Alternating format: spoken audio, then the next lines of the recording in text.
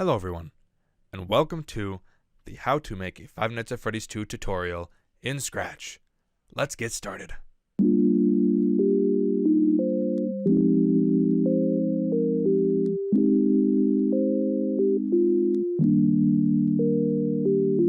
This series will consist of 5 parts. This is episode 1, where we will be covering the menu screen, glitching characters, the static overlay, play button and continue button, and the menu music.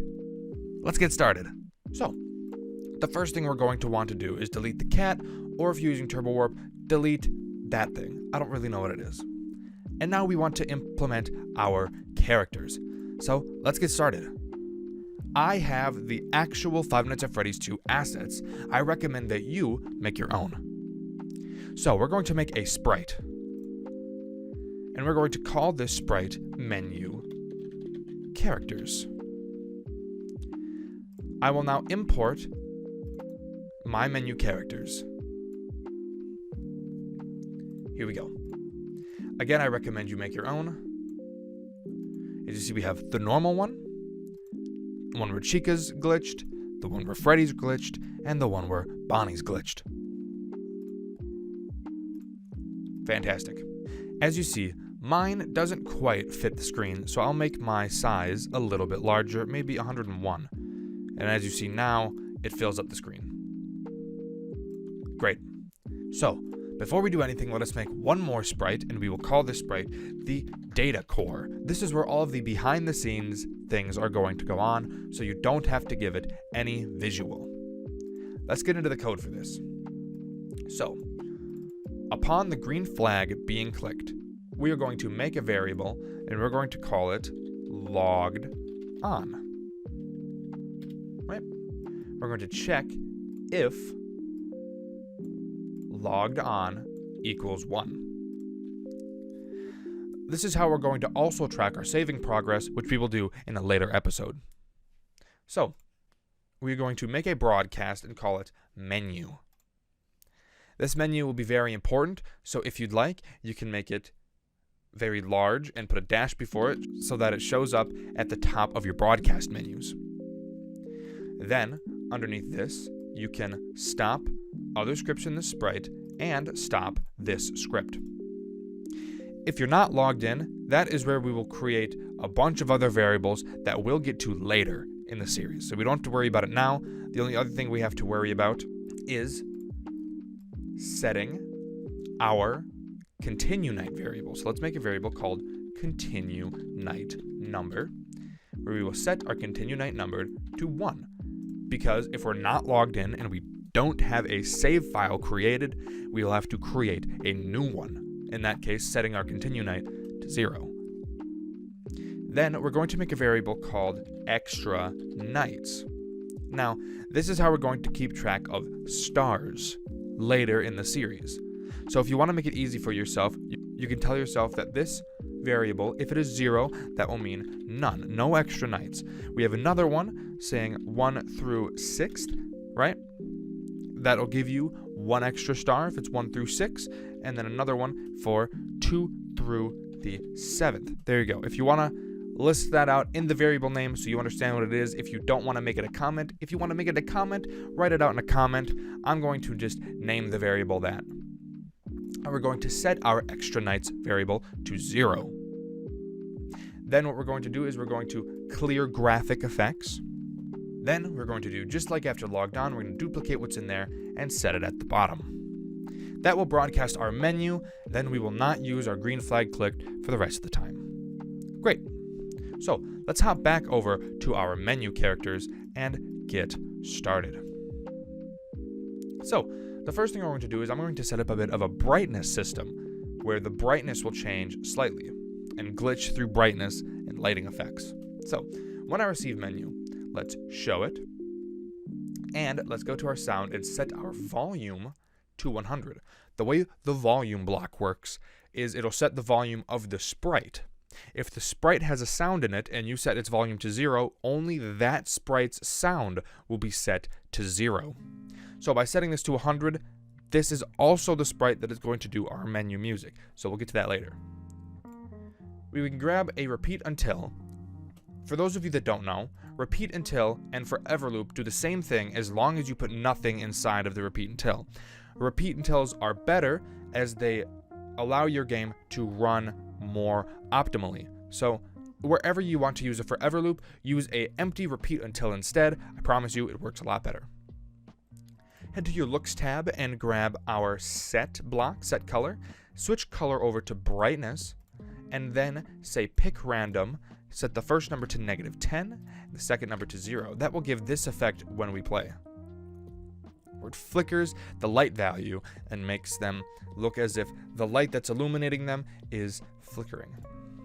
I think it's really cool. The next thing we're going to do is we're going to have it go to the back, because we'll need everything to go behind the buttons. We want to make sure everything goes back behind the buttons.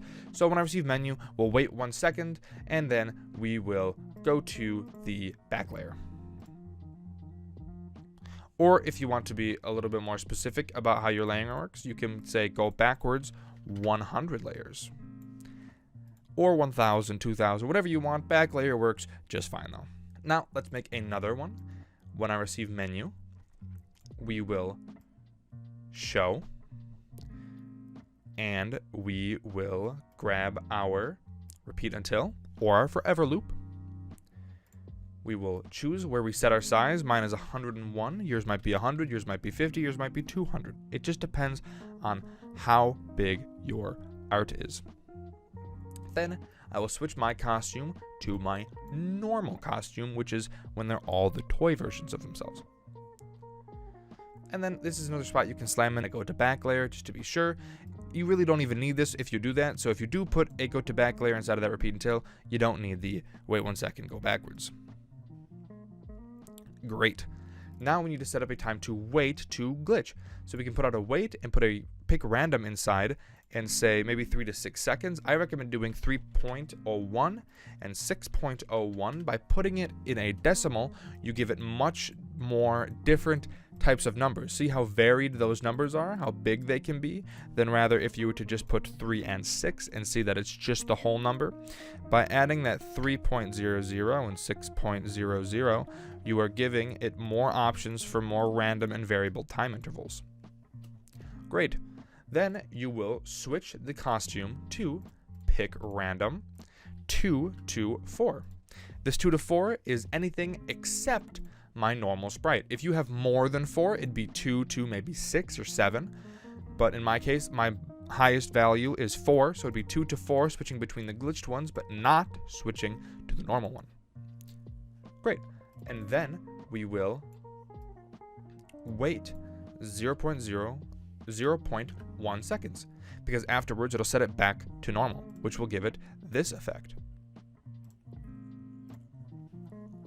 Flashes, and then every once in a while it will glitch.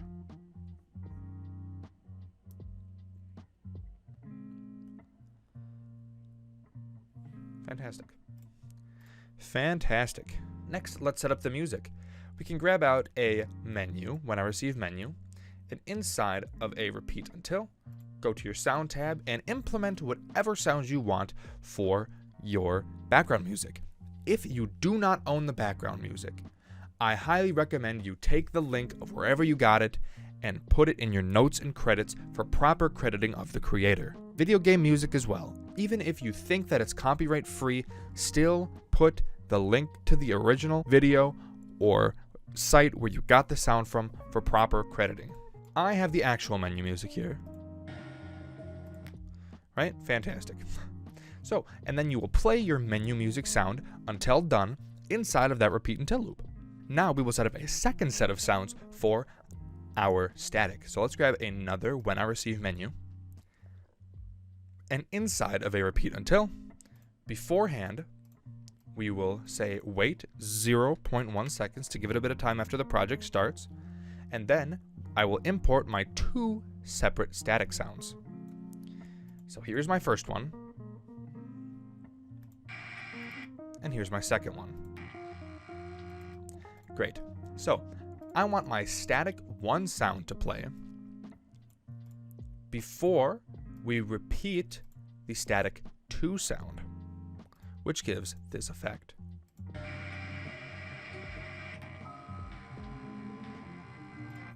Fantastic, I like it a lot. And great, this is all we need inside of our menu characters. Let's move on to our new game button. We will make a new sprite and call it new game button. I will import my art, and I suggest you create yours. Here is my new game button. As you can see, it's very large, and it has a black backdrop which is equal to the backdrop of my characters. The reason being is because if there was no backdrop here, if you were to run your mouse right here, it wouldn't sense it since you're not actually touching the sprite. The only way it would work is if you were touching the letters. By putting a backdrop on here that's the same color as your background, you make it that your hitbox is even in between the words. So I recommend doing that. Inside of our new game code, we will say, when I receive menu. Now, we'll grab a repeat until, and this one we're actually going to put something in. We're going to make a variable called screen status. This will keep track of which screen we are on. So, repeat until not and equals. Put screen status in the first bubble and put menu in the second one. So repeat until the screen status is not the menu. We might as well, underneath the menu button, set the screen status to menu so that when we receive menu, the screen status is set to menu. Inside of this repeat until, we will add a show. Inside of this show, we will put an if-else statement. This if-else statement will check if we're touching the mouse pointer. Now we will make a variable, and we will call this variable menu selection Y. We will set our menu selection Y to the Y position of the sprite. This will be used to move our arrow later on in the video. Next, we will make a variable called scrolling new game. And we will set scrolling new game to 1. Now, we will wait until we are not touching the mouse pointer, and then we will wait an additional 0.2 seconds. Else, we will set our scrolling new game to 0. Now, we will grab another when I receive menu, and in this one, we will set the brightness effect to 0. We will set our screen status to menu. And now we will decide the size and where it will go. I find that 50 size sometimes works well, but it's really about testing and seeing what works for you. 25 works well, so I'll use 25. So, set your size to whatever size works for you. My case is 25. And then decide where this will go. Keeping in mind that I am putting my arrows behind the buttons, so I need to make room for that. So I'll say here, and if we need to move it, we can move it later. Then we will create a variable called night, and we will set night to, we'll make another variable and call it next night. And set night to next night. I'm going to keep splitting these into multiple menus so that hopefully it is easier for beginner programmers to understand. This is not very optimal. You could usually condense most of this into the same script. However, I'm going to split it up in hopes that it's easier for newer people to understand. If you know how to optimize this, I recommend doing it, such as, putting this right underneath there like that. But that's all up to you guys. So, when I receive menu, we will wait until, go to your operators and grab an AND statement, and we'll wait until touching mouse pointer and mouse down. So we'll wait until it's clicked. When it's clicked, we will set our night to 1, because it's a new game. You press the new game button, the first night of the game is 1, so that's all you need to do, and then we will set our continue night number to 1 as well. Since it's the first night, we will need a newspaper. So we'll make a broadcast called game.news or newspaper, whatever you want to call it. I'm using game.news since I'm going to have multiple iterations of game happening. So by naming them all game.something, they'll all appear together in my broadcast menu. So we'll call it game.news, and then we will want to stop other scripts in this sprite. And that's all we need for the new game button. Now, let's make our continue night button. So, make a new sprite and call it continue night button. I will implement my continue nights. You do the same. Make yourself some very nice continue looking buttons.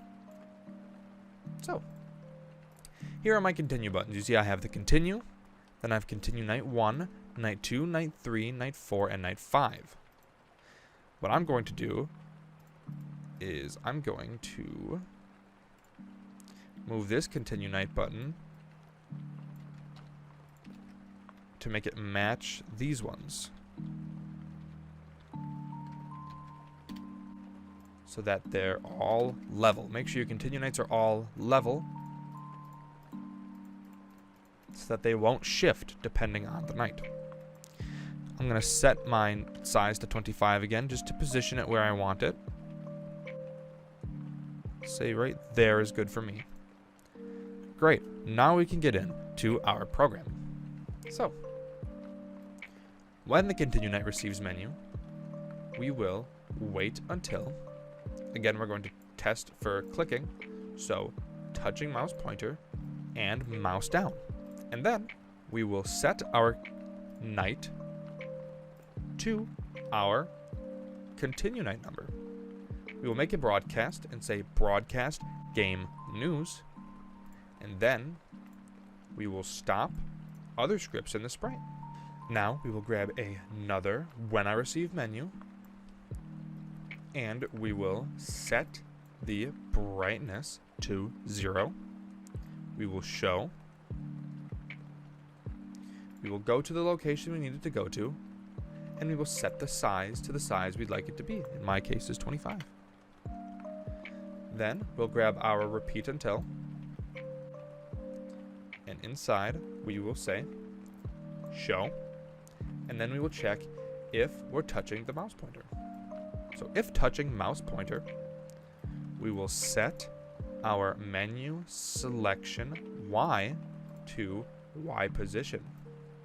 And we will change this to an if else, where we will also set our costume number to our continue night number. If else, we will switch our costume to continue. You might notice that when you start your game and you hover over your continue, it doesn't work. If it doesn't work, you might notice that it is trying to set our continue night to 1. In my case, my continue night number 1 is the word continue. So if I just move my continue all the way down to the bottom so that 1 actually equals 1, when we start the game, we'll notice that it now actually says 1 when we hover over it. Perfect. That's all we need for our continue night button. Now let's move on to our menu arrow. So, make a new sprite and we'll call it menu arrow. Make your arrow sprite. I'm going to implement mine. Here's mine. Pretty basic, just 2 arrows. And now let's start programming. So we will say when I receive menu, we will need to choose a size. In my case, as the other ones, 25 works for me, and I want to make sure it fits. It does. It fits behind my numbers, which is great. So we will have it set that size to whatever works for you. In my case is 25. And then we will say wait 0.1 seconds to stop any potential weird scratch latency bugs from happening. And now we will say repeat until not screen status equals menu. Okay. So let's create an if inside of here and say if not equals. say if menu selection Y does not equal 0, we will show and go to choose its X position where it is. In my case is -225. And then the Y is menu selection Y, as in where our mouse is, what button we have selected. Now we'll need to do some interesting mouse calculations of where our Y is. So, what I recommend doing is coming to your continue night and switching the backdrop color to a red. Or in my case, what I'll do is I will make another red hitbox and put that behind the button that I have, just so that I am able to see the outer hitbox of my continue button. And the same thing with your new game button. Okay, cool. Now, what we will do is figure out where our mouse is. So, you can check up here to see where your mouse is. If you don't have this on, there's an add-on and Scratch add-ons that'll show you exactly where your mouse cursor is. So, what we need to do is let's grab an if statement, and in our arrows, we'll grab an if statement and put it underneath. And we will need 3 ORs here. So let's just drag out 3 ORs. We have 3 OR blocks. So, all of these will relate to our mouse Y position. Okay? So, what we're doing is we're figuring out where the hitboxes of our menu buttons are and deciding where and at what point my mouse is too far for the arrow to appear. So, as a base measure, I'll say at 0, which is where my mouse is right now, Y position 0, that it's too far away from a button for the arrow to be needing to show. So, I'll check if my mouse Y is greater than 0, then we will set our mouse selection Y to 0. And if it is 0, we will hide it in this else statement. My second number will be -170, which is where my mouse is right now. The reason being is we still have to stick a 6th night button and a custom night button, and I want to give myself space for those buttons to exist. So, what I'll say is, if the mouse Y is less than -170, and the reason it's less than is because it's a negative number. The further down you go, the bigger the negative number gets, but a negative number is small, so it has to be less than. And then we need to check out our X position. So over here, right here, I don't believe that the arrow needs to be shown if we're all the way over here on cheek is cheek. So -52. So what I'll say is, if our mouse X is greater than -52, right? At that point, I don't think the mouse and the arrow needs to show. Great. Let's take a look and see. Well, first, let's get rid of our hitboxes that we put behind our buttons. Okay, with those hitboxes gone, let's take a look and see how it looks. You see when you hover over the new game button, the arrow appears there. As you touch your continue button, it appears there. If we go this way, the mouse will disappear. It disappears as we go up too. Fantastic. The last thing we have to cover for this episode is our static. So, let's get started. We're going to make a costume. We're going to make a sprite and call it static. And you will implement the static that you have to use. Here is mine. Everything we'll need here. By the way, if you're looking for art like this, you can find the exact folder that I'm using filled with this art in the link in the description, where you can download this file, where you can download a folder with all of the assets that I'm using in each episode. So if you go in the description, you'll find a link. You go to the link, you'll download it, and you will find a folder that is full of all the assets that I've used in this video. Anyways, let's continue. After we have all of our static sprites implemented, I need to raise mine a little bit so that it actually covers the whole screen. we can start programming the static. So we can say, when I receive menu, we will show and go to the front layer. Then, since we will be using static a lot, we will want to stop all the other scripts going on in the sprite. And we will create a broadcast called static.costume. Great. Now, let's create a repeat until. Inside, we will put a go200 and grab your set size. In my case is 101. Okay, now what we'll do is we will grab an if-else statement and put it underneath. Inside we will say, if our screen status equals menu, what we will do is we will set our ghost effect to pick random 80.0 to 85.0. Again, adding the point zeros just so we have more range decimals. Excuse me. Okay. We'll put a go to front layer inside. And we will say a repeat until not screen status equals menu. You'll grab a wait and put a next costume underneath. You can choose any number that you want. I'm going to choose 0.02 to switch between the static costumes. And we will come back to this else statement later in the tutorial series. So now if we take a look, see that the static covers the screen just like that. And it looks great. Fantastic. Now we will add something called static lines, what I like to call. So we'll say static lines. So I will import my static lines, which equate to these 3 costumes. Great. Inside of here, what we will do is we will say, when I receive menu, we will set our ghost effect to 80.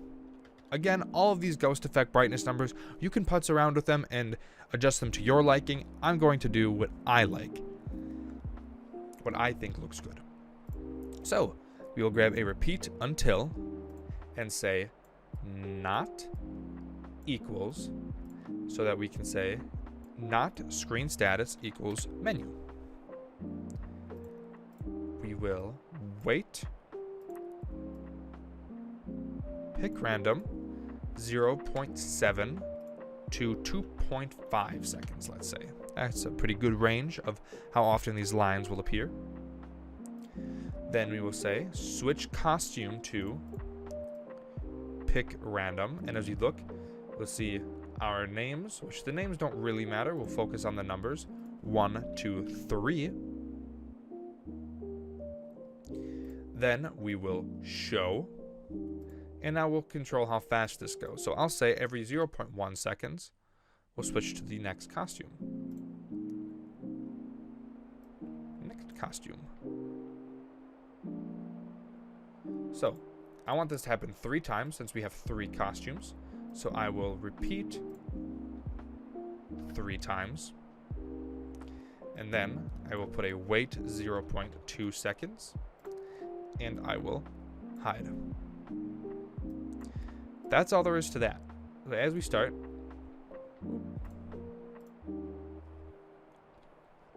when we receive menu, we also need to hide it. Now if we take a look, we'll see that every few seconds, the static lines will appear just like that. I think it looks really good. We have one more type of line to add, and that is a moving static line.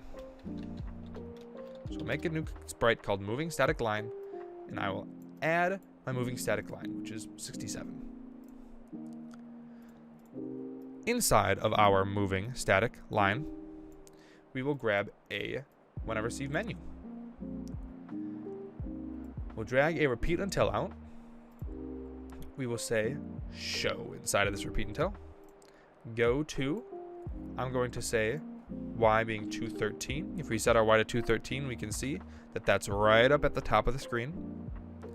And then we'll grab a glide button, and we'll say how long do we want it to take for the line to get to the bottom of the screen. I'm going to say 20 seconds it'll take for it to get to negative 213, or the opposite side of the screen. In which case, then we will hide, and then we will wait, pick random, 1.00 to 4.00 seconds before it will do it again. So let's take a look and see how that looks.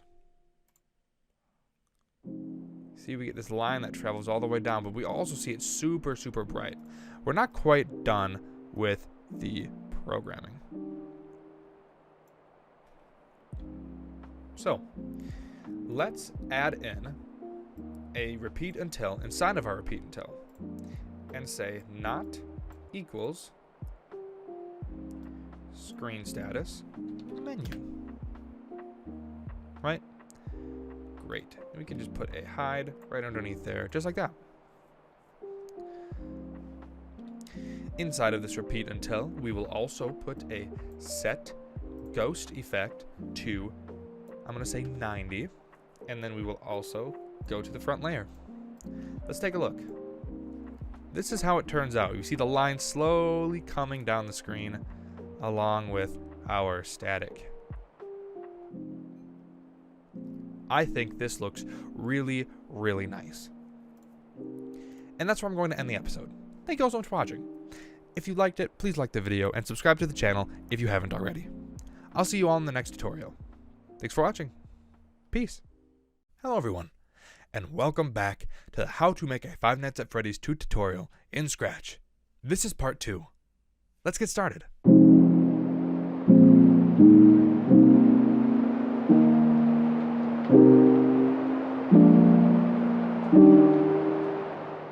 In this episode, we will be covering the fade, the newspaper, the night screen, office scrolling, and vent lights and hall light. Let's get started. The first thing we're going to set up is obviously the fade and your newspaper. So let's do that. So, our newspaper is going to be set in a screen button, along with our night screens. So, let's get started. Let's make a sprite, and we're going to call this night screen and newspaper. I will upload the files for this. Again, if you want the files that I'm using from the actual game, you can go into the link in the description and download the episode 2 folder. I highly recommend you make your own sprites though for your own game. So, I will drag in my night screens plus the newspaper. Alright, as you see here, we have night 1, 2, 3, 4, 5, 6, and 7, and then the actual newspaper. I'm changing my size to 101, as some of my sprites shrink in size a little bit as I export them. Anyways, so let's get to programming. So the first thing we need to do is say, when I receive menu, we will hide and stop other scripts in this sprite. Now, when we receive game news or game.news, we will first of all clear all graphical effects. Then we will grab an if-else statement, and we will check if our night is equal to 1, meaning it's the first night, because we're only going to show the newspaper on the first night. So if it is on the first night, we will switch our costume to 272 or newspaper. You can switch the name of it. That's really up to you. Whatever's easier for you to understand. And then we will say go to front layer. We will set our brightness effect to 0. We will set our ghost effect to 100 so that it will appear invisible. We will choose where it goes, the size that we want it set to, and then, and only then, will we show. After we show, since it will be invisible, we will need to repeat 100 times in which case we will go to the front layer and change the ghost effect by -1. -1 times 100 is -100, so therefore it will switch our ghost effect from 100 to -100, which will make it, or I guess 0, not -100, it'll set it to 0, which will make the sprite visible, which is what we want it to do. I'm using 100 so that it transitions and fades really slowly. The smaller this number you make, the bigger this number has to be, as long as it'll equal out to 0. And you could make the fade faster or slower. Then we will, afterwards, how long you want it on the screen. You could even say, wait until the mouse is clicked. But if you want to say, we'll do that. We'll say, we'll wait until mouse down. And then I will wait until not mouse down. Just like that. And then we will switch the costume to night. And this will switch it to whichever night screen we need to be on. Inside of this else, we will say wait 0.1 seconds and broadcast news.showed to mention that the news has been showed. Then we'll come to our variables and set the screen status to in game to let us know that we are in game. Then we can clear graphic effects, stop all sounds, and then we can make a broadcast called game.start. We will be seeing this broadcast a lot. Then we can wait 0.1 seconds and we can hide. There we go. Let's take a look at what that looks like. We press new game. It loads to our screen. And then when we click, it said first night. We want it to sit on that first night screen a little bit longer, I'd say. So what we can do is we can say wait 3 seconds. Say we want to be on that screen after switching to the night screen. Let's take a look again.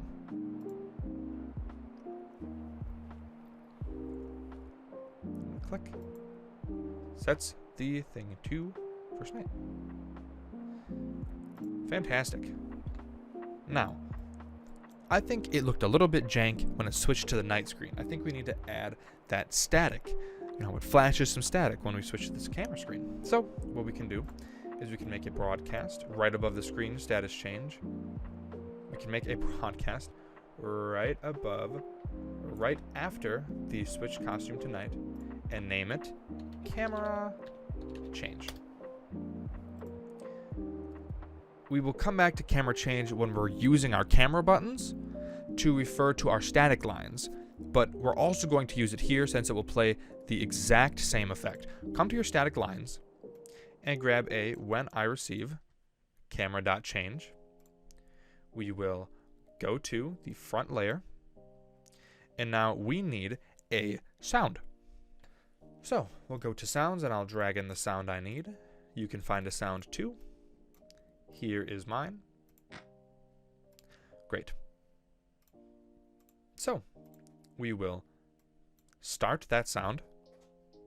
We will go to 0, 0. We will set the size to what we need it to be set to. 100. You'll switch the costume to the first one.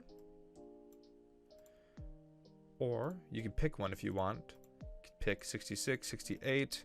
Doesn't really matter. 66 works fine for me. Say 66. We will wait 0.01 seconds. We will switch the costume to pick random. I'm going to say 2 to 3. You see we have 3 costumes here. So if it starts on this one, I don't want it to pick this one or this one. I wouldn't want it to repick the same one. So 2 or 3. Switch costume to 2 or 3. Wait another 0.01 seconds. And then we will hide. Fantastic, just like that. Let's take a look. New game.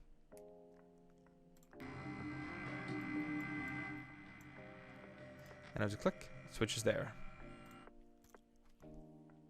It didn't show for me because I forgot to throw in a show. Forgot to throw in a show. So let's take a look at that again.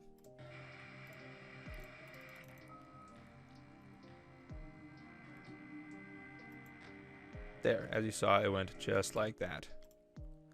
So, if you want to make it a little bit better and not have the menu sound play, you can come to your night screen, and right before camera change, you can say stop all sounds. Take a look again.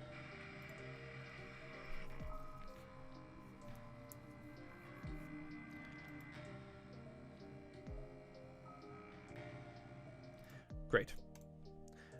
Okay. Inside of our menu characters where the sound plays, we can say, when I receive camera change, we can again stop all sounds and then stop other scripts in the sprite to prevent the menu music from continuing to play. Let's take a look one more time.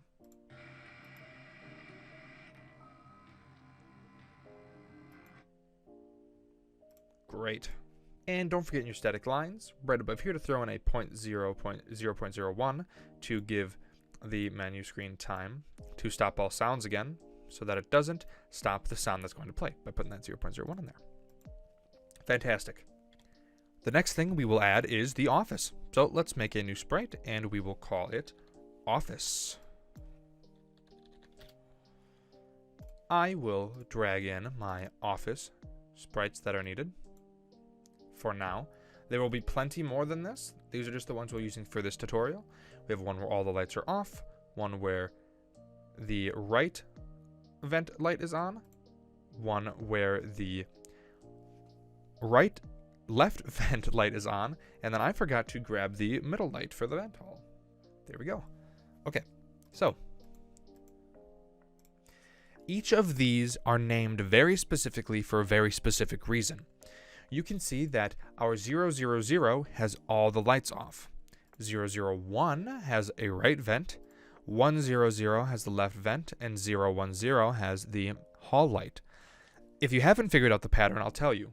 0 equals no light, and 1 equals light. 000, the 3 digits, equate to the left light, middle light, right light. So 000, they're all off. 001, that means the right light should be on, and it is, and so on and so forth. And we need to keep those named that way because that's how we'll call to these sprites later. So, once we have all those in, we can continue. So, the office, when I receive menu, will hide, of course, and it will also stop other scripts in this sprite from being able to run. When I receive game start, which is what we will be using a lot, we will need to say repeat until, and inside we'll put an if statement, and we'll say equals, and we're going to make a variable called camera up. We're not going to use this variable very much in this tutorial since we're not focusing on cameras, but this will be very important later, so we're setting it up now. If camera up equals 0, we will show. If it's not, we will hide. Sorry, you might hear a cat sometimes. We got a little cat up here. He's kind of loud. Now we will grab another when I receive game start. This will decide what variable or what costume that we are switching to. So what we're going to do is this is where we'll decide the costume that it's going to choose. So repeat until, we're going to grab an if else and put it inside. Inside of the else, we are going to switch costume to, and we're going to make a variable called office code.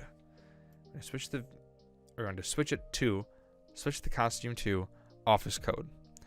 There will be a lot more in this else, and that will depend on if there's an animatronic standing in front of you in their attack mode. Since that doesn't exist yet, for right now, it's just going to be switching to the office code for now. This will be changed later when we get to animatronic attacks. Let's continue. So now let's focus on the movement of the office. We will grab a when I receive game.start, and we can start going. So what we can do is we can say show, and we can say go to 0, 0. We're not going to use this variable during this tutorial, but we will use it later. So we're going to program it now so we don't have to come back to it later. We're going to make a variable called mask up. And we will set mask up to 0. Again, we're not going to program the mask this tutorial, but we will in a later one, and we don't want to have to come back and set this, so we're setting it now. Great. Inside of a repeat until loop, we will say go to front layer, and then also go backward 1,000 layers. That sounds weird, but it's a setup that will put the office where it needs to be. Now we will grab an if-else statement and put it inside. We need 3 ORs, so let's throw 3 ORs in just like this, and grab an equals and put it inside, and we're checking for office code. If the office code equals 100, or the left light is on, if office code equals 101, the middle light is on, or equals 001, the right light is on, then we will have to check if equals, we're going to make a variable called camera. Again, we're not setting up cameras. We are just using camera to also indicate if we're in an office, because if our camera is not being used, we'll set the camera to office, so it's easier for multiple sprites to read at a time. So set it to office. If it is, we will set the volume to 50, else set the volume to 0. This is because when our light is on, which is what we're checking here, if any of these lights are on, we will obviously need to make a sound, which we will get to later. Now we will grab an if statement and put it inside and say if camera up equals 0, then we will check an if else statement and say greater than if mouse x is greater than -95. This will be completely varied on how big your office is, which you should set the size. So I find that 160 tends to work well. You might have to go larger, and 160 might not even work if you're using Scratch, which has a very limited size value. You might have to make a sizer, which a sizer is just a little dot that's a variable, and you call it sizer. And then what you could do is say switch costume to sizer, set the size to what you need it to be, and then you switch it to your office to get the size you need. If you're using Turbo Warp, you have the option of going to your advanced settings and clicking remove fencing, which allows your sprites to be whatever size they want, and then hitting store settings in project, which allows you to make the size of your sprites whatever size you want with no limit to it. And 160 works great for me. So, fantastic. So, these settings are going to be very, very different depending on the size of your office. If you want to copy my office size exactly without using my exact, art, because you want to make your own art, you can see here that the size of the office is 479 by 229. So if you want to copy my settings exactly but have your own art, make sure that the sizes of your costumes are 479 by 299 and you'd get the same size. Otherwise, checking this out is going to be a little difficult for you. What we're doing is we're checking where your mouse is to choose how quickly and how fast we're going to be scrolling the screen. So what it's checking is if our mouse X is greater than -95.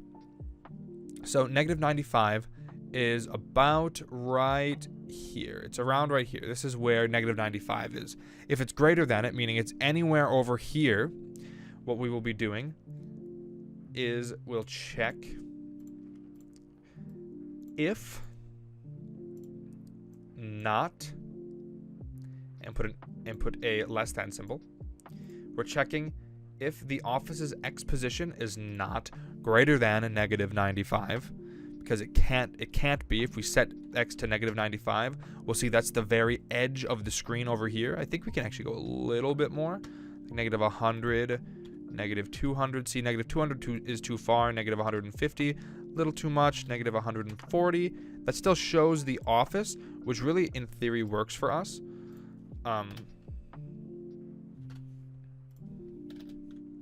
39 moves it a little bit closer in. It's all about testing and stuff like this. So I'll say that. We'll say 139. However far your office can scroll is obviously the maximum amount it's allowed to. So we see 139 is the same on the opposite side. If that is the case, then we will decide how quickly it's going to move. So I'll do change X by -15 because we're super far over, so we gotta move the screen quickly. The further our mouse is over to the side of the screens, the faster it will move. The closer to the middle, the slower it will move. Inside of this else, I'm just going to duplicate what we made and put it inside of the else, just like that.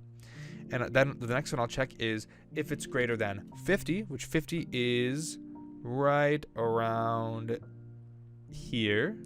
Right here is 50. If it's greater than 50, then we'll check if it's not less than the largest amount, and we'll say -5, slowing it down a little bit. We'll duplicate it again, and this time we're checking if it's smaller. If it's smaller than -95, where we wanted it, we'll check again if it's not too big, and we will say 15.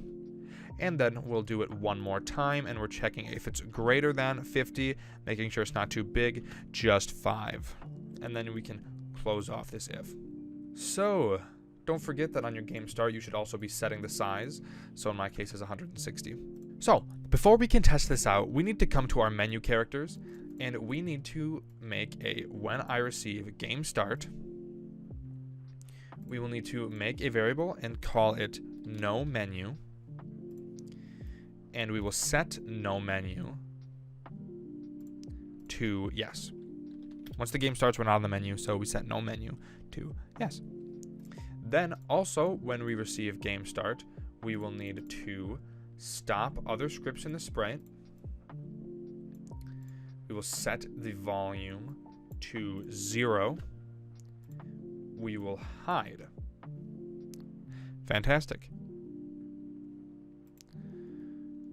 Then we also need to make sure that in our new game button, when we receive news showed, right, when the news has been shown, we will need to hide it, and that goes into our continue night button as well.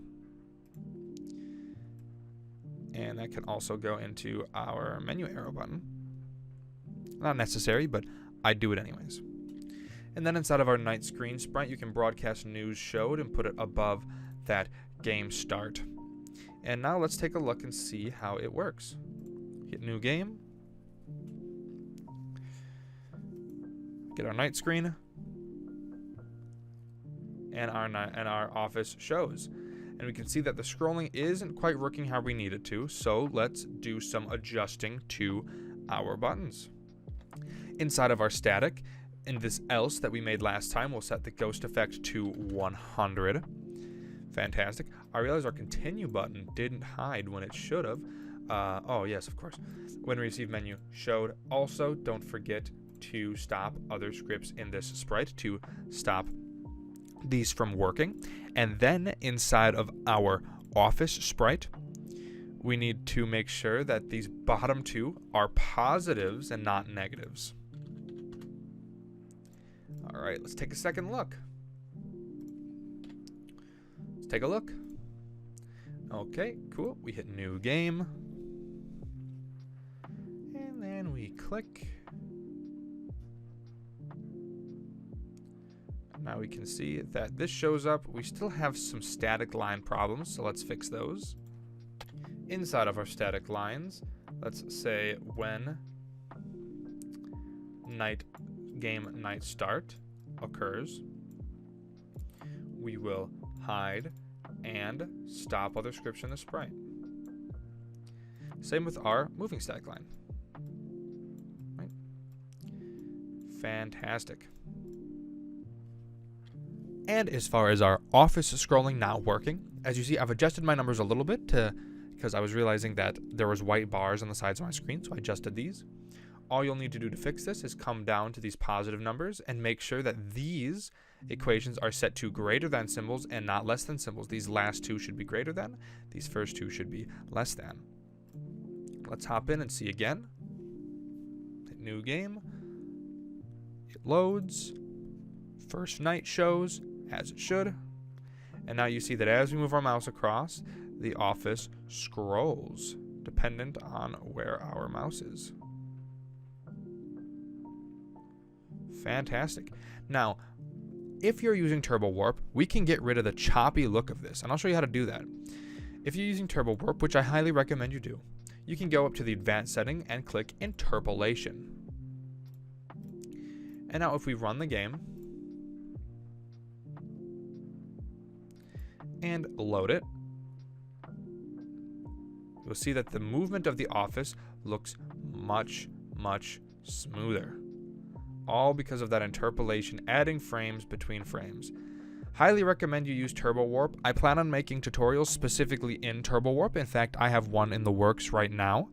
Turbo Warp has so many more options that you can use, and it is much less limiting than Scratch. So, fantastic. Let's continue. We will take camera up, right-click it, and change it to an if-else. Inside of this else statement, we will put a go to 0, 0. If the camera's up, the office will just go to the center of the screen. Fantastic. Underneath this else statement, we will grab an if-else statement and put it underneath, just like that. Again, really make sure you know where you're putting this, because I feel like a lot of the times when I get comments from people saying, this doesn't work for me, it's usually because you placed one of these little loops in the wrong spot. It needs to be right underneath this go to 0, 0. There should be a line, and then your next if statement starts. Great. Now we will grab an and this is where you'll decide where your hall light button should be used. So you can choose space, you can choose anything you want. If you're using Turbo Warps, you can use control, like how the actual game uses. I'm going to use space, but again, if you want control, which you definitely can do, if you're using Turbo Warp, control is an open option to you. So definitely go for it if you want to. Otherwise, a space works just as well. We're going to make a variable called power. Again, we're not going to necessarily use this in this episode, but it will be used later. So we're going to program this part of it in now. You'll check if power is greater than 0, meaning you have power to use. We are also going to make a variable called flashlight usable to check if you're allowed to use the flashlight at the moment. If you're wondering why you wouldn't be able to, aside from power, that also includes Balloon Boy. If Balloon Boy is in your room, you're not allowed to use it. So we will grab an else statement, if else, and say if flashlight usable equals 1, then we will have to check a few things. We will have to grab an if else, and we'll have to check an and, because we're checking two things here. We're checking if not mask up equals 1. So if your mask isn't up, and we'll grab an equals and put 0 in the second bubble. We're going to make a variable for Balloon Boy being in your office. Again, we are not actually programming Balloon Boy, but we don't want to have to come back later to make this work. So we'll make a sprite called Balloon Boy in office, and we will need to check if Balloon Boy in office equals 0. Therefore, he is not in the office. That's what 0 will mean. So we're going to put one more if-else statement in here. And there's going to be a whole bunch of stuff in here as we keep going. But the thing you'll want to keep track of is that this final else statement, the one at the way bottom, should set office code to 0, 1, 0. Okay, so right now just put it in like that, and we'll deal with this if-else later. Just put that in there like that. The stuff that will be in here besides 0, 1, 0 will be iterations of animatronics being in the hall. Like you turn the light on and Toy Chica is in the hall. We'll need to check if Toy Chica is in the hall first. And if nobody's in the hall, only then can we switch it to 010, which is an empty hallway light. If that's a bit confusing, I'm sorry. It will make sense later as the tutorial goes on. So we can go ahead and set this to an if, because we don't really need that to do anything else.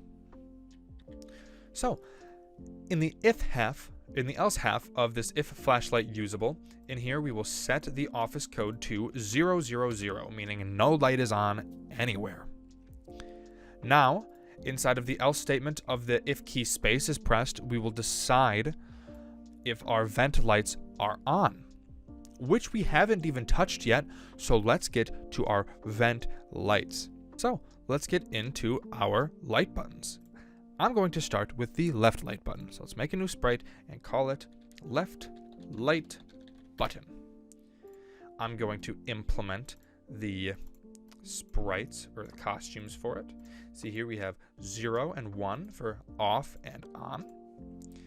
And let's get to programming. Obviously, when we receive menu, we will hide and we will go ahead and stop other scripts in the sprite. Good way to start any good sprite. Now, for this button, when I receive game.start, we will clear any graphic effects. And now we will grab a repeat until. Inside of this repeat until, we will say go to front layer and then go backwards 20 layers. This will get it into the correct position with all other things that can possibly show up. Now we'll set the size to what we want it to do. I find 55 works for me. Your button may be a little different. And then we will choose how we go to the place of the location that it needs to be in. So I already know what mine is for me. Yours will be messing around and figuring it out for yourself. So what I'm going to do is say in this X, I'll do minus 310. And then I will grab a backdrop number of stage and change stage to office. And then choose the X position of office minus 310. And then where it is on the Y front minus negative 19. Again, this is all going to be just messing around with numbers. It totally depends on the sizes of your sprites. There's no way for me to tell you exactly what you need. It will be messing around with this type of an equation right here. Definitely use this equation right here. X position of office minus a specific number, and then a Y position. So yours should really look like this, and you figure out this number and this number for yourself. I know that mine is 310 specifically. Yours, depending on the sizes of your sprite, will be different. Then we'll grab an if else, and we'll grab a greater than symbol. And I'll say if the X position is greater than negative 240, we will show, if else will hide. This will make sure that if the button is off screen, it will hide. And if it's not, then it will show. So let's test that out real quick.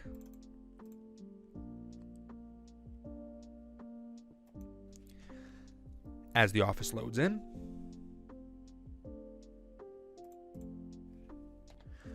before we check, I'm going to take the go to front layer out of the office so that it doesn't interfere with our light button. So let's take a look. New game. And we get into the night. And as we scroll over to the side, we'll see that the button is there. It is flickering, which we can fix pretty easily.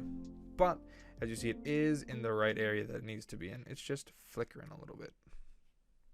So to fix this problem, if we just temporarily take this backward layers out, you'll see that the problem is fixed. And if we need to add some backwards layers later on, we can definitely do that.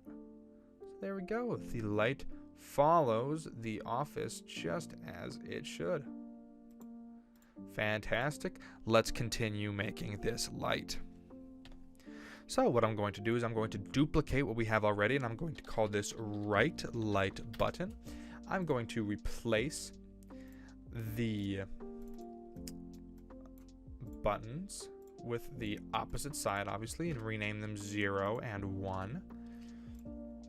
And we're going to program this one basically the exact same way, where in game start, it does everything that it needs to do here, sets its size, and X position, this is just going to change to a plus. The number should stay exactly the same, considering that the office is pretty symmetrical. You might have to change a little bit here and there, but overall, it should be pretty fine if you set it to this. And you're going to change this to a less than symbol, and then we'll see if we run the game.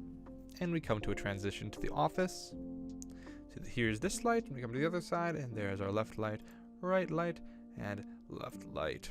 Okay, let's head back to our left light and continue programming how our left light works. So what we'll need to check is we will see if, we'll grab an equals, and we will go to sensing and grab this backdrop number of, switch stage to the opposite light, so right light, and switch costume number and do 2. And remember, the second costume of the lights are when they're on or when they're green, right?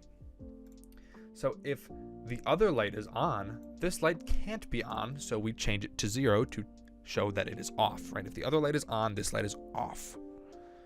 Understand? Fantastic.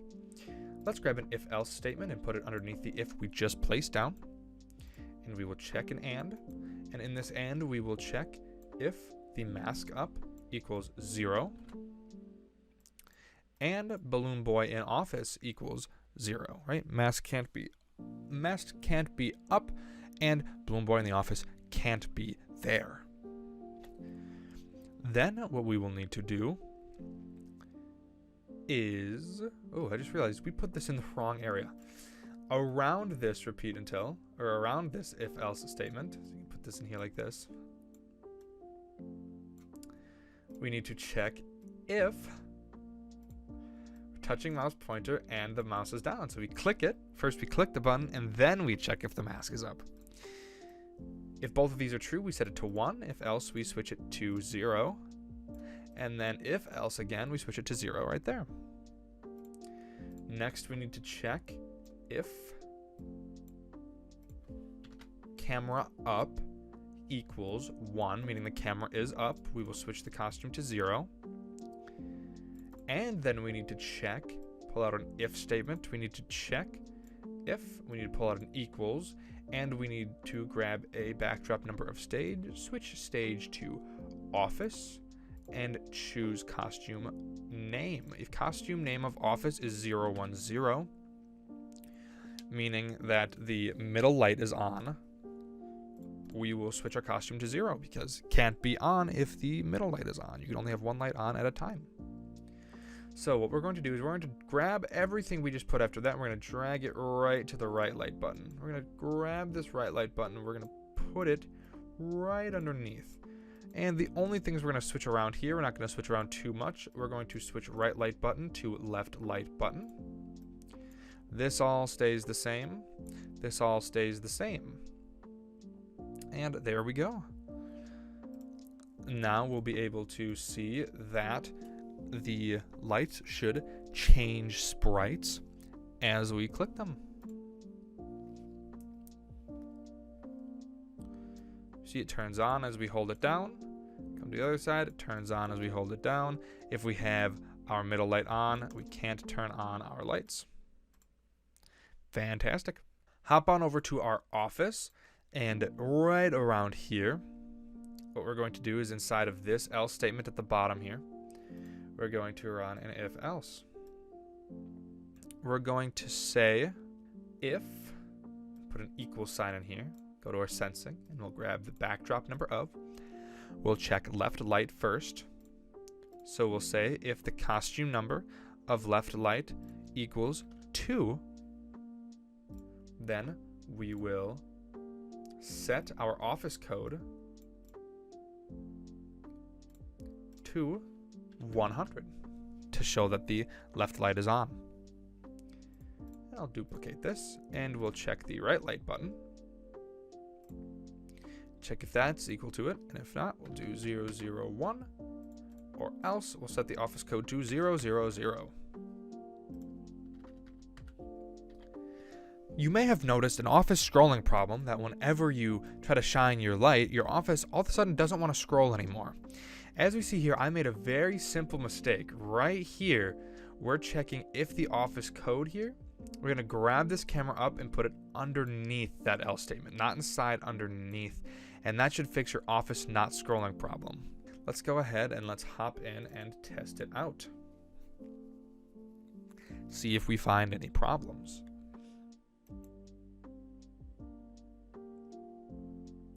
Load in here, we press the light. Okay, we see that when we press the left light over here, the left light turns on. And as we press space, the middle light turns on. We can't turn the light on if our middle light is on. If we have this one clicked and we press space, it shuts off our light as it should. But we see over here when we click this light, it lights up, but the vent isn't actually turning on. Let's figure out why. As we see down here with the right light button, we have it set to X position. If we just switch that over to costume number, we should see that as we click it, it switches the light just as it should.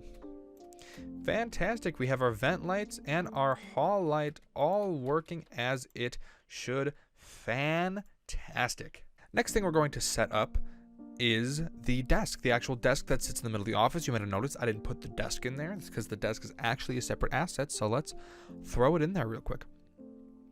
Let's make a new sprite. We're just going to call it desk. And I'll drag in my desk costumes. So here I've dragged in the office desk. It has 4 frames for the fan moving. Let's program this. This shouldn't be too hard. When I receive menu, we will hide and stop other scripts in the sprite. Then, upon game starting, so game.start, we will show it and repeat until.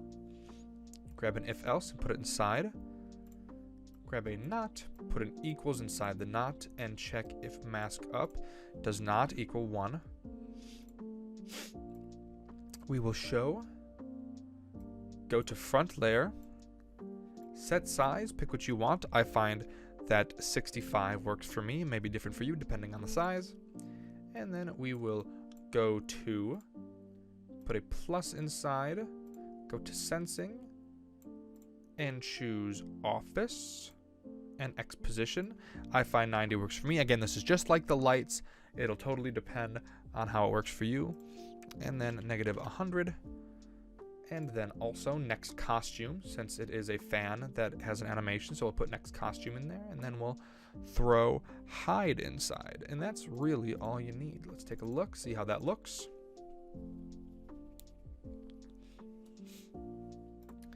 And as the night loads up and the office loads, we'll see that the fan is now in the position that it should be, and it is moving and animating the fan. Fantastic. And everything else works just as it should. Great. And that is all I have time for this tutorial. Thank you all so much for watching. If you've liked it and found it helpful, please like the video and subscribe if you haven't already. I will see you all in part 3. So thank you all so much for watching, and I'll see you in the next one. Peace. Hello everyone, and welcome back to the How to Make a Five Nights at Freddy's 2 tutorial in Scratch. This is part 3.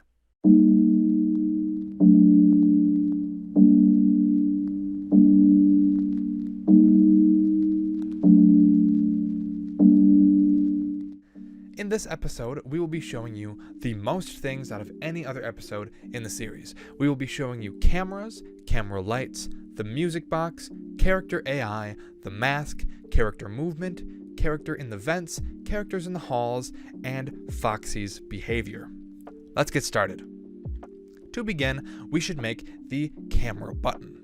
So, let's make a new sprite and call it camera button. I will import the button, and again, if you guys do want the art from the official game, you can check the link in the description and download all the assets that I'm using in this video. However, I highly recommend you create your own, because you're going to want to make your own game.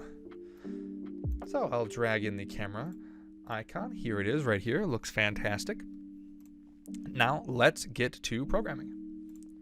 So when we receive the menu screen, we will obviously hide and then stop other scripts inside of this sprite. Fantastic, pretty easy, basic stuff. Next we do when I receive game start, we'll grab a repeat until and throw it inside, and then we will pick go to front, and we will decide where it needs to go. This is again totally dependent on how big it is and how long it is. It totally depends on the size of your sprite. I know that mine goes to 120 and 165. If you're wondering how I know these numbers, by the way, I've already created Five Nights at Freddy's 2 in preparation of making this tutorial, and I've posted it already, and I have the exact project open on my other monitor so I can see the code. That's how I know these things. I've already made it, and I've already set this stuff up. And we're going to set the size. I know that 50 size works for me. What we're going to do is put an if statement inside and grab an equal symbol, put mask up in the first bubble and 0 in the second bubble. Then we will go to front layer and show. Then we need to check if it is touching the mouse pointer. We are touching the camera button. We will go to front layer. This is really to make sure our layering is correct and even as it should be. You can duplicate what we made and just get this if equals and put it underneath the go to front layer. If mask equals 0, we can then grab an if statement, put it inside, duplicate what we have here, switch mask up for camera up equals 0. We can make a broadcast called camera.show. Then we will wait 1 second, and then we can wait until, grab your greater than sign, put mouse Y in the first bubble. I know that -150 works for me. This is dependent on how high up on the screen you want your mouse to go, because again, you're going to flick it, right? You put it on, and then you flick it back up. You know how it goes. So for me, I feel anything greater than -150, which is pretty easy to hit, because 180 is the bottom of the screen, and 150 is right about here. So you don't have to go real high. All right, wait for it to be above 150. Then you can turn this camera up into an if else, and inside what you can do is we can make a broadcast called camera.hide. That's if the camera isn't up, right? If the camera is not up, we have to show the camera. If the camera is up, we have to hide the camera. And then you can also put a wait 1 second underneath there as well. This first mask up you can change to an if else statement, and inside you can just put a hide underneath. There we go. That'll set up the system for making the camera actually work, which is really all we need for the camera button. Now, you might notice that if you play your game that your camera button may be behind your desk. If that's the case, you can simply come to your desk fan and maybe grab a go backwards and put it right underneath the go to front and mess with this number until you get your button in front of your desk. For me, 5 works, so 5 is what I'll use to get my button in front of my desk. Let's continue. The next thing we'll be adding is the camera animation. So we'll make a new sprite and call it camera animation. And I will drag in my camera animation sprites. You can make your own. I recommend you do that. So as we see here, I've implemented every single camera animation of the camera coming up onto the screen, which is exactly what we need. Let's get to the programming. When we receive menu, we will obviously, as per usual, hide and stop other scripts inside of this sprite. Then, when we receive camera show, this is where we set up where everything needs to be. We will show, and we have some sounds. So let me get these sounds loaded in. So I'll load in these sounds. Camera up and camera down. Great. So we will start sound camera up because we are showing the camera. We'll go to 0, 0. And we'll need to set the size. 100 works for me. You might have to change it depending on the size. So set size to 100. And then we will switch our costume to the first costume that shows up. In my case is 115. These are named odd, by the way, because I took them straight from an asset pack that was thrown onto a Reddit account that I found. Anyways, we will now repeat however many frames we have after the first one. We have 11 frames total, minus 1, that's 10, so repeat 10 times. We will go to front layer and next costume. Then we will broadcast camera change. Remember, we made this a long time ago to make these static lines appear. Camera change, remember we made this happen, which is exactly what we want. We want those lines to show up again. We will wait 0.1 seconds. We will set camera up to 1 because our camera is now up. And we will set our camera from office to monitors. Then we will wait another 0.1 seconds. We will hide. And we will switch our costume to none. And none is just a blank costume, so come to the bottom and make a new costume and just call it none. And then switch the costume to none at the end. Fantastic. Let's duplicate what we have and switch camera show to camera hide. Switch camera up to camera down.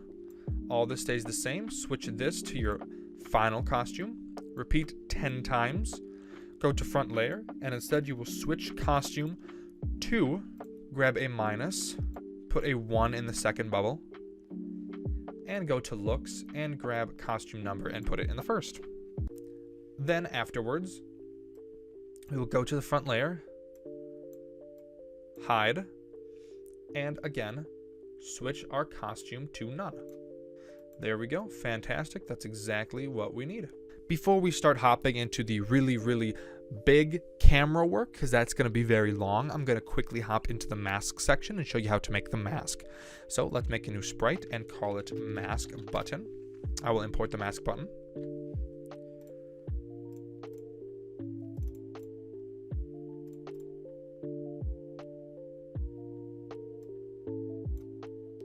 Alright, here is the button right here. Let's get to programming as per usual. When I receive menu, we will hide and stop other scripts in this sprite. Fantastic, just as we always needed to do.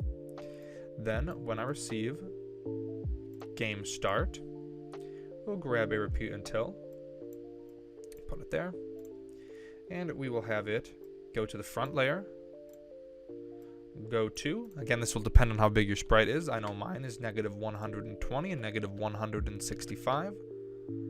We need to choose the size. For me is 50. So we'll set size to 50. Fantastic. Now we need to check an if-else statement to say if, put an equal sign, go to your variables, grab camera up, and make the other bubble say 0. If camera up is 0, we will show. And then we need to check an if statement and say if touching mouse pointer. We will, again, you can just grab this and take out everything inside and put camera up equals 0 inside and switch it to a normal if statement. If camera up equals 0, you can duplicate this, take out the bubble and put mask up inside and make this an if else statement. Mask up equals 0. We will broadcast mask.show and we will wait 1 second.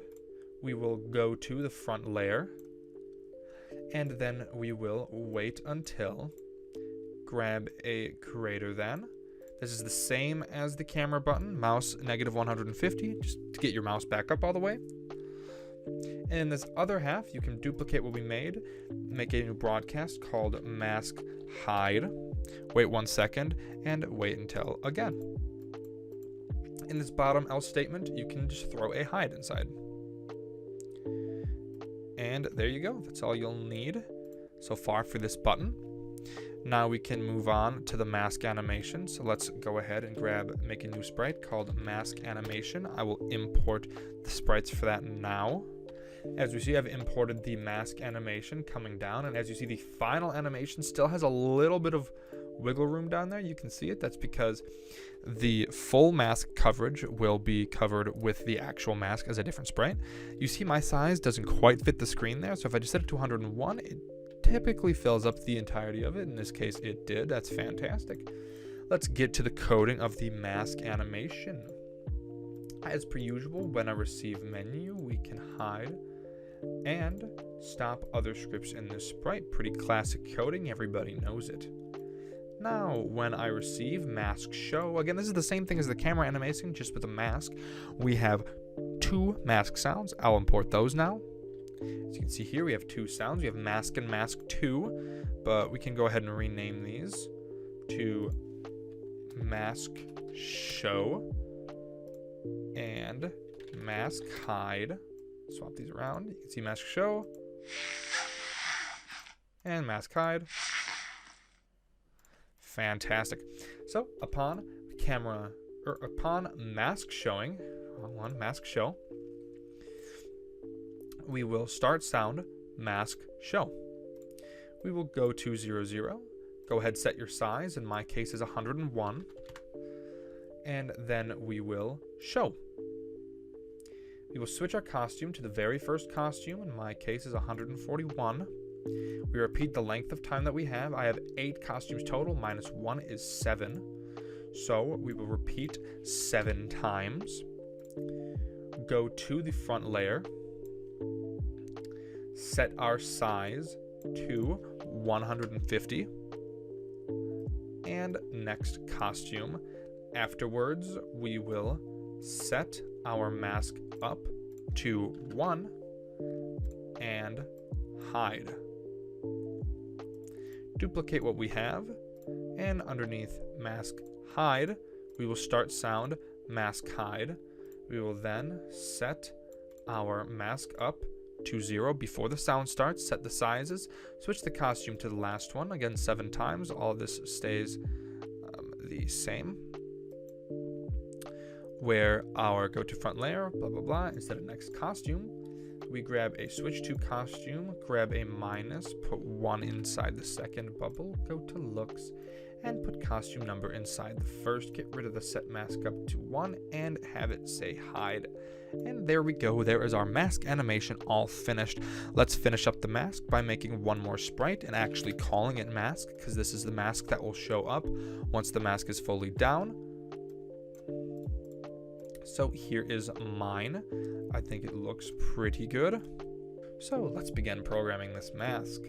You know how we start. When I receive menu, hide, and stop other scripts in this sprite. You know how it goes. Very fantastic, very epic. You understand. It's good.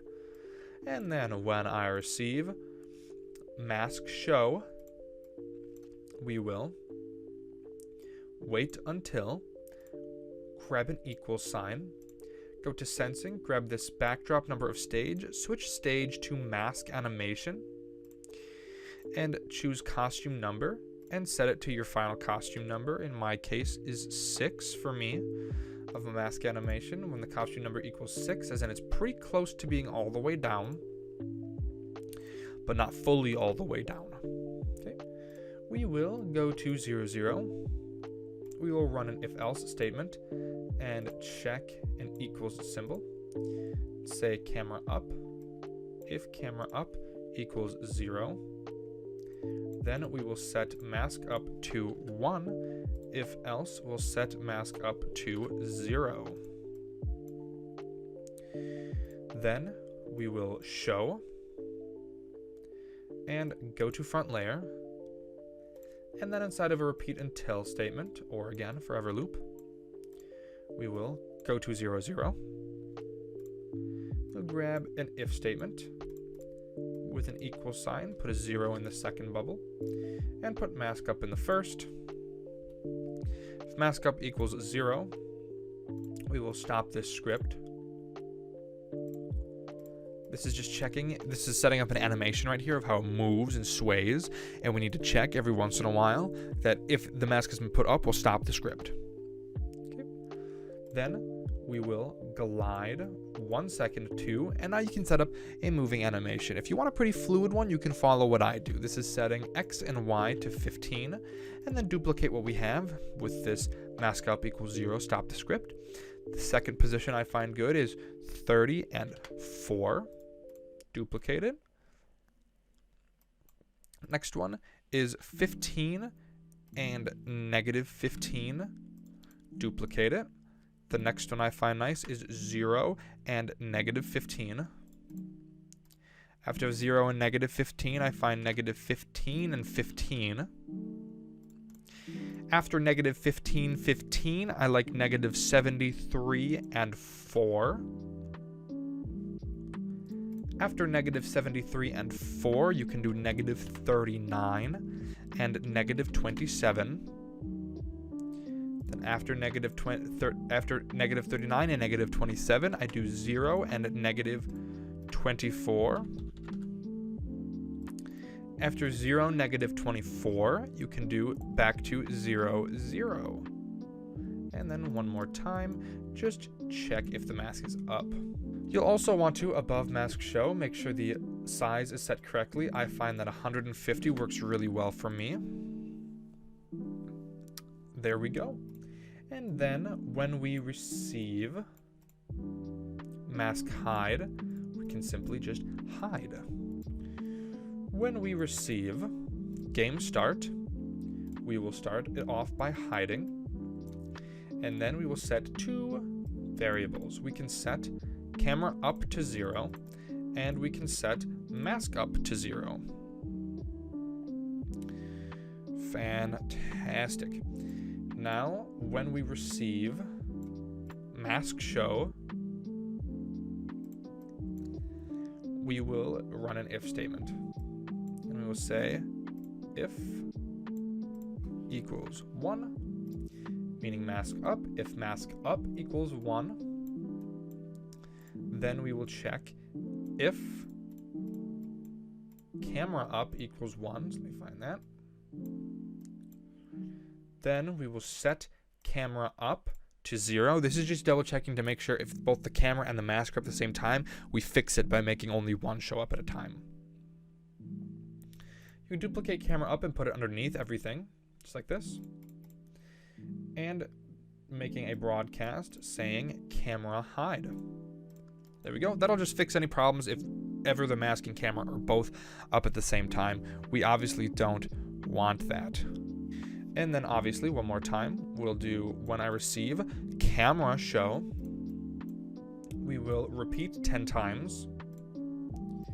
Hide. Set mask up to 0. And then wait 0.1 seconds. Again, this is just a fix in case the camera and mask are up at the same time. This should solve the problem and fix it in case it ever were to happen, which we obviously don't want it to happen. Let's grab another when I receive. Say when I receive camera show. We'll check if ribbon equals mask up equals 1. Then we will broadcast mask hide. When I receive menu, if mask up is 1, mask hide. Fantastic. There we go. That should fix any potential problems that could happen. And by the way, if we want to see this animation real quick, if I set the size of this to 150 and have it go to 0, 0, we can see what the animation looks like right here. See, it sways. I think it's a pretty nice general animation for just moving the mask around. Again, you can switch that to however you want. If you want to copy those numbers just for a quick and easy mask movement one, that's what I use. And now in game we can see when we hover over the mask button, the mask comes down and animates, and then it comes back up. Now you might notice your light buttons are above it. This is the same problem that you had with the camera button on the desk. Just go into your light buttons and do that backwards layer until you find something that works for you. Now let's get into the big one, the cameras. So the first thing I'm going to do is actually set up the camera maps and the camera buttons. So let's make a sprite and call it map. Now the sprite I'm going to put in here is, the way we're going to do buttons is a little interesting. Here is the camera map of FNAF 2. You'll make your own, obviously. So let's set up camera map, and you'll see what I mean as we go along. When I receive menu, hide, and stop other scripts in the sprite. Pretty basic. This is going to be the case with most sprites. We'll be putting this little bit of code in there because it's just really nice to have. We'll grab a when I receive and choose game start. Put a repeat until inside with an if then statement inside, if then else. Put an equal sign in, go to variables, and check if your camera up is 1. So if your camera's up, it will show, it will go to the front layer, and it might have to go backwards a few layers. I know mine will, because when we add buttons, there are quite a few buttons here, so I'm going to say 10 layers. If I need to change this later, I easily can. And we need to choose the location it needs to go. I know in my case is 139 and -73. It'll probably be a little bit different for yours. We also need to set the overall size for how big it's going to be. I know that mine will be just normal 45. And the other half, you can say go to front layer and hide. This is really all that needs to go on here with the map. Now let's move on to the map buttons. So I'll call it map buttons, it's new sprite, and I will drag in all of the map buttons. Okay, you can see how I've imported the buttons, and you might be a bit confused as to why this looks the way it does. But forget how these ones look and just focus on how these look. Okay, this is what your camera buttons should look like. Okay, do this with every one. Make a version of your map where every single button is lit up. See, 12 is called 12 and it's lit up here. All the same everywhere else. When I was making these, messed up originally and started doing this instead, because you can see it lines up, but I did it like this. Very inefficient, and then I remembered I could just do this. So just make all of your buttons do this. Just trust me, make all of them do this, and name them accordingly. Name them 12 to what the button is, like 12, 11, 10, 09, because the button's called 09, 08, 08, so on and so forth. You understand. Let's get started on the programming process. When we receive menu, we will hide and stop other scripts in the sprite. Again, pretty basic. Everybody knows that thing. Now, what we'll do is we'll say when I receive game start, inside of a repeat until, put an if else inside. Then grab an equal sign and check if our camera up equals 1. If our camera is up, we will switch our costume to camera number. Then we will show, go to front layer, and go to 139.73. Again, this will change for you, however it works for you, lining it up with your map. So whatever your map is, right, mine is this, yours would be that too, and also setting the size the same. In my case, again, is 45. Yours will probably be different. Great. And then in this else statement, just saying hide. Okay, that was the easy part. This is where it'll get a little bit confusing. Try to stick with me, because I could have done it the same way I did it in the FNAF 1 tutorial. However, I want to show you multiple ways to do the same thing. So in this tutorial, I'm going to be showing you a different way of doing the camera buttons. It's a little bit more tedious, but it is a different way because I don't want to be showing you the exact same things over and over and over again. If you want to do it the same way as in the FNAF 1 tutorial with clones, you can do that. I'm going to show you how to do it without clones. So, when I receive game start, grab open a repeat until, and then inside of this repeat until, we will check if equals and camera up equals 1. And then inside of here, we will say if the mouse is down. This is where it's going to get a bit confusing. So what I recommend doing, switching your costume to what it needs to be and setting the sizes accordingly and making them go to their correct locations. Same thing with this. Okay, here is where our buttons will be. This is the size I have mine set at. Yours may be in a different location and a different size, but all that matters is that you're seeing the size that it's at and you know where it's going to be on the screen. So let's focus on the camera 1 button. Where is camera 1? Camera 1 is located right here. Okay, so what we're going to do is we're going to find the X and Y positions of this piece. So if I move my mouse up to the corner of this button, we see that I get 62 as my X. Okay, so we're going to write that down. 62 is the first X in this top corner. Go to the other top corner and see that it says 82. Write that down. Now go to the bottom corner and figure out the Y. My lowest Y possibility is about a negative 106. If we go up, we'll see that it's about, we can round up and say negative 93 to give myself a little bit more wiggle room here. 93. Write all those numbers down for each of these buttons. Figure out how far X you can go on both sides and how far Y you can go on both sides and write them down. We're going to be using those numbers here to figure out where you are when you click. So, grab an if else. Inside of this if else, we're going to need 4 and statements. Just like this. Now, let's grab a greater than symbol and start with our mouse X. We knew our first one was 62.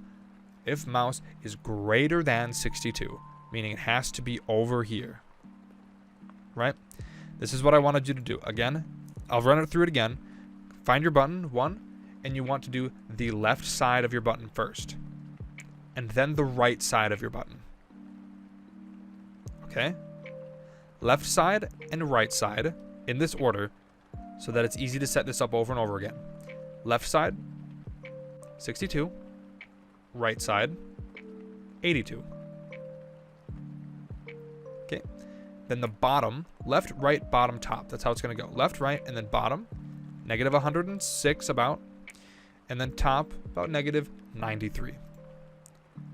Left, right, bottom, top. So left was 62. Right, you switch this over to a less than. And my right was 82.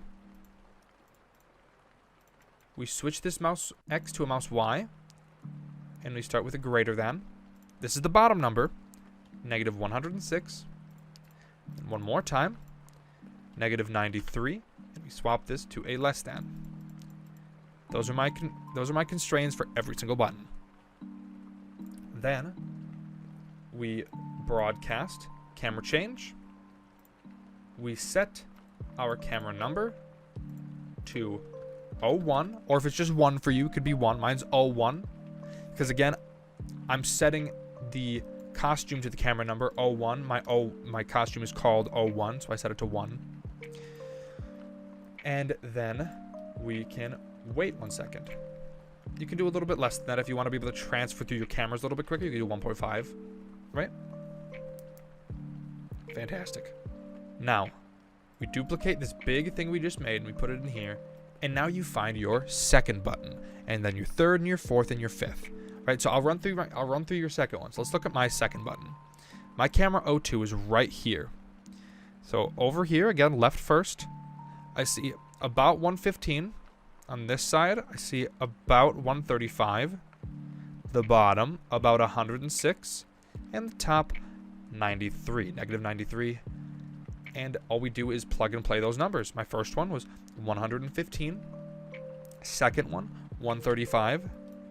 Third one, negative 106. And my fourth one, negative 93. Only thing I change here is the camera number that I go to. Now you're going to do this with every other button that you have. And I'll do the same. And once I'm done, I'll be right back. Okay, I'm back and I'm done. I have all my other buttons programmed to the constraints of how far they can go. This final one you can just switch to an if. You don't need to have an if else. There we go. It's a bit jank, but I did want to show you a different way of doing it if you didn't want to mess around with clones. And possibly have clones creating clones that have a bunch of lag problems. This is a way to fix some lag problems that come with clones. So there you go. So now we can see that if we run this and this at the same time, that as I click 9,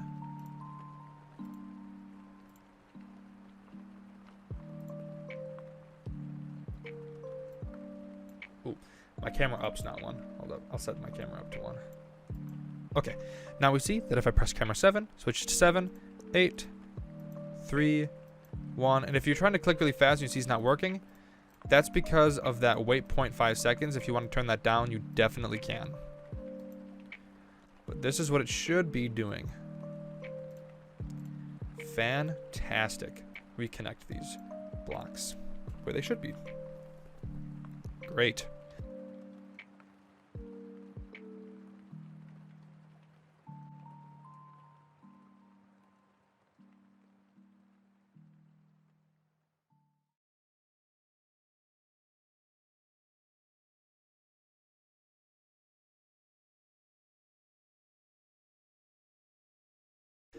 Now, before we set up what we actually see on the cameras, I'm going to have us set up the character AI first. By setting up the AI first, it will make setting up the cameras far, far easier. Again, if you want to do it the way that I did it in the first tutorial, you can definitely do that. I don't want to repeat the same tutorial thing over and over again because that feels repetitive to me, and I don't want you guys to think that I'm cheating you out of time. So I'm going to show you a different way of creating the cameras, but this should mean that we start with our AI first. So, who shall I start with? I'm going to start with Toy Freddy, since I feel he's the big main guy in the game. So let's start with Toy Freddy. So I'm going to make a sprite called Toy Freddy AI. It doesn't need any art. So let's get right into how it's going to work. So this shouldn't be too difficult. So what we're going to do is obviously when I receive menu, hide and stop other scripts in the sprite. Again, every single one of our sprites are going to have something like this. So when I receive game start, I'm immediately going to check if it's night 1. If night equals 1, I'm going to just wait a minute before anything happens. We're just going to wait a minute. First night, there's going to be that phone call, and that takes a long time. So before any movement is even allowed to start on the first night, I want to wait 60 seconds for majority, if not all of the phone call to wrap up before things start moving. Next, we're going to run another if underneath this, and we're going to check if Toy Freddy's AI isn't 0. So let's make a new variable called Toy Freddy AI. Toy Freddy AI is going to relate to, how aggressive he is. So we'll check if Toy Freddy AI isn't 0. Then we're going to make a new variable called just Toy Freddy, or you can say Toy Freddy location if you want to. So let's do that. Let's say Toy Freddy location. Then we'll set Toy Freddy's location to 9, because on the map 9 up here, this is the show stage, that's where he starts. So wherever your animatronic is going to start, this is what you'll set it to. Mine is camera 9, so 9 is where he starts. Then we're going to wait until, and we're going to grab an and symbol, and I'm going to show you a few ways to do some AI. So the way that Toy Freddy works is he won't move until Toy Bonnie and Toy Chica have moved. That's a fun fact. The other ones won't move, or Freddy won't move until Toy Bonnie and Toy Chica do. So what we're going to do here is we're going to check if not. We're going to wait until, let's make 2 new variables called Toy Chica location and Toy Bonnie location.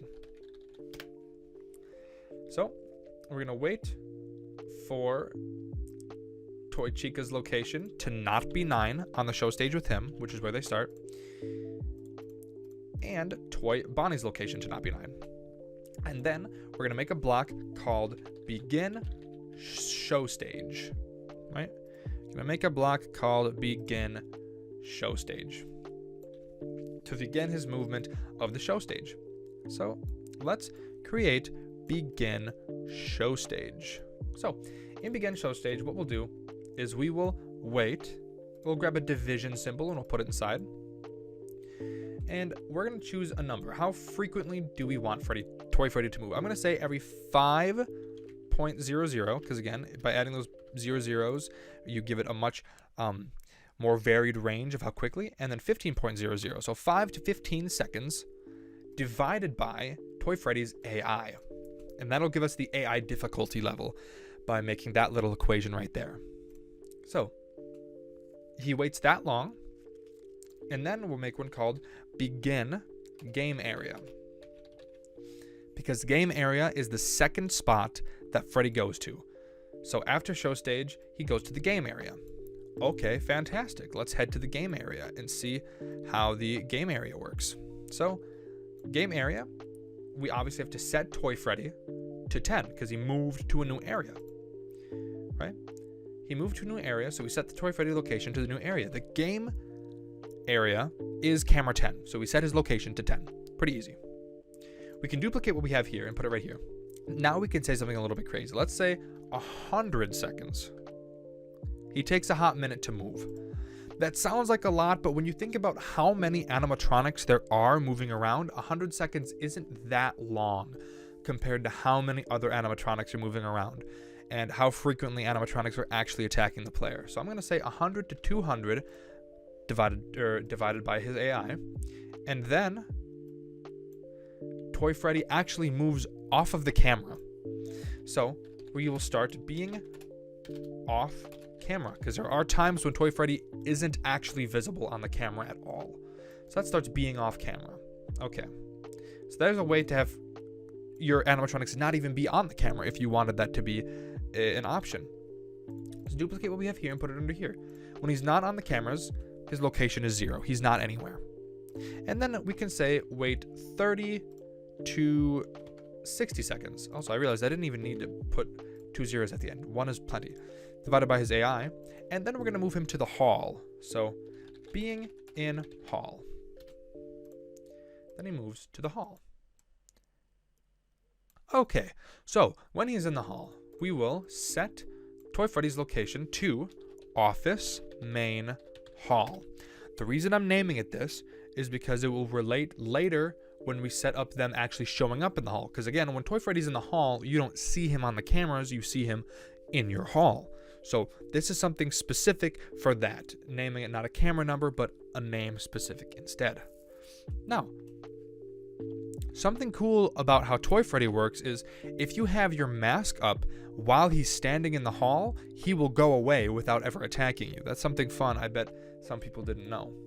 So what we're going to do is I'm going to program that system of you having your mask up and him checking for your mask up.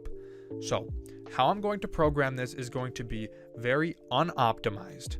However, it is easy to understand, which is why I'm choosing to do it in this unoptimized way, because I want people who are new to programming to understand this. So we're going to grab a repeat, and we're going to say repeat 100 times. We are going to wait, and we'll grab this Toy Freddy AI thing, and we'll do 0.1 to 1 seconds divided by his AI, right? We will then check if, put an equals, grab a mask up, and say 1. If mask up is 1, if your mask is up, then wait 0.1 seconds. Okay? Then you'll wait again. And then again. I'll tell you how many times this needs to be done in order for it to be a good and correct timing. For it to be a good timing, you have to think of 1.0 times what? And I find that 32 happens to be a good amount for me. So if we do 0.1 times 32, that's about 3.2 seconds of him being on there. You might be asking yourself, why not just make this weight say 3.2? Well, if you made it say 3.2, it wouldn't be checking if your mask is up very often. So doing this multiple times is really the way to go. So make this 32 times. Again, just duplicating this and putting it inside so that you have 32 of these mask up conditions. I'll be back once I'm done. I'm back and I've done this 32 times. Again, this is very unoptimized and this doesn't look good, but I feel like it's very easy to understand. So in the 32nd one that you have, you're going to remove the 0.1 and we're going to make a block called, oh, you're not going to make a block, excuse me. You're just going to put him back in the game area. So begin game area. And there we go. Looks great. At the way bottom of all of this, underneath the repeat times, we are going to wait until equals and grab camera up is 1. So what this means is if after doing all this 100 times, so 3 times 100, that's quite a few seconds. If your mask hasn't been up for all that time, it's going to wait until you put your camera up. And then once you put your camera up, it is going to put Toy Freddy in your office. So Toy Freddy location 2 in office, to put him in your office. You can't put him in your office if your camera's not up. So if he's ready to move into your office, he'll wait until you put your camera up and then he'll move into your office. Great. Grab another repeat until camera up equals 0, or wait until camera up equals 0. So you put the camera up, he gets into your office, and then he waits for you to not have your camera up. Once that's the case, you'll wait 0.5 seconds, and then his attack starts. So we'll make a variable called Toy Freddy in office. And then we will wait until Toy Freddy in office equals 0. And this will be a totally different thing that we'll set up later in this episode when they're in your office, or in a later episode when we set up attacks. So you don't have to worry about this right now. We'll worry about this later. And then we can move him back to the game area. So begin in game area. And you can save it. And there you go. There is Toy Freddy's AI. And that's what you'll do for most other characters. Now we'll move on to Toy Bonnie, who moves differently from Toy Freddy. So let's make a new sprite called Toy Bonnie AI. Again, no art needed. We can go ahead and say, when I receive menu, hide, and stop other scripts in the sprite. So let's set up how Toy Bonnie works. When I receive, game start. Again, we're going to check just like how we did with Toy Freddy. And if you want, you can go to Toy Freddy and actually take what we made here and just pop it right inside. Just like this to get what we need. If night 1, wait 60 seconds again. Wait a minute for that phone call to really do its thing. If Toy Bonnie's AI, you're just switching this out to Toy Bonnie AI. So we need to make that variable Toy Bonnie AI. And we'll throw it in there. If Toy Bonnie's AI doesn't equal 0, we set her location to 09. Right where she belongs, right alongside Toy Freddy. Now, since she doesn't have to wait for people to leave like Freddy does, Toy Bonnie just gets to leave when the time comes. Instead of this wait until, we will instead say just a normal wait.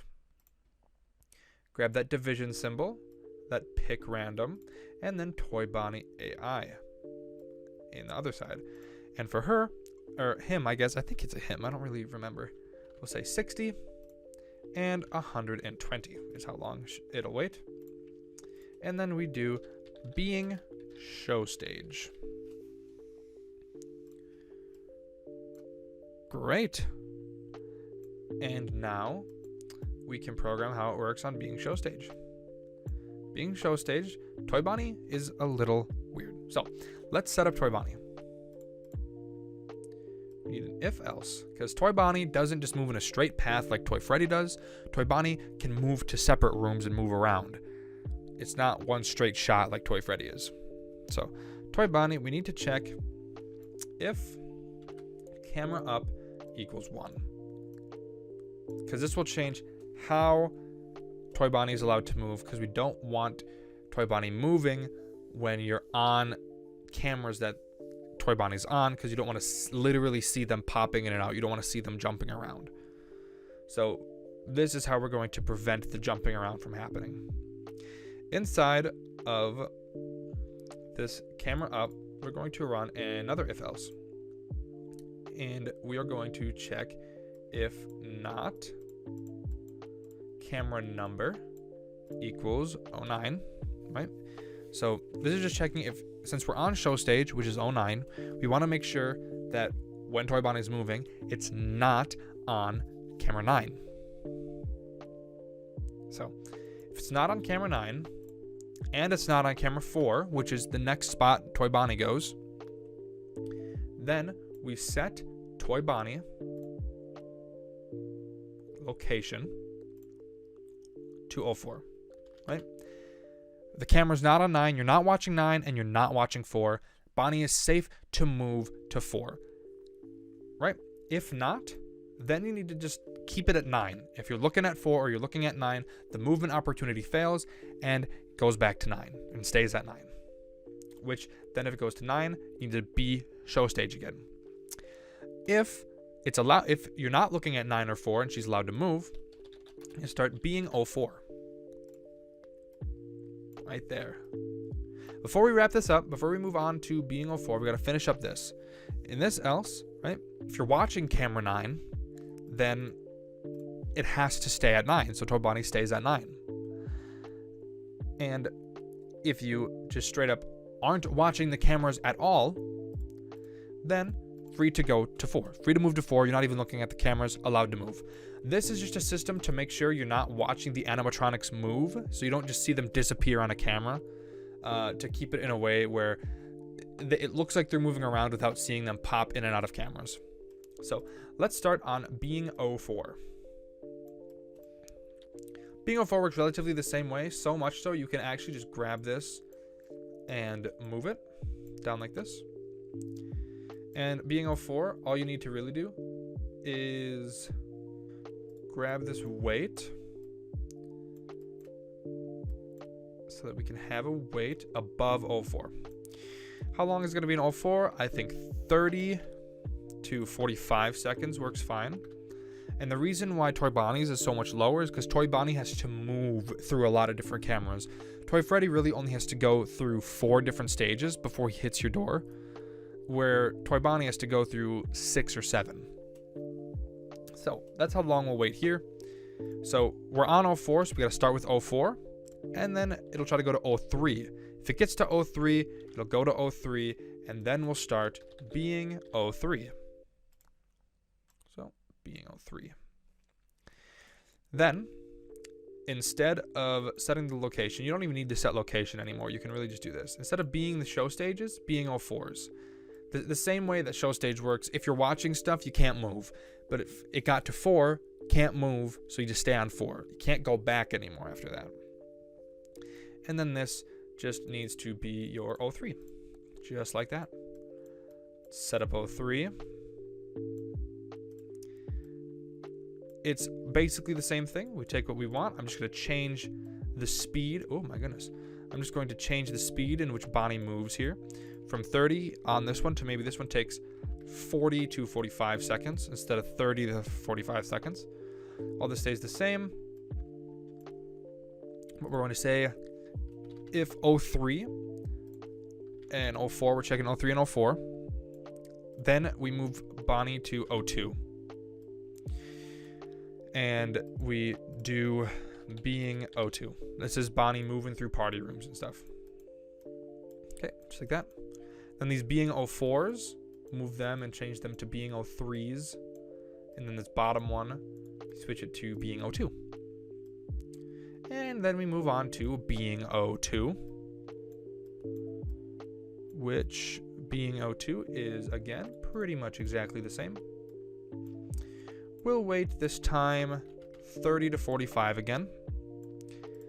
If you're not looking at O2, not looking at O6, which is where you're going to go next, go to O6 and do being O6. Fantastic. Remove these 3s and make them 2s.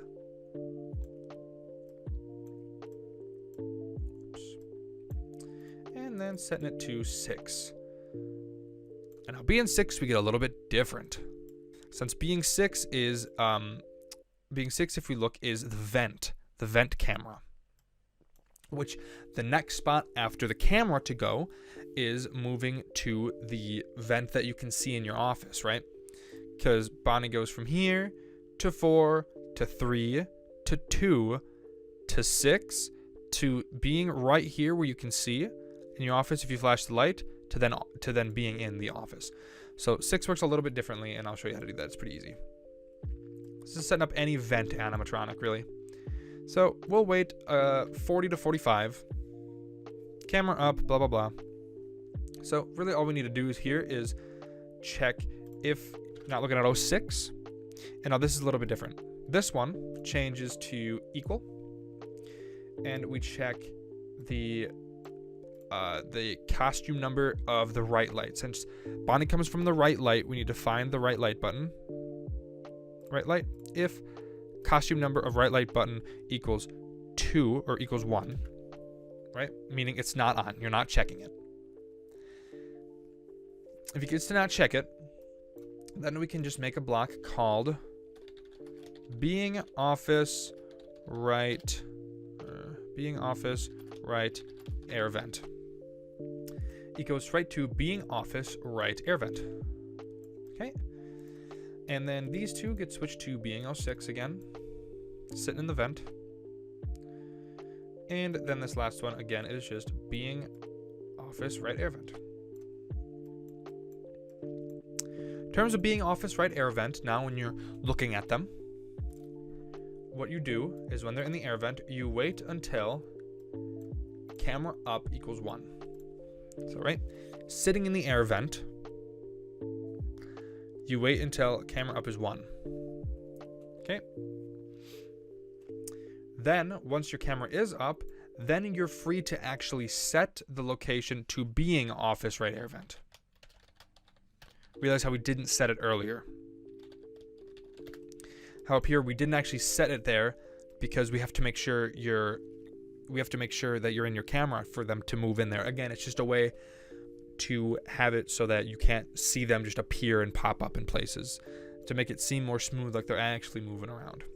So only once after your camera's up will they be able to move into the air vent.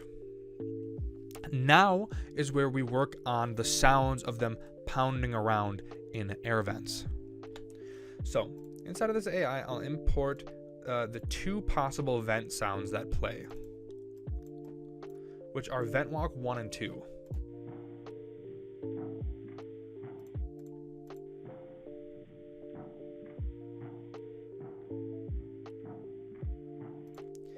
Yeah, it's pretty mean of Scott to make one of the sounds have 2 of the exact same sound in it, but that's how it works. So, we will play sound, pick random 1 or 2. It'll just have it pick a random sound between the 2 vent walk sounds. Then, we will wait until, throw an equals in there, put 0. Wait until camera up equals 0. It's in the vent now. Now you're going to wait until the camera is no longer up. Camera was up, moved into the vent, played the sound. Now it's waiting for the camera to become down. And then it's going to wait for 2 things. Or not camera number, camera up. This is camera up. Then it's going to wait for either camera up to be 1, or it's going to wait for mask up to be 1. Once either of those 2 things happens, it broadcasts Toy Bonnie attack. Right? It broadcasts Toy Bonnie's attack. And then it's going to stop the other scripts in the sprite. And we will focus on attacks in a different video. So right now, just leave it at that. There's how Toy Bonnie moves. Great. Toy Chica works the same way, just with the opposite vent. So again, the only thing that would really change is setting these to office left vents. You know, all the same things, checking the left light button instead of the right light button for animatronics on the left. Again, this is how Mangle works too. Mangle does the same thing.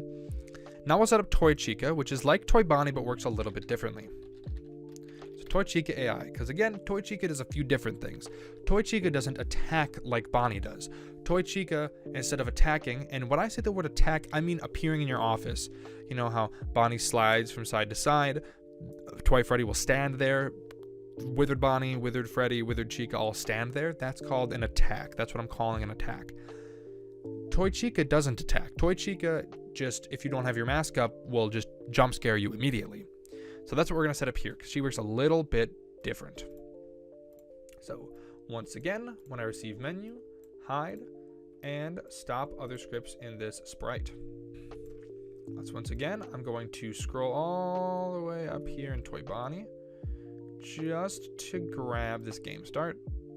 Pop it in.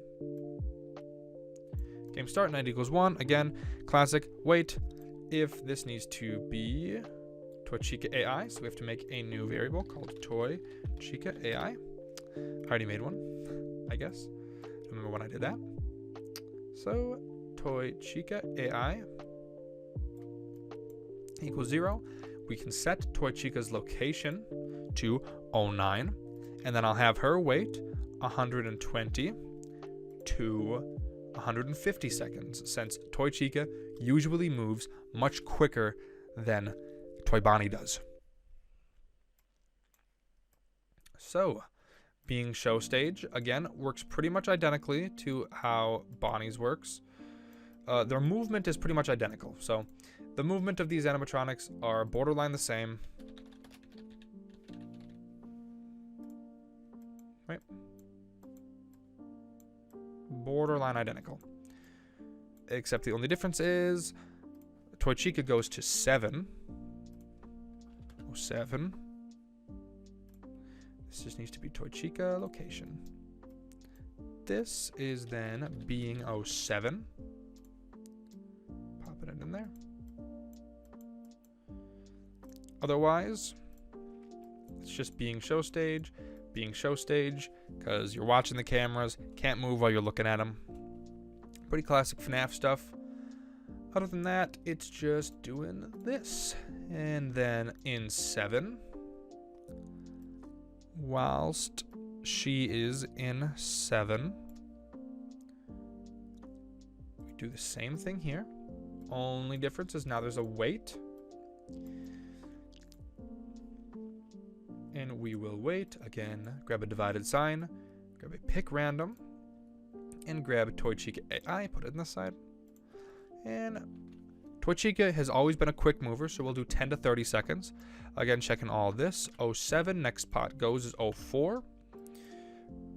Toy Chica location, 04. And then making a block being 04. Just like that. Then instead of these, it's being 07. Keep it in the spot. Being 04.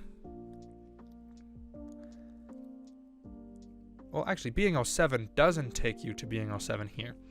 This else, since Toy Chica can show up in the hall, she can walk through the hall instead. So right here, this second one, if you want a character like Toy Chica who sits in the hall, whenever you want them to do that, set Toy Chica's location to office main hall. Again, the office main hall is when you flash. You flash the light at the hall, the characters you see. They can walk through the halls like that. And that's how you'd do that. And saying being office main hall. Right, just like that. So, before we do 04, let's do being office main hall. Let's do that quickly first. Being office main hall for Chica is pretty easy. It's going to wait until your mask is up. So wait until mask up equals 1. Then she waits 2 seconds.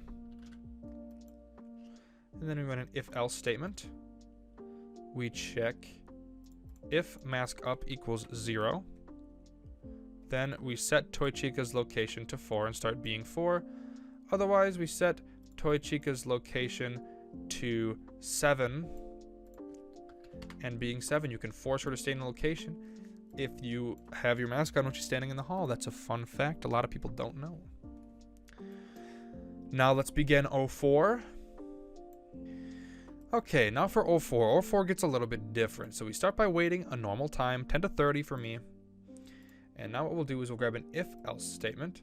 And this stays pretty standard. There are things that do change, such as camera up, right? Still equals 1. If camera up equals 1, then we need to check an if-else.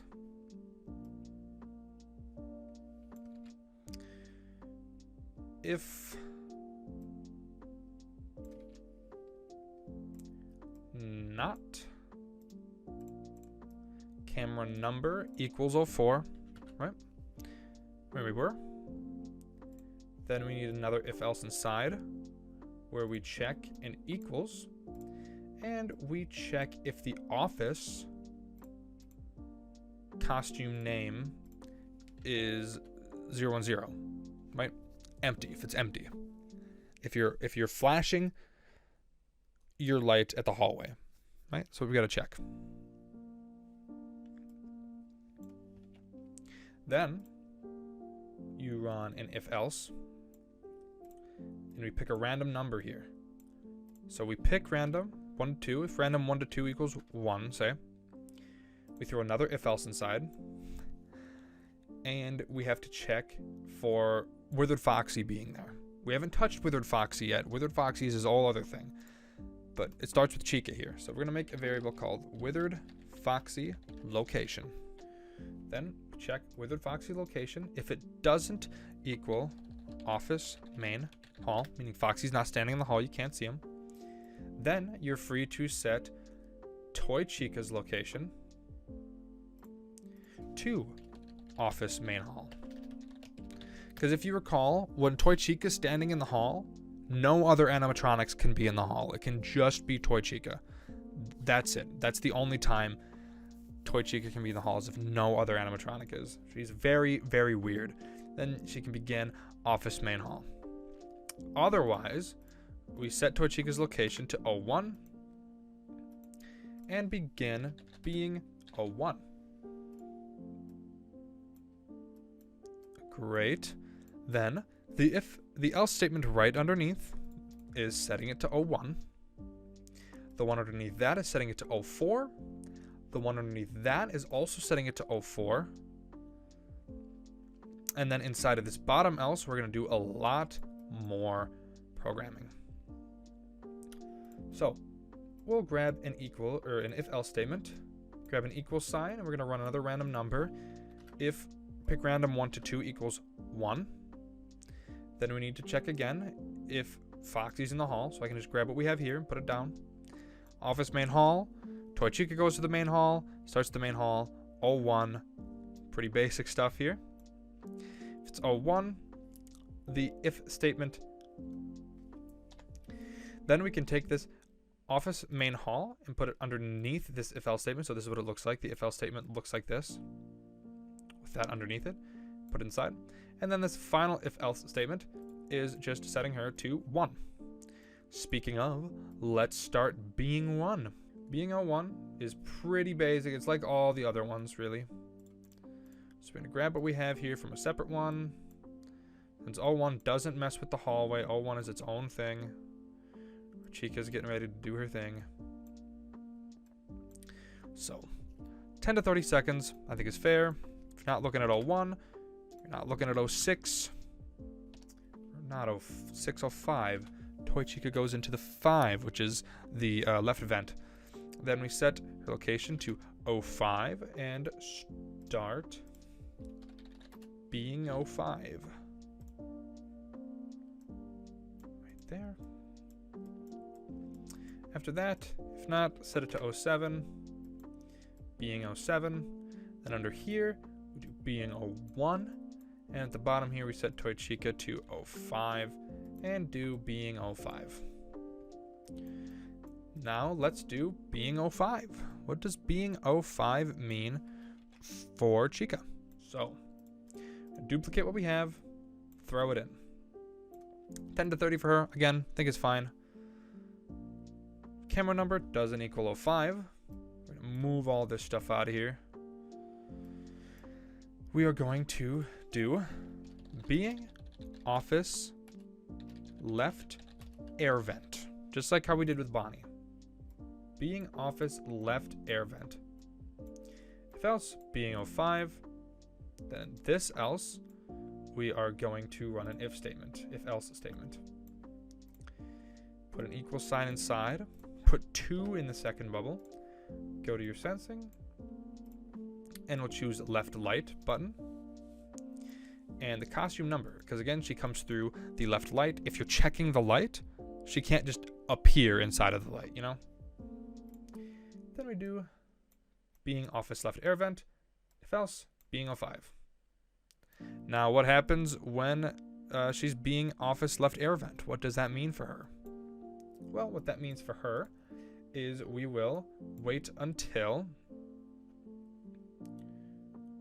camera up equals 1, just like that.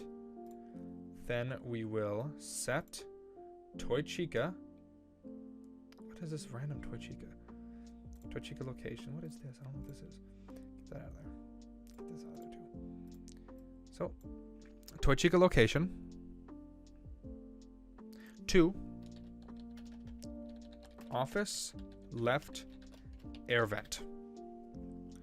Then we need to give her the vent walk sounds, because she needs to play sound one of the random vent walk sounds to let you know that that's where she is.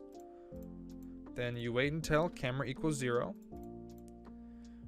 Wait until camera equals 1 or mask up equals 1.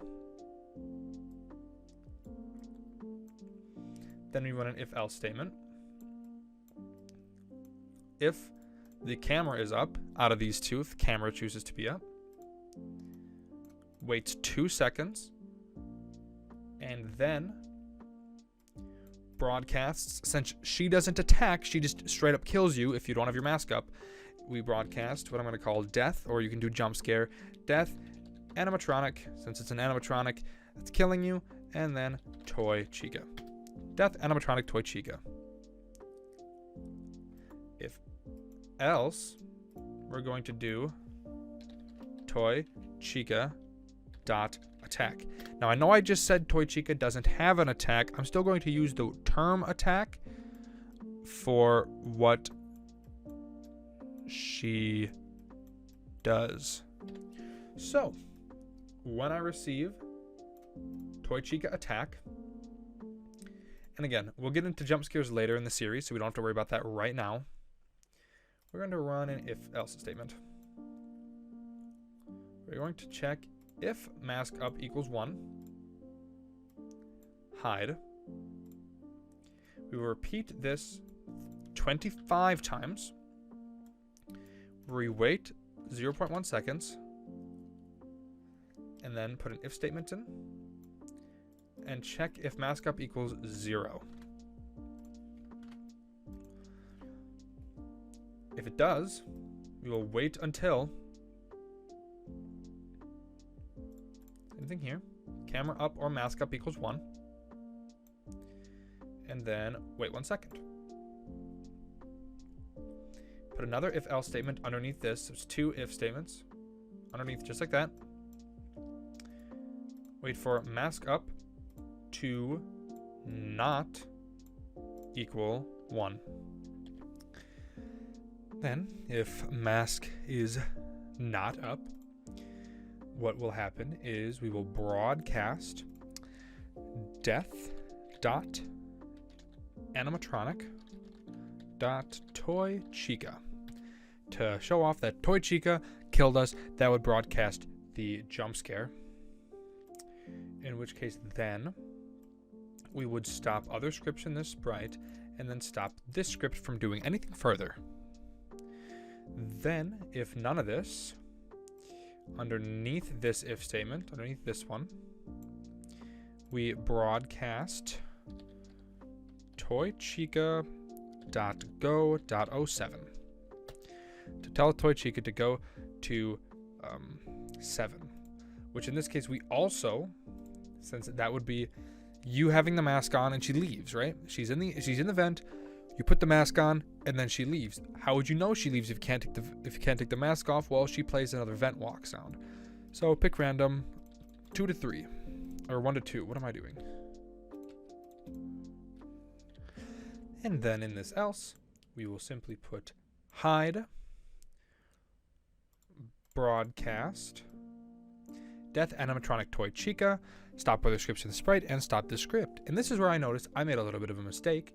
We need to make a sprite called toy Bonnie / Chica attack, because toy Bonnie and toy Chica's attack will be handled in the same sprite.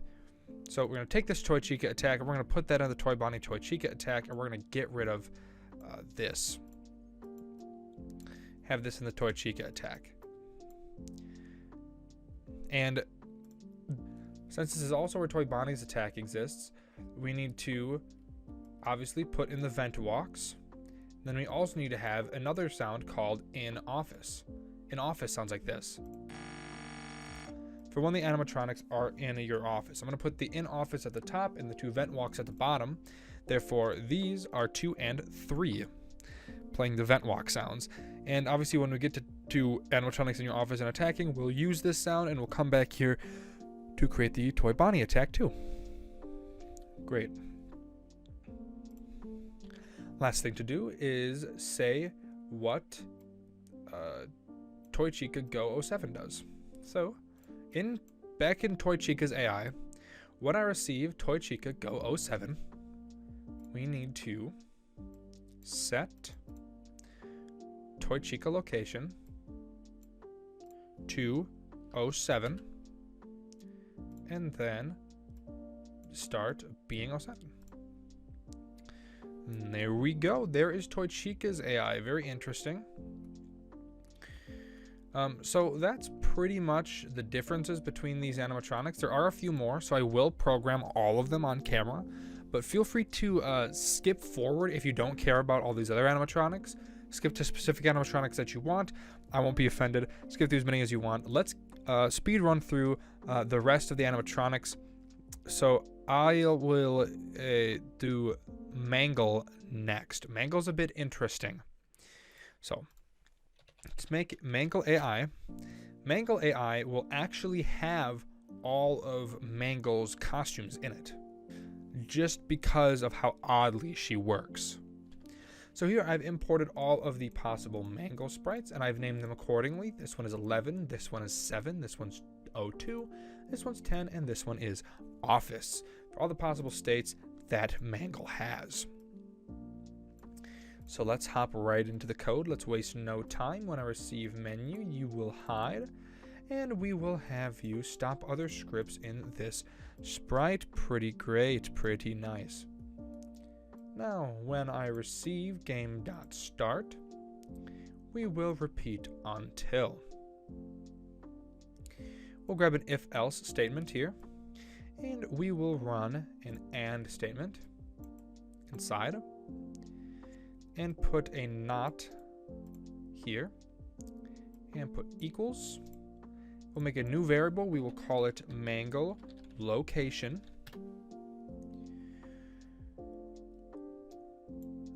If not Mangle location 12 and not Mangle location 0, then we will run an if else, put an equals in here, put Mangle location in the second half, and in the first half put camera number. So if you're on the same camera that Mangle's on, and then after that we have to check and make sure that our camera is up. Our camera is up. Then we will set volume to 15, or set volume to 0. Because keep in mind, when you're looking at Mangle, Mangle makes that little electric garble noise. And I'll import that sound right now so you know what sound I'm talking about. This sound. And this is what we're setting the volume for. This second one can be a 0, and then this last one is also a set volume to 0, but you also hide Mangle. Great. Now, when I receive game start, we will need to repeat until, where this is just playing the sound electric garble until done. We need another when I receive game start, where this one says repeat until. Grab an if else and slap it in there. Let me grab this camera up 1. If camera up equals 1, you will switch costume to the camera number. Then we'll throw an if else statement in here and say an equal sign and say if Mangle's location is equal to the camera number, it will show. If not, she will hide. And then in this else statement, we'll throw an if else inside, say equals, and say if Mangle's location is office, then she will switch the costume to office and show if else hide. Fantastic. Let's make another one and say game start. Inside of this, repeat until. Check an if else statement with an equal sign inside and say if Mangle location equals 11, we will go to the front layer, set size to whatever you want. 100 works for me, and then we will go to 75 for the Y. If it's 11, camera's on 11, which means this one, right? I think this is when she's in the party room. Yep, when she's in the party room, or not party room, in the prize corner where the marionette is. It's gonna go to. Okay, so since we don't actually have the cameras set up for how Mangle works, we'll have to come back to her later, but basically this would be set to whichever camera it is. So it'd be prize corner, and then it'd be the X position of it. So we will come back to Mangle later, actually. We'll finish up Mangle, this part of Mangle a little later. So let's make another spot. Game start. We will make a variable called Mangle weight. We will set Mangle weight to 0. And then we will set Mangle location to 12, since 12 is where she starts. Then we will grab an if statement. If Mangle AI, so we have to make a new variable called Mangle AI. If Mangle AI is greater than 0, we need to check if the night is greater than 1. So if night is greater than 1, we will wait. I need to grab that division symbol with a pick random. We'll have Mangle go 30 seconds to 60 seconds, we can say. And Mangle AI. Then afterwards, we set Mangle location to 11, or the prize corner, that's where she goes next. And then we rate that again, then she goes to 10. And then after 10, goes to the hall, so we can type in Mangle Hall. Run that afterwards. Now when deciding what Mangle Hall does, when Mangle's in Hall, we set Mangle's location to 7.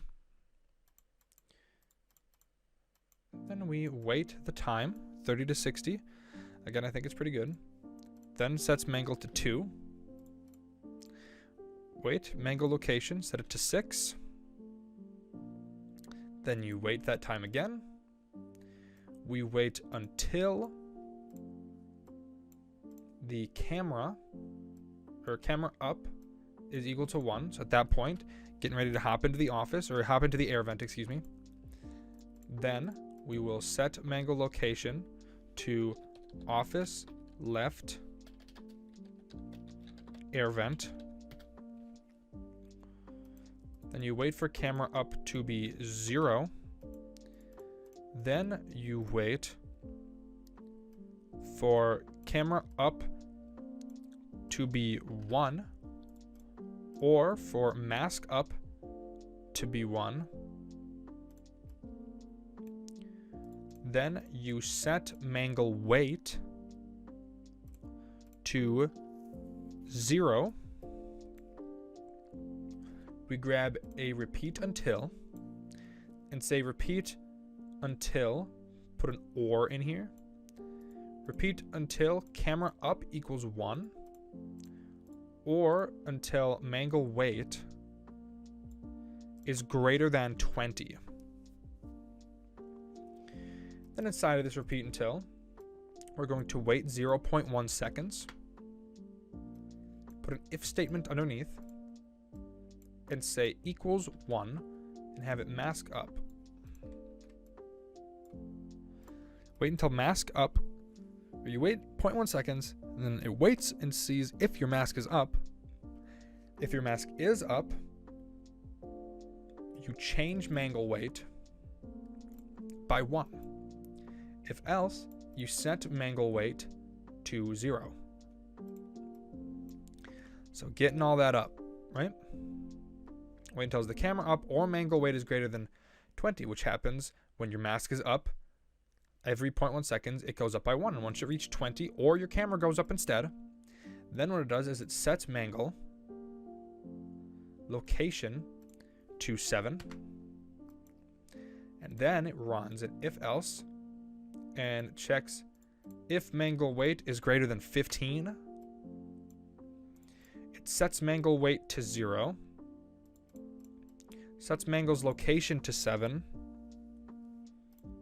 And redoes mangle haul. Or else, it sets mangle weight to 0 and starts to run mangle office for mangle being able to get into your office because your mask wasn't doing mask stuff. Now time to set up what mangle office does. Mangle's in your office. We set mangle location to office. Then we wait. Pick random, 30 to 60 seconds. No need to put the AI this time because it'll be the same no matter what, whenever she's in your office. Doesn't matter when she's in your office, just whenever she's in your office. If you wanted to add the AI, you could. I don't think you need to, though. Then we broadcast death.animatronic mangle. Here we go. And then again, once we have cameras set up, we'll come back to this. But we can't do that right now. Next person I'll set up is Balloon Boy. We can get Balloon Boy done. Or I'll just do BB. So Balloon Boy AI. Let's get it started. Menu, hide, stop, other scripts in the sprite. Okay. So, when I receive game start, we're gonna move on to BB in office. Remember when you made this in a few episodes ago? We're using it now. Set BB in office to 0. Set and make a variable called BB location. And we'll set BB location to 10, since 10 is where Balloon Boy starts the prize place, or not prize place, the game area. Then we're going to do if not equals, and grab BBAI. So we have to make a new variable called BBAI, Balloon Boy AI. If Balloon Boy AI is not greater than 0, or is not equal to 0, excuse me, then we will check if night equals 1, or if night is greater than 1, excuse me, we will start his wait timer, which is wait, grab your division symbol, your pick random, and we'll make him go 45 seconds to 60 seconds, we can say. Again, you're free to customize these however you want. Divided by Balloon Boy AI. And then he will start being game area. Fantastic. Once in being game area, we'll grab a if else. And we'll grab an and, throw it in with an equal sign inside. And we're checking if camera number equals 10 and camera up equals 1. Then he stays in the game area. Now, Balloon Boy, as per usual, has 3 sounds. His hello sound, he has his hi sound, and he has his laughing sound. Right? That's what Balloon Boy has, so that's what I'm going to implement right now. So let me throw in the files for his sounds. And Balloon Boy will also have the vent walks, since Balloon Boy goes in the vents, so add the vent walks too. So you have the hello, the hi, and the laugh. Fantastic. So, if else, you will start sound, pick random 1 to 3, because Balloon Boy makes a noise when moving, typically. So 1 to 3, those are my hello, hi, and laugh. My vent walks are afterwards, so we got to keep in mind that my vent walks play afterwards. So 1 to 3 are the laugh sounds he can make. Then we're going to set BBAI, or set BB location to 100. And then he is being nowhere. So we set him to 100 to make sure that he isn't anywhere. When Balloon Boy is nowhere, we will repeat a pick random 3 to 4 times. We will wait. Grab your division symbol, pick random, I'll say 30 to 60 seconds when he's nowhere, divided by Balloon Boy's AI. You will start sound, the pick random 1 through 3, so he makes his noise, and then set his location to 100 again. We'll do that 3 to 4 times randomly.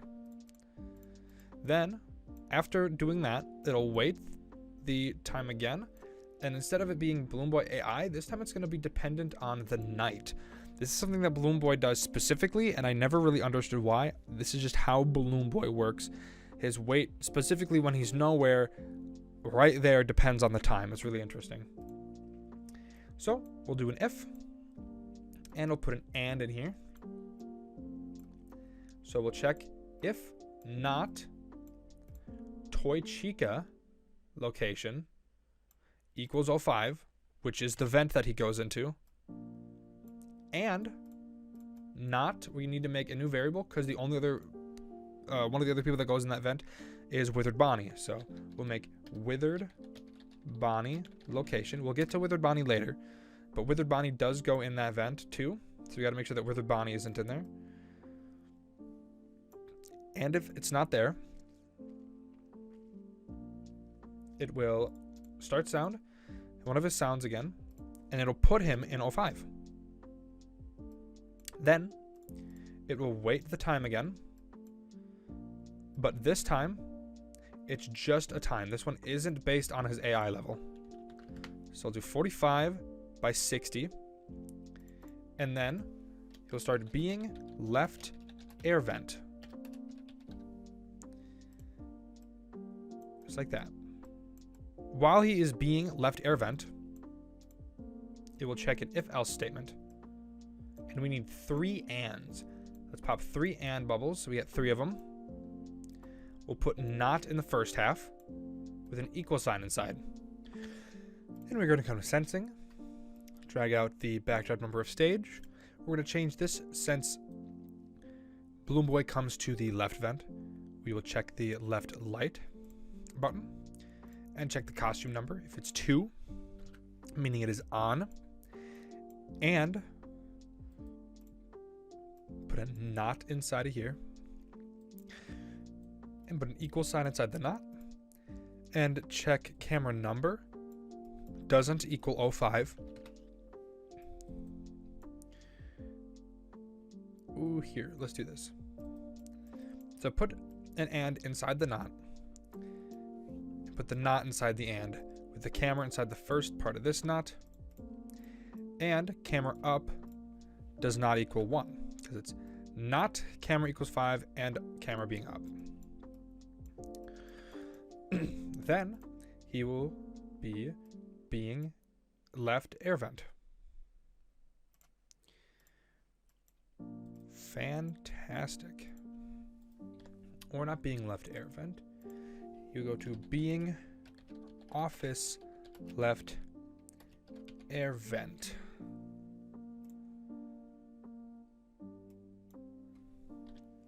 Being office left air vent. And then being office left air vent means wait until, put an equal sign, and camera up equals 1. Then it will set BB location to office left air vent, where it will then play sound 4 to 5, which is the vent walk sounds. It'll play a random vent walk sound, and then we'll wait until your camera up is 0, and then we'll wait until your camera up is 1, or your mask up is 1. Again, checking to make sure if your mask is up or your camera's up. Then, afterwards, it will check an if-else statement. Says if mask is up and equals 1, we will do like we did with Toy Freddy. Waiting 0.1 seconds, and then waiting until this is the case. This time we're only going to give you 15.1s, so duplicate this if else and put it underneath, and you'll do this 15 times. I'll be back once I'm done. Okay, I've duplicated that 15 times right here, as you can see. As you scroll up, there's a bunch of them. And in this final one, we will wait the 0.1 seconds. We will set Balloon Boy location to 100. And we will start being game area. As in, your mask was up long enough, he left. And since he left, we need to play the vent walk sound, one of the vent walk sounds. So that is 4 or 5, and it's 4 or 5 because the first 3 numbers are his laughing sounds. In all of these else's, we need to set BB in office to 1. You put these in each one of these else's.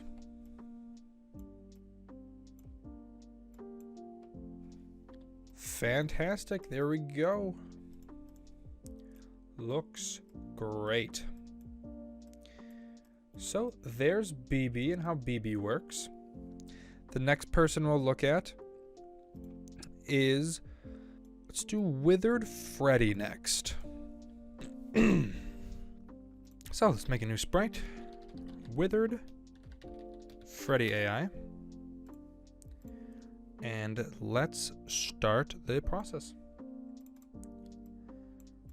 When I receive menu, hide, and stop with description the sprite. When I receive game start, we will make a variable called withered Freddy in office. Since he can be in your office, we will set withered Freddy in office to 0. And then we need a withered Freddy location. So withered Freddy location. Set withered Freddy location to 8, since withered Freddy starts in 8. Then we check if, throw an and in there and put a not in the second bubble, put a greater than in the first bubble. If night is greater than 2, and put an equal sign in the not, make a variable called withered Freddy AI, and withered Freddy AI doesn't equal 0, then we do being parts and service, since that's where he begins, is in parts and service. Throw them in there like that. Let's define what being in parts and service means. When he is in parts and service, we will set withered Freddy's location to 8, since that is the camera that it's on. Then we will wait until, throw an and inside and put a not in the first and the second half. We put an equals in the first and the second half. We will need to make a withered Bonnie, or a withered Chica location, and a withered Bonnie location, which, right, we already have. So just like Toy Freddy, withered Freddy doesn't move until withered Chica and withered Bonnie are gone. So withered Bonnie in the first half, withered Chica in the second half, until withered Bonnie doesn't equal 8 and withered Chica doesn't equal 8. Then he will wait until, or not wait until, just a normal wait. Grab your division symbol, grab your pick random, and grab your withered Freddy AI, put it in the second bubble, or third bubble. We're going to say every 10 to 20 seconds withered Freddy will move. He's a pretty active guy. And then we'll say being main hall. That's where he will head off to next. Upon being in main hall, withered Freddy is set to 7. He doesn't have to wait for withered Bonnie anymore. So he will wait 100 to 120 seconds, kind of just like how Toy Freddy does. Then he goes to being 03. He goes straight to 03. Being 03, set withered Freddy's location to 3. Then we wait another 100 to 120. And he will be being office hall. When he is being office hall, we'll set withered Freddy's location to office main hall. Then we will wait 40 to 60 seconds, and then it will be being in office.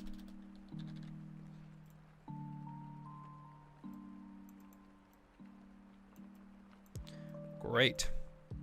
When he's being in office, his location is in office. Then we will wait until, grab an equal sign and say withered Freddy in office equals 1. And then wait until withered Freddy in office equals 0. And then we will set withered Freddy location to 0. Then we will wait 40 to 60 seconds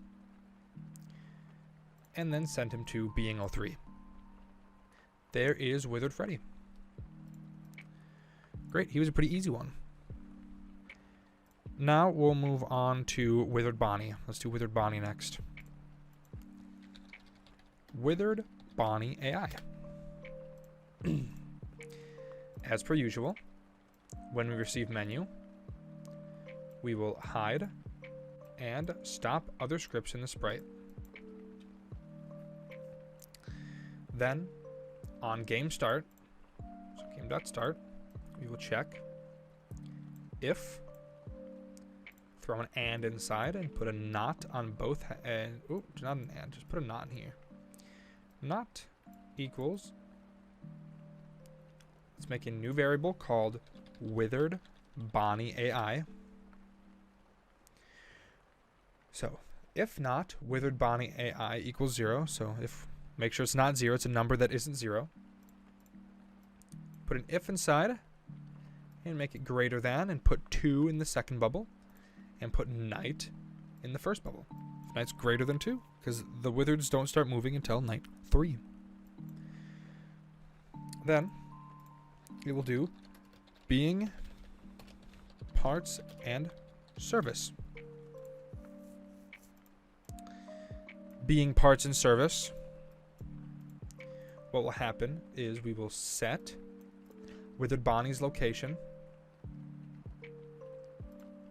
to 8, and then we will wait, grab your division symbol, pick random in the first half, Withered Bonnie AI in the second half. We'll have it wait 80 to 120 seconds, and then it will be being main hall. Oh, that was a list I just made. Being main hall. Being main hall. While he's being main hall, set Withered Bonnie to 7. Wait the 80 to 120. Then it is being party room 1. To move it to the next room that he's supposed to be in. While being party room 1, we set Withered Bonnie's location to 1. We wait the random amount of time. Then we run an if statement. And we will put an equal sign inside with a pick random and say pick random 1 to 2. If it equals 1, then he will be being left vent. If else, it will be being office hall.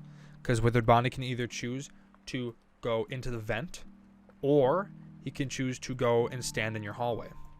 Let's do office hall first. So, it would be office main hall. He waits his 80 to 20 seconds, and then he goes in the office. Okay, let's do the left air vent. Or the left vent. Set Withered Bonnie to 5. Withered Bonnie goes into the vent, so he has the vent walk sounds, and he has to play them. So, play sound, pick random 1 to 2 for one of the random vent walk sounds, waits his time, and then goes into the office. When he's in the office, we set Withered Bonnie to in office. Then we wait until equals, we make a variable called Withered Bonnie in office. We wait until Withered Bonnie in office is 1, and then we wait until Withered Bonnie in office is 0. Then we make a block called being off camera, because there are times when Withered Bonnie cannot be seen on the cams anywhere. While Withered Bonnie is being off camera, Withered Bonnie's location is 0. We wait the allocated amount of time, and then he goes straight back to party room 1.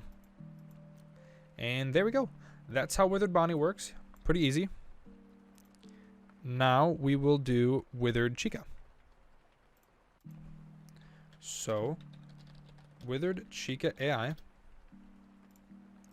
Started off how we usually do. When I receive menu, hide, and then stop with description the sprite. I'm going to grab this game start from Bonnie and drag it into Chica just to make this go a little bit quicker. When I receive game start, set withered Chica AI. We have to make that variable. Withered Chica AI isn't 0 and night is greater than 2. Then what we do is she just starts waiting. She didn't have to wait for anything. So grab the division. Put withered Chica AI in the second bubble. And pick random in the first. Chica will wait 120 to 140 seconds. Then she goes being party 4. Or being party room 4. While in party room 4, we set withered Chica location to 2. We wait 80 to 120 seconds. And then she goes right to the right vent. Or no, being party 4 goes to being party 2. Sorry. Being party 2. While in being party 2, goes to 2, which means being party 4 actually goes to 4, excuse me. Being party 2. Waste the amount of time, and then goes to being right vent. Fantastic. When being right vent, we have to keep in mind that since it's entering the vent, it makes vent walk sounds. So, comes in here, plays one of the vent walk sounds, sets her vent or sets her location to 6, waits the time, then goes being in office. Since Withered Bonnie and Withered Chica both don't show up when you press the light, they just hop right into your office, it doesn't matter that we don't check lights. So, when she's in the office, I'm going to grab this straight from Withered Bonnie.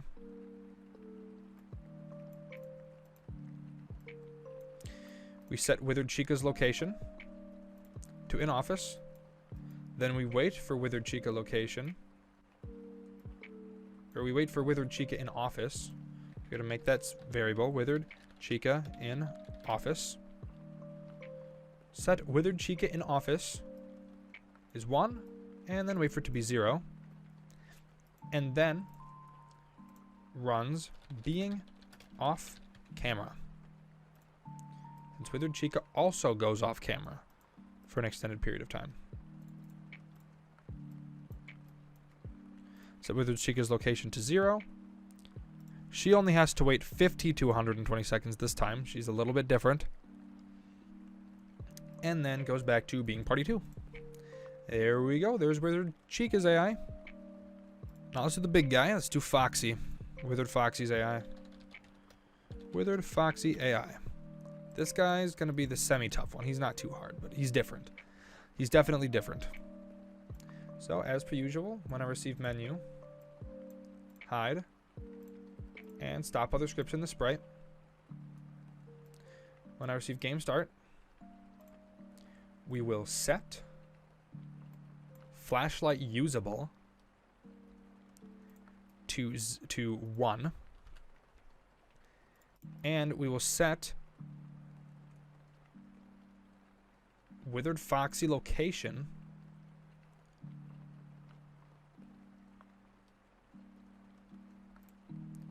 to wait.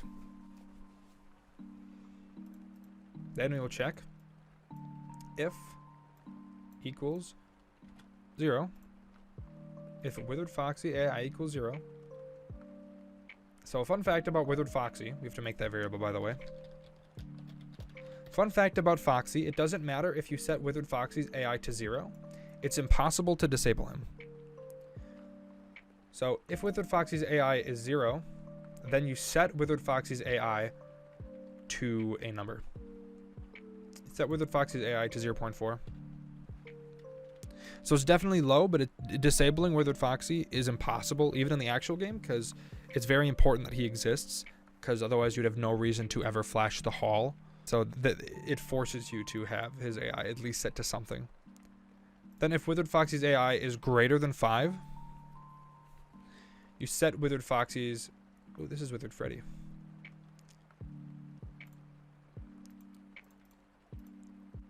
If Withered Foxy's AI is greater than 5, you set his AI to 5. Then we check if night is greater than 1.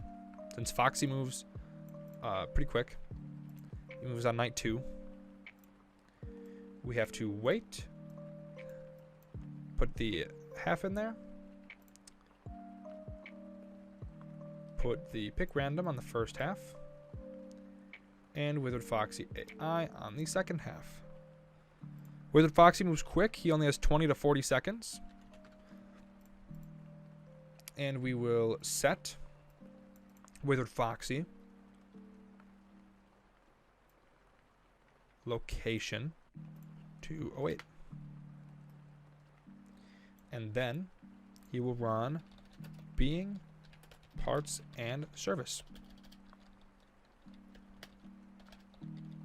There we go. Okay. While Foxy is being, parts, and service, we got a few things to run here. Okay. We will wait 40 to 65 seconds. Again, these numbers are totally variable. You can do whatever you want with them. If you want to make it quicker, you can make it quicker. You want to make it slower, you make it slower. It doesn't matter. However you feel your game should be balanced. And Toy Chica's location, because Toy Chica can be in the hall. Again, Toy Chica is the only animatronic that if she's in the hall, nobody else can be. She's the only animatronic that's like that. So if Toy Chica location, not AI, equals office main hall. If it's not office main hall, then you set Withered Foxy's location to office main hall. And then starts being office main hall. Being office main hall. Else, you set his location to 08, and you be parts and service again. Until he's able to get into the hall, he will keep trying to get into the hall until he can. Which the only reason he wouldn't be able to is if Toy Chica's in there. So, being office main hall. You will set flashlight usable to 0. Then you wait 3 to 10 seconds. This is when he first enters the hall and you're unable to flash stuff when he's first entering the hall. You'll be unable to flash your light. That's even in the first game or second game. You set flashlight usable to 1 after he has successfully made it in. Now we're going to make use of timer blocks. We're going to reset the timer at the time he hops in. And we're going to check an if-then statement. We're going to check if power is greater than 0. We will repeat until inside. We will grab a greater than symbol and run timer. Repeat until timer is greater than. Pick random 6 to 8. It's usually seconds when you're messing with the timer. You will then wait, pick random 2 to 5 seconds.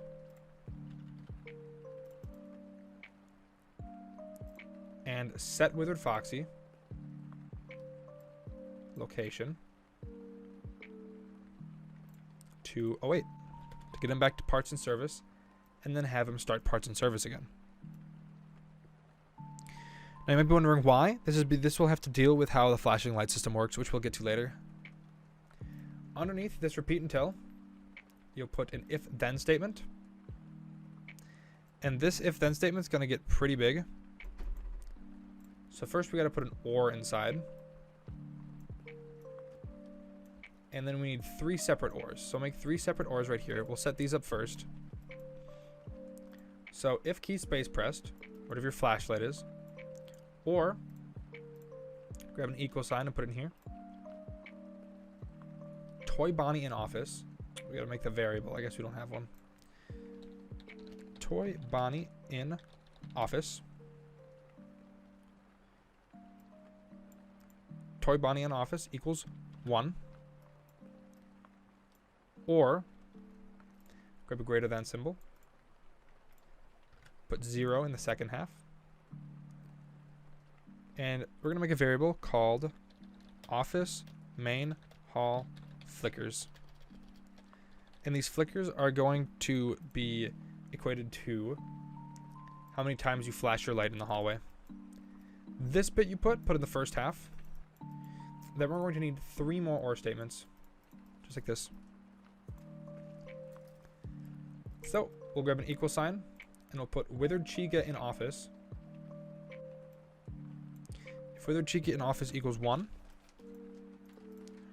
or withered Freddy in office equals 1, or withered Bonnie in office equals 1. And you put this part in the second half of the big or. It'll run being office main hall, or else it will broadcast death.animatronic.witheredfoxy. And then this final else will wait 9 seconds and then also get killed by Foxy. And that is how Foxy works. He's a little confusing. He's definitely different. That's how he works. So, there's one more animatronic that doesn't really show up. It's a secret animatronic. It's the Endoskeleton. So we'll set up his real quick. His is really easy. Endoskeleton AI. So, when I receive menu, hide, and stop other scripts in the sprite. And when I receive game start, we will set endoskeleton location. So we have to make that variable, endoskeleton location. And we set endoskeleton's location to 0, since he is nowhere when the game starts. Also, it might be safe to put endoskeleton location to 0 when on menu start 2. Just to keep things safe, because there can be some bug problems with him because he's a little weird. We're going to make a new when I receive. And this message doesn't exist yet. We'll set up the music box later in this episode. So we will be using a variable or a broadcast called musicbox.unwind.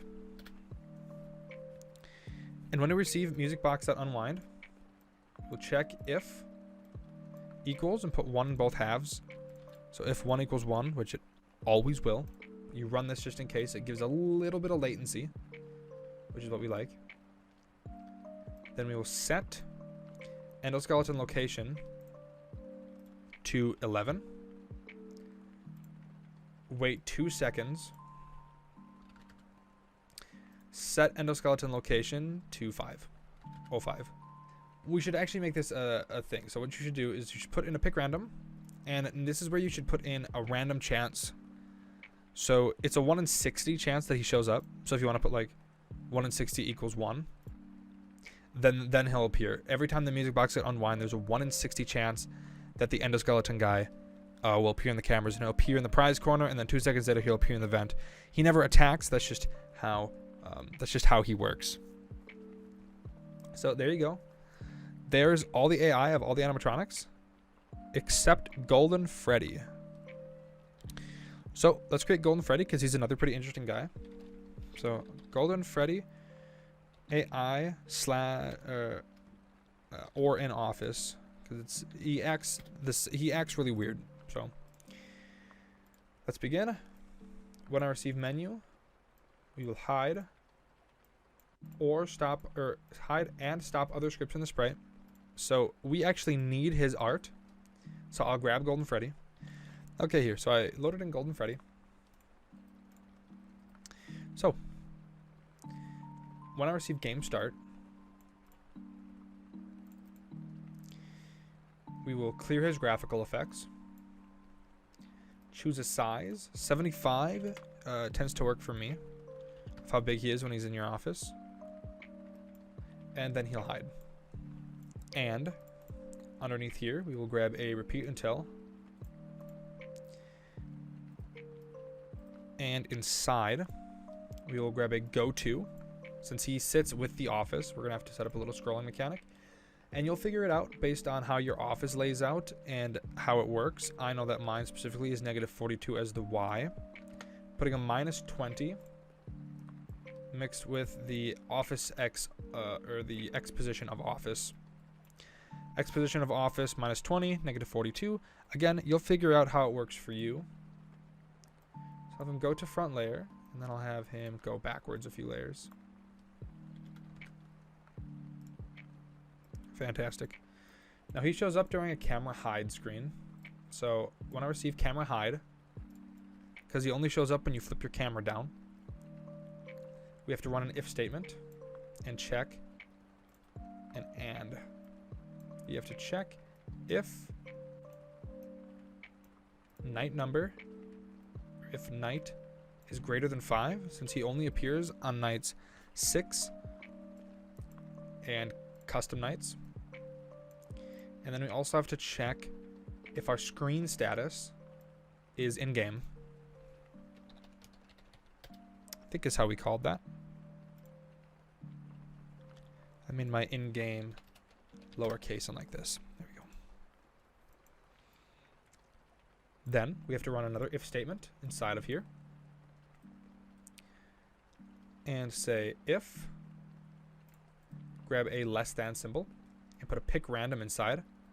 Choose if 0 to 100 is greater than Golden Freddy AI. Let's make that variable Golden Freddy AI. Then we need to clear graphical effects. Set size to 75 again, just to make sure. Go to front layer. Show. Set ghost effect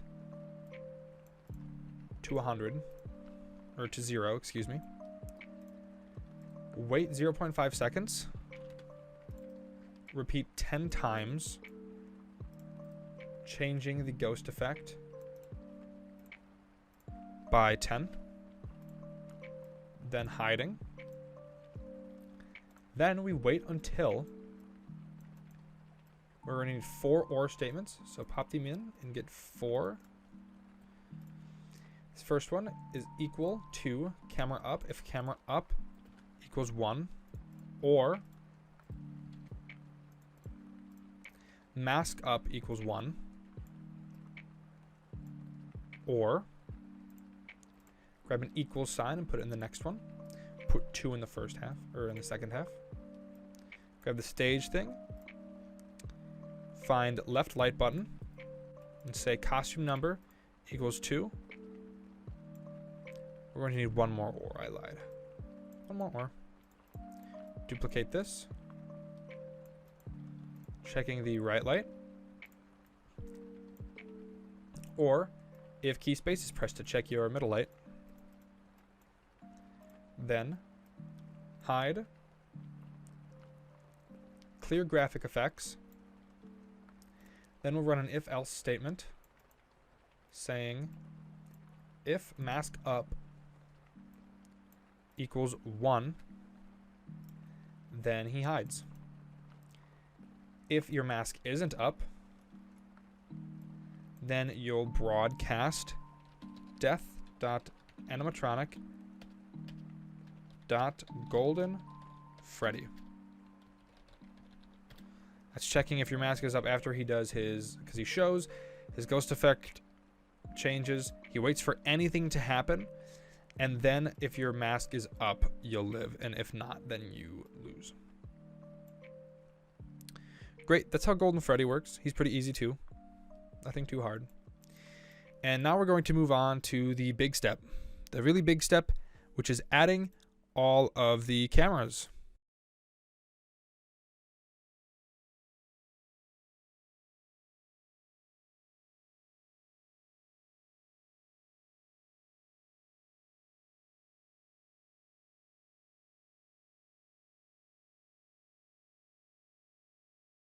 So, each camera is going to be its own individual sprite. So, let's begin. We'll create a sprite, and let's start with the show stage. So we'll call this show stage. And you will need to create every single iteration of the show stage. Which here is mine. So we have all the animatronics light off and light on. Make sure you have your light on too. There's Bonnie being gone with the light on, Chica being gone with the light on, and everybody being gone. And if you know FNAF 2, if there's no animatronic on the show stage, the light can't even be turned on. So we will have to name these accordingly so that we understand how the light works. So let's name these accordingly. I'll move this guy up to the top, this empty one, and we will call this S000.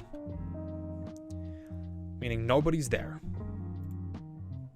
Next, I will cover when it's just Freddy and Chica, which is S011, because Bonnie is gone, and Freddy is there, and Chica is there. 011. 011.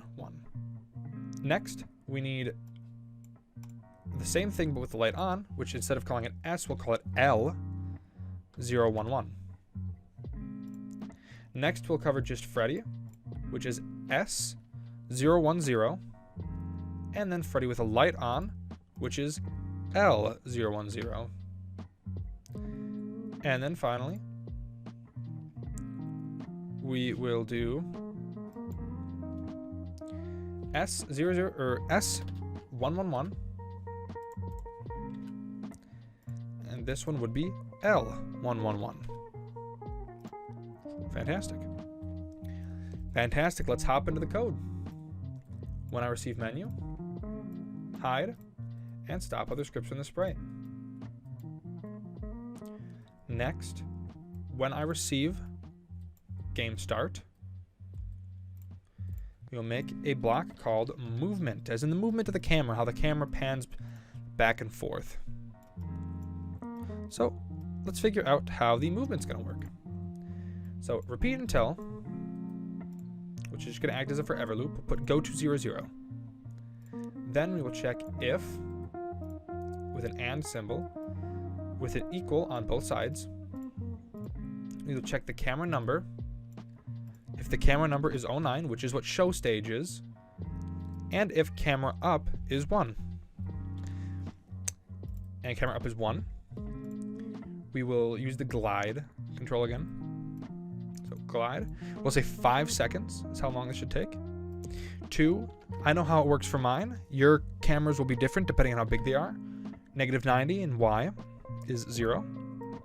Then it will wait 1 second. Or wait 1 second afterwards. And then it'll check this again.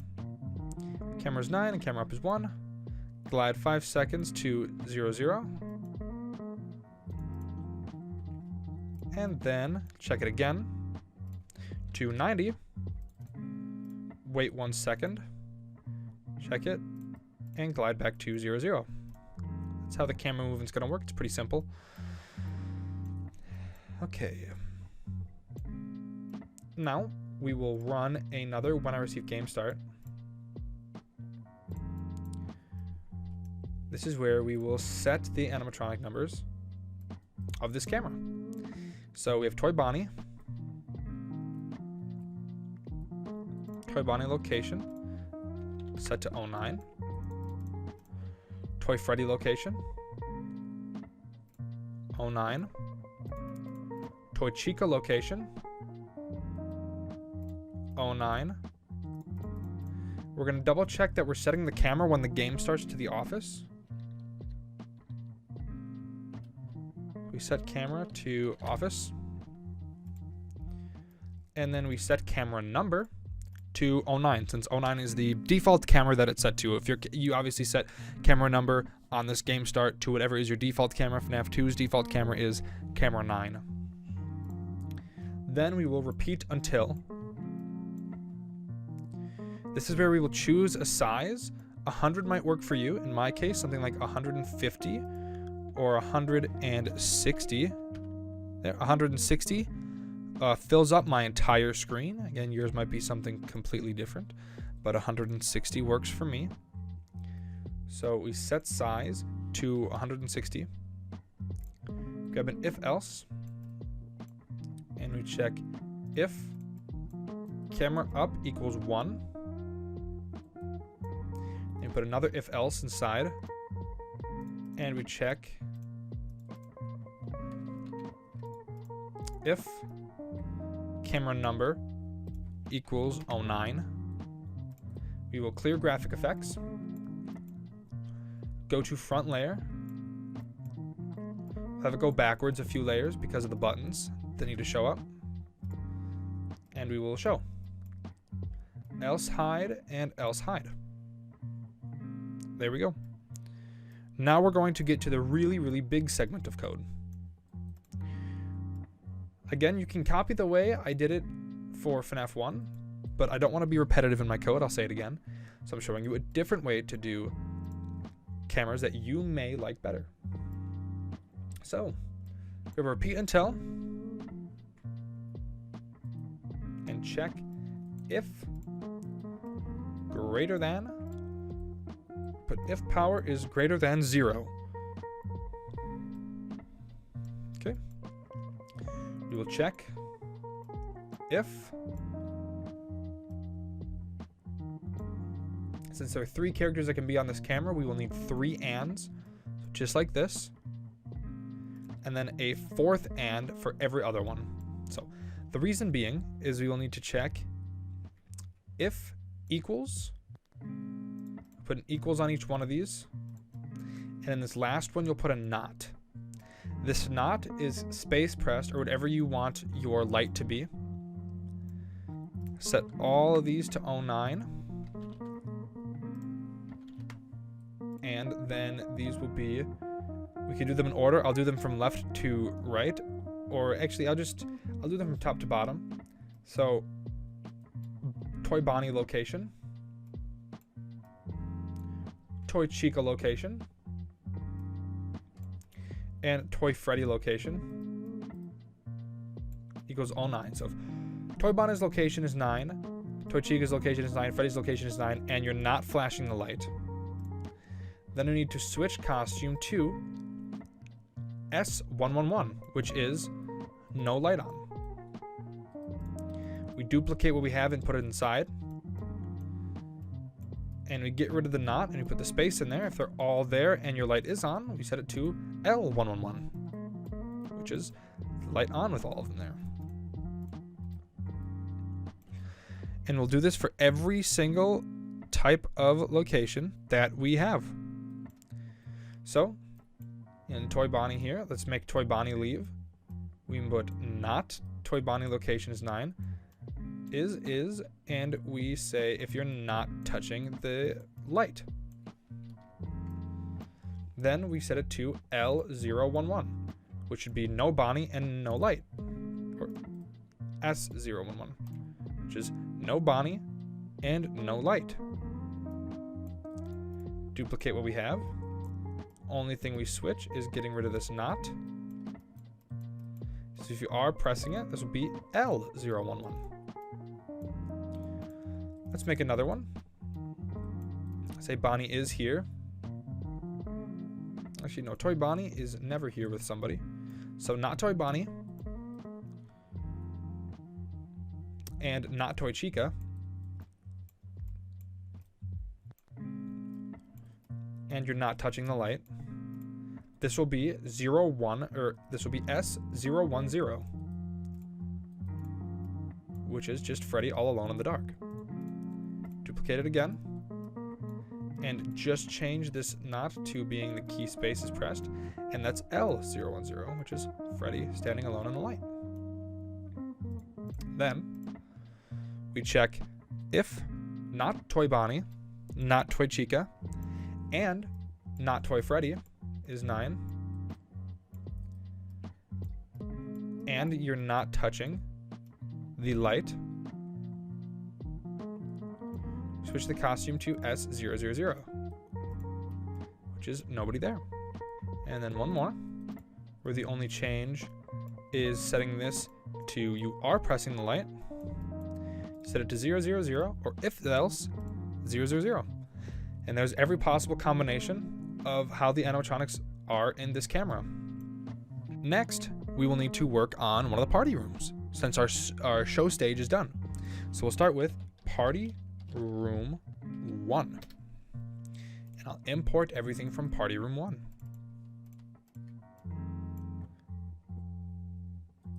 Which are all of these. I want to name these accordingly. So this one is just dark. This one is just plain light.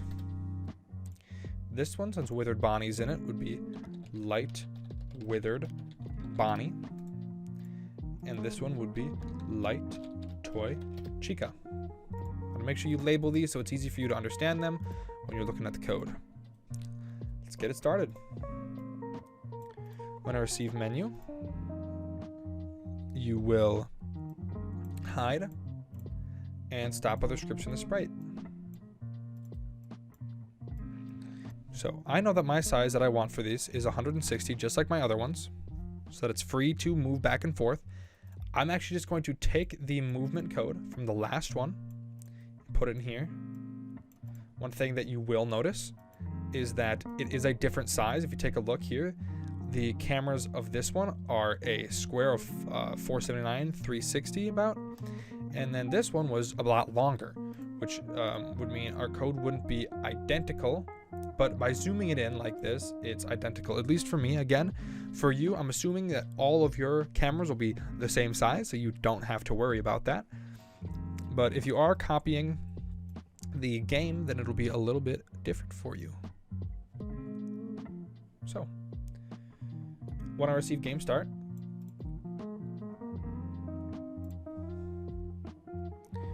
we will broadcast, make a block called movement. And just like the same, put the movement right on there. Now, since this camera doesn't have as many different characters in it as the show stage does, the code is a lot smaller and more condensed and a lot easier to work with. Before we set up who shows on the cameras, we're going to make another when I receive. Have the when I receive game start. Put a repeat until. You have to choose its size. In my case is 160. Yours may be something else. And we will run the same code that we saw right here. So I'm just going to take it, and I'm going to put it right underneath, just like that. And now we can move on to how the showing of the costumes actually work. So we can do game start, grab a repeat until, and we'll put an if statement in here. Have it say if camera number equals 1. Then we want an if else statement. Says put an and inside. If key space pressed or whatever your flashlight button is. And power is greater than 0. We will check if from equals sign Toy Chica location is 01. Since party room 1 is 01, you will set it to light Toy Chica because your light is on. Else, if Withered Bonnie location is 1, we set this to light Withered Bonnie. Or else, we just set it to light. And this else, we just set to dark. Since when it's dark, you can't see the animatronics anyways like you can with this. You can see the animatronics when the lights are off. You can't see the animatronics when the lights are off in this camera. So that's all you need to do. Fantastic. Now I want to get a party room that has... Party room 2 has something a little different. So party room 2. So I will import party room 2. Here we go. So we're going to make dark old Chica first. Doesn't necessarily matter the order. So this is just dark withered Chica. This is just dark. This is just light. This is light toy Bonnie. So we'll name it as such. And this is light withered Chica. Let's hop into it. We can simply grab this and pop it in there. Grab this and put it in there. And grab movement and put it in there. We can grab this game start and put it in there. And we will get to that in a minute. Let's clean up these blocks. All this works just as it should. Everything looks fine. Start. This makes sense, except changing 09 instead to 02. Does party room say 09? This party room does say 09. This party room needs to say 01. First party room is 01. So now we can begin the programming of showing the right costume. Since this one does something a little bit different, I want to show it. Since there's only one animatronic that is able to be visible in the dark, where Toy Bonnie is not able to be visible when you don't have the camera flashing on it. So, repeat until if equals camera number equals 2, which is the camera that this is camera 2. We'll run an if and then an and. Let's say if key space pressed, or again whatever your light button is, and your power is greater than 0, so we'll put that in there. Power is greater than 0. I'll run an if else statement that says if equals if withered Chica location equals 02, switch costume to light withered Chica. Else if Toy Bonnie location equals 2, switch costume to light Toy Bonnie. Else just switch it to light else. We run an if else statement, right? If your light's not on. If withered Chica's location equals 2, you'll switch costume to dark withered Chica, or else just dark. There we go. That's that camera. Party room 3 is identical to party room 2, but instead of withered Chica, it's withered Freddy, so I didn't bother showing you how to do that. Something I will mention is make sure that in your movement scripts for each camera, the camera number is selected to the right camera. The next interesting one I want to get into is party room 4, which does have something a little bit special in it, so let's move on to that.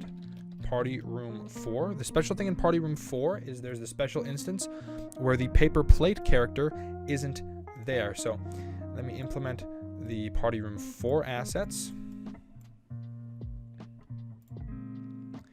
All right, and you see right here there's a special costume for when there's no paper plate. This one is just dark.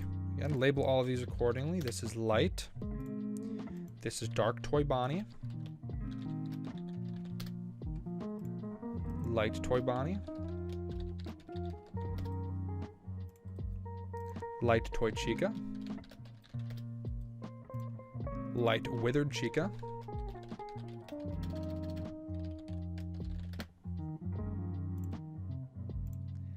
And I'm just going to call this light no paper plate.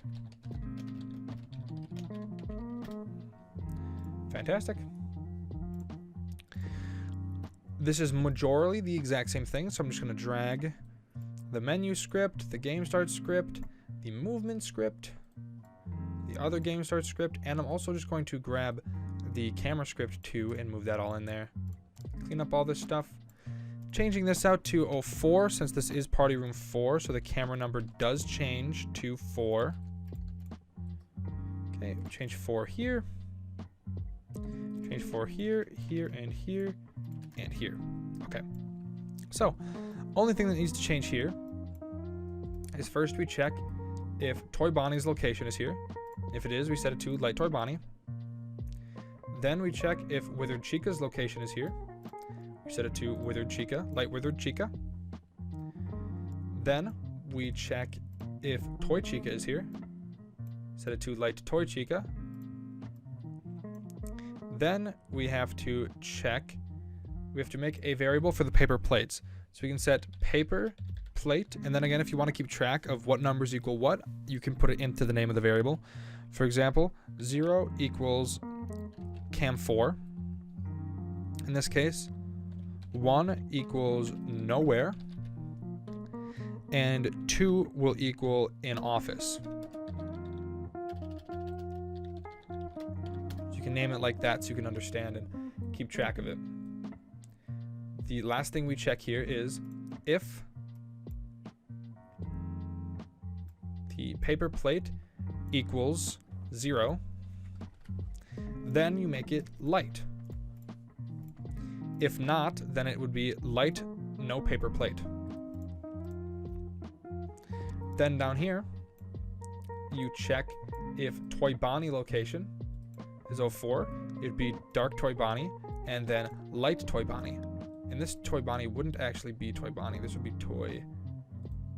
no, yeah, it would. Toy Bonnie. There we go. There's Party Room 4 all set up. So the left vent does something a little interesting in terms of it has the endoskeleton in it. So we'll look at left vent real quick. Let's import all the assets and just label them as normal, dark, light, Withered Bonnie. Because again, you can't see any of them when it's dark. Balloon Boy, Toy Chica, and Endoskeleton. Cool, again, this is pretty much the same thing. These cameras are pretty much always identical, with just a few things differing here and there. Let's hop into it and finish this up real quick. This camera, left vent, should be 05, I believe. Yep, it is. So 05. Don't forget to switch these out in your movements too, so that your camera actually moves when you're on the right one. 05, 05, 05, 05, and 05.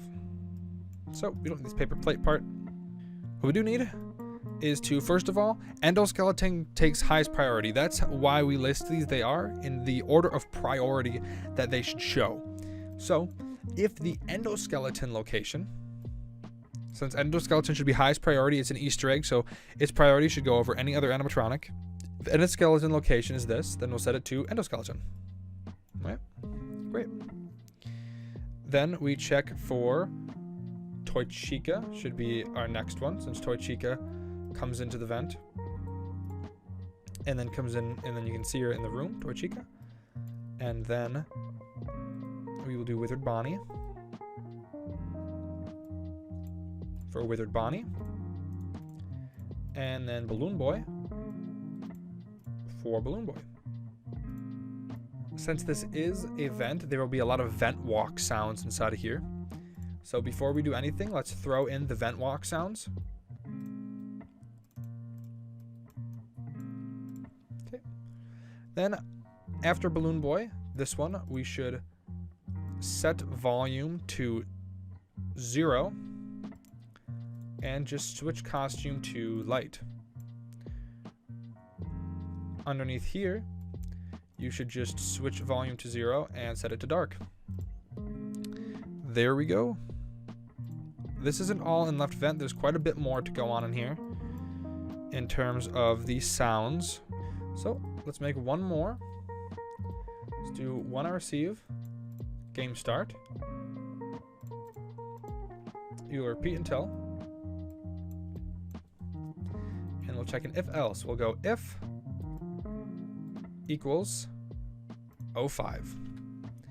We'll start with if Toy Chica location, that's Toy Freddy, equals 05.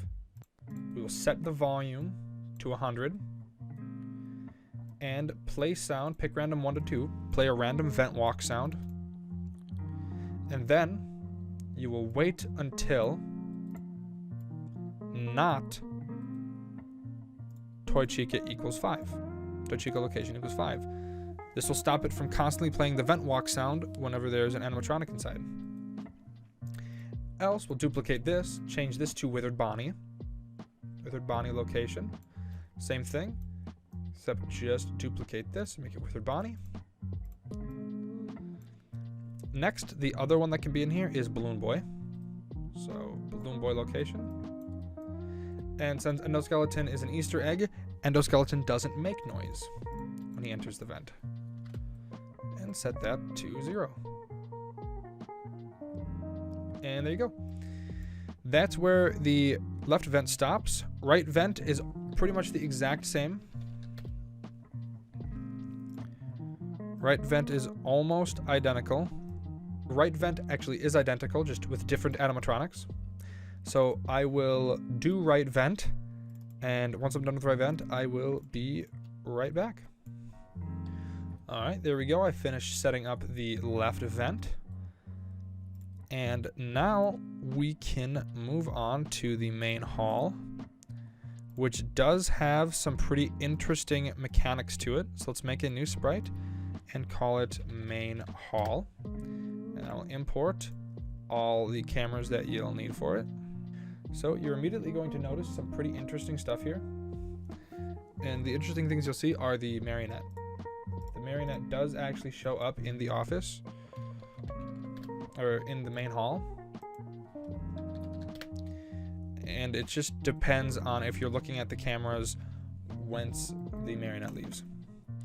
So this is Light Withered Bonnie. Make sure again you're labeling all these so you understand what they are. Light Withered Freddy. This is Dark Toy Chica. Light Toy Chica. And then these I am going to call Marionette 1, Marionette 2, and Marionette 3 for the 3 ways that she can work. So again, mostly it's the same. It's not much different from the other cameras. It's pretty easy. There's just very small difference in how it works. One of those is there's no vent walk sounds. You don't got to worry about vent walk sounds in this one. So let's figure it out. Main hall is the 7th camera. So we set this to 07. Switch all these movements to 07. Switch that to 07. And switch all these possibilities to 07. Okay, let's get started. So let's start with Toy Chica, since she has 2 opportunities to show. So Toy Chica. Toy Chica location equals 07. We set it to Light Toy Chica. If Withered Bonnie location, do Light Withered Bonnie. Withered Freddy location, Light Withered Freddy. And else it's just light. Since the puppet only appears, or the marionette only appears when the lights are off at this part. So then we will run a if Toy Chica location is 7, it'd be Dark Toy Chica. Else, if we're going to make a variable called marionette status, which we will mess around with later. If the marionette status is 4, which again, we'll get to this later, just where the marionette is. We set it to marionette 1. If it's 5, set it to marionette 2. Sorry about that. And if it's 6, we set it to marionette 3, or else it's just dark. There we go. There's something a little bit interesting about how this one works. Kids Cove is really easy. It's just where Mangle is, so I'm not going to bother showing you that one. Parts and Service does do something a little special, so I'll get Kids Cove done, and then we'll do Parts and Service together. All right, I got Kids Cove done, so now let's do Parts and Service together. So Parts and Service. I will import all the Parts and Service assets, because there are 2 special occasions to this one, which are Shadow Freddy and Foxy. So this one, even though you can see Bonnie, Freddy, and Chica in this one, we're just going to call it Light Bonnie, because Bonnie has to leave before the other 2 can. This is just dark, which I find interesting because you can see Chica if you look really closely, and you can kind of see Freddy too. This one is Light Chica, because Chica's mainly in frame. This one is Light Freddy. This is just light. Oops.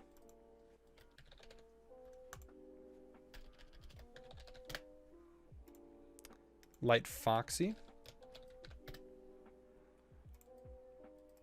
And this is just Shadow Freddy. You can do Light Shadow Freddy, but it doesn't really matter. Again, most of it is the same. It's just the costume work. So you can import all this, all the movement stuff. First game start and the second game start. Come in here, we'll clean it up.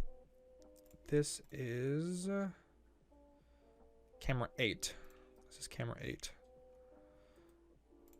So we set this to 08. Copy it across all of these. 8, 8. Okay. So if Withered Bonnie location, we know how this goes, is 8. Set this to Light Bonnie. If Chica location is 08, we set it to Withered Chica, or Light Chica. If Freddy, and this is in order of priority, since Chica can't show up in the main frame until Bonnie leaves. Bonnie is first, then Chica, then Freddy. And then Foxy takes priority. Withered Foxy and Light Foxy. Else, we will just switch the costume. Oh, well, actually, Shadow Freddy actually takes priority over Foxy, excuse me. Shadow Freddy takes priority over Foxy. So I have to make a variable called Shadow Freddy. And we will check if Shadow Freddy equals 1. If it is, then it'll be Shadow Freddy. And then it goes for Foxy, and otherwise it just does light. Else, it's just dark. There you go. That's how you set up that. And Shadow Freddy will do his thing later on. So the game area does nothing special. There's nothing special about the game area, besides the fact that you can see 2 animatronics at the same time. That's the only difference. So I'll show you how to do it just in case you guys get confused. So we'll do game area. We'll pop the game area open, because you can see Balloon Boy and Toy Freddy at the same time at one point, and that might confuse some people. So you should have to do it. This is Dark BB. This is Light BB. This is just dark. This is just light. This is Light Freddy and BB. And this is just light Freddy. Okay. Once again, most of it is the same. Just drag it all in.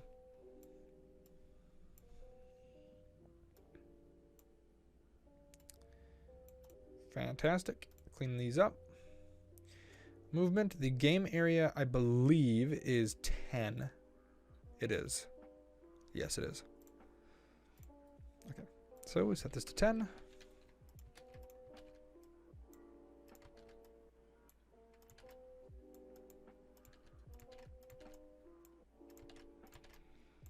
Okay. So the first thing we'll check is we'll actually run an AND here to check for 2 animatronics. One is BB. BB location is 10. And Toy Freddy location is 10. That's Toy Bonnie. Freddy location says to light Freddy and BB. Next, we'll just do BB since it's more common for him to be there.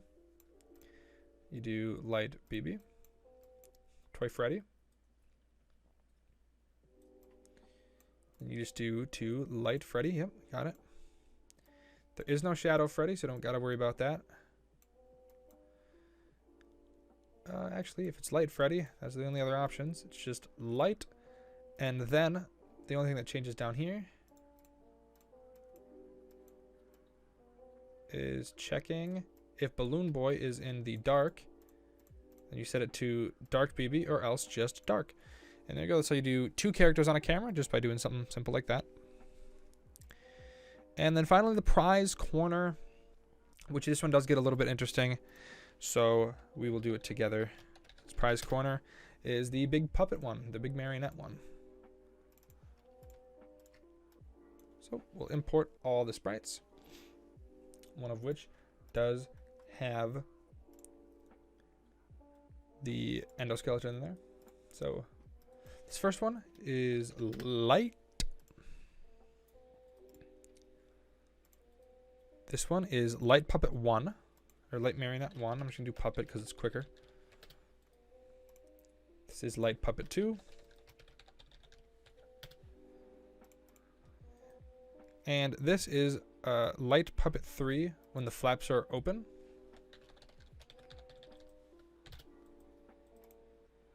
This is just dark. And this is light endoskeleton. Again, endoskeleton can also be on this frame. Again, most of it is the same.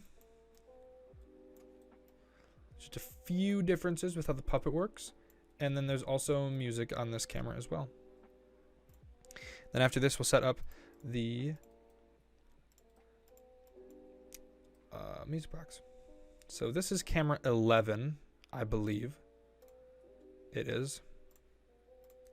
So we set this to 11. And we move all these out. 11, 11, 11.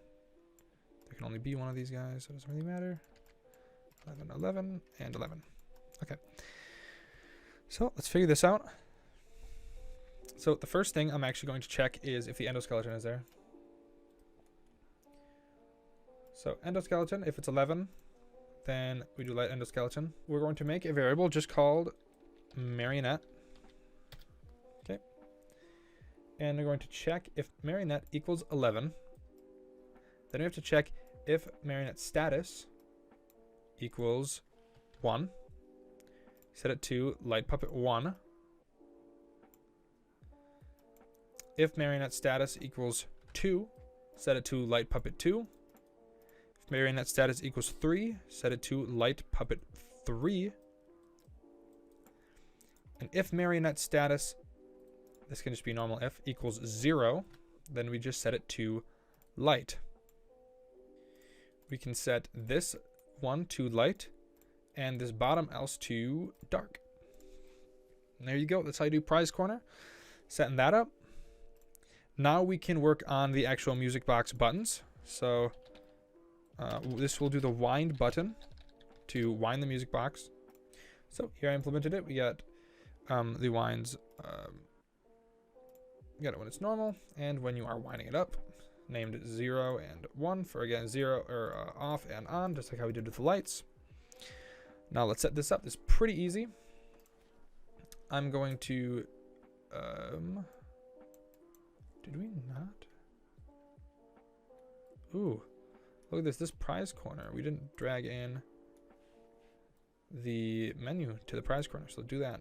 Drag it into here too. Okay, so we are in the wind button, per usual. Looks just like this.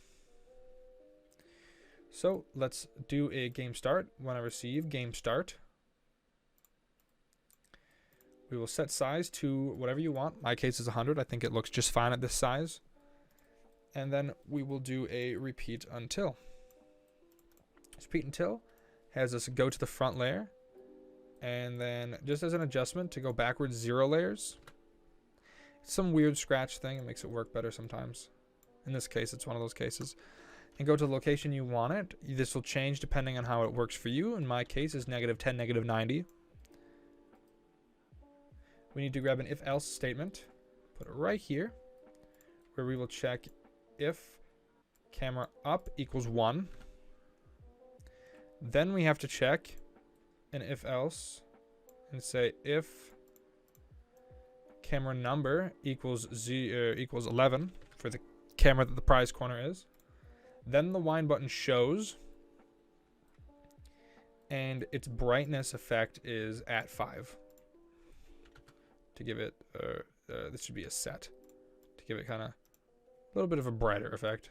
It's not very noticeable, but it looks nice. Then we have to run another if else. Check if mouse is down. We will set volume to 100. Set brightness effect to 0. And switch the costume to wind 1, which is when it is on and being wound. Else, we will set the volume to 0 and the wind up to 0 as well. And else, set the wind up to 0 like this. And we will set the brightness effect to 0 here. I forgot to turn this this camera statement to an else. We forgot a very important if statement in here, which is if, right here, if touching mouse pointer. If it is touching the mouse pointer, then we set volume to 0, and we set that brightness effect to 5, and then we run the mouse just like this. This one gets moved up 1. Whoop. Then we should have 2 empty if-else statements down here. The second one should set it to 0, set the wind up to 0, and hide it, because we're not on the camera. And then the final one does the exact same thing. So there you go. There's how that works. There's one more game start we have to do for this one. So when I receive game start, we will grab a repeat until, say go to front layer. Then again, we'll go backwards 0, just as that little adjustment. You'll play sound. We have to add the winding up sound, which sounds like this. So we will play sound, wind up until done. Then you can wait any amount of time. If you look here, 0.28. So I'm going to choose 1.12. Again, this will work differently for you. 1.12 works for me with this sound. It'll probably be a little bit different for whatever sound you use. Or if you use this one, do 0.12. I think it works great. There you go. That's all you need for the wind up button. Now we actually need the music box. The music box timer right here is what this will be. So let me throw those in.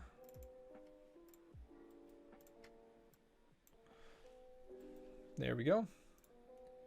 And keep an empty costume on this one at the bottom. Make sure it's at the bottom though, an empty costume with nothing in it. And then all your other ones. Oh, look at that. I think they mix up here somewhere. 13, 12, 14, 12. So yeah. Let me get these in order. There we go, fixed it up. Now they are all in order, as you can see here.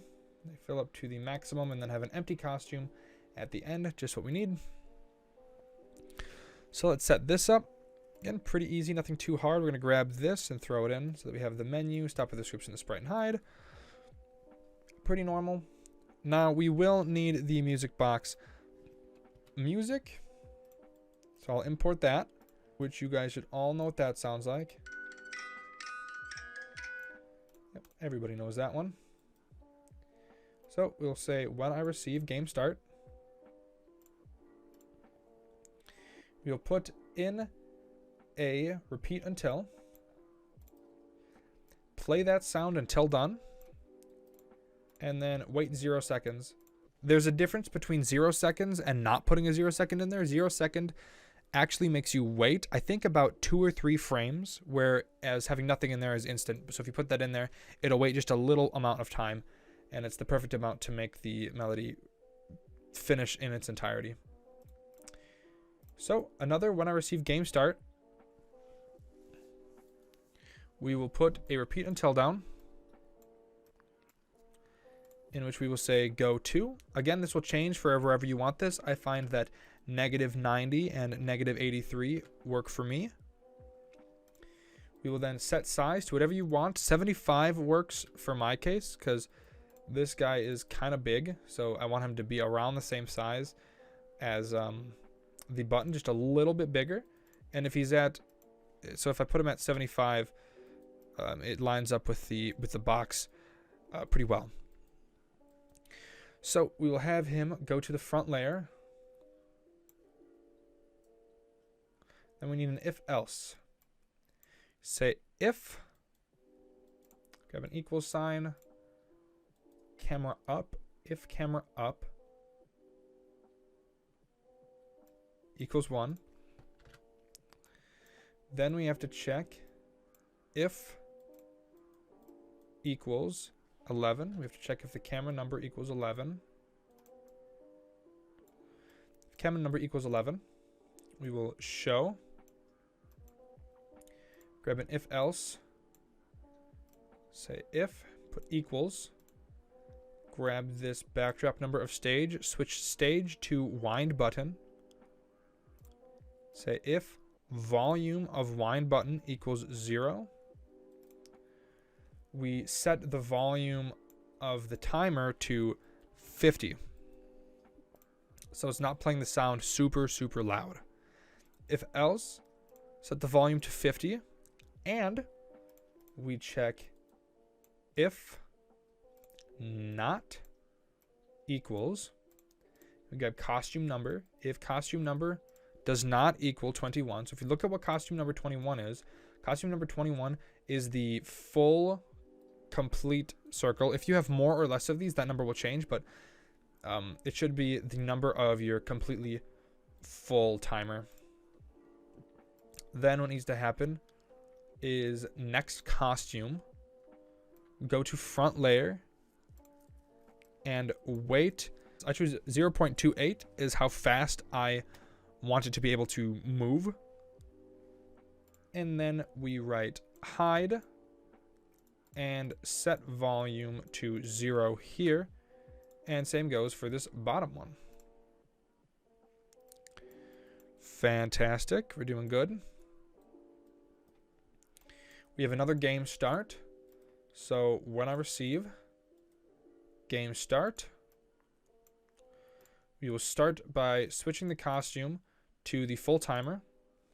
Then we check if the night is equal to 1. If it is, we want to wait for that phone call to pretty much be done. So 123 seconds for my phone call usually works for me. Yours is obviously going to be different. Then I'll put a repeat until underneath here, and we'll run an if statement inside. That says we're going to check this exact same thing if the volume of the wind button is 0. So if volume of wind button equals 0, Then we will run an if-else statement that says equals, and say if not equals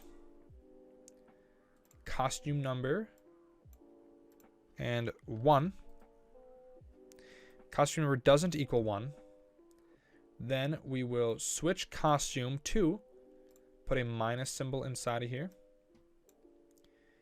find costume number, put it right there, and a 1 on the second one, so it'll go down. If the volume, or if the costume number isn't 1, which is this one, then it will switch it by a negative, it'll move it down a costume. Or else, if it is 1, it will hide. It will stop other scripts in the sprite. It'll switch to that empty costume that we wanted you to that I wanted you to keep. And then it will broadcast that music box unwind that we touched earlier when using, or when working on the endoskeleton. And then we want to stop this script. Underneath here, you'll run an if statement right here. It says if night equals 1, wait, we'll say 7 seconds. Okay, this is how fast, this is recording how fast the box goes down. On night 1, every 7 seconds it goes down. On night 2, every 6 seconds it goes down. On night 3, every 5 seconds it goes down. And again, you can adjust these however you want. If night is 4, it goes down every 4 seconds. On night 5, it goes down every 3 seconds.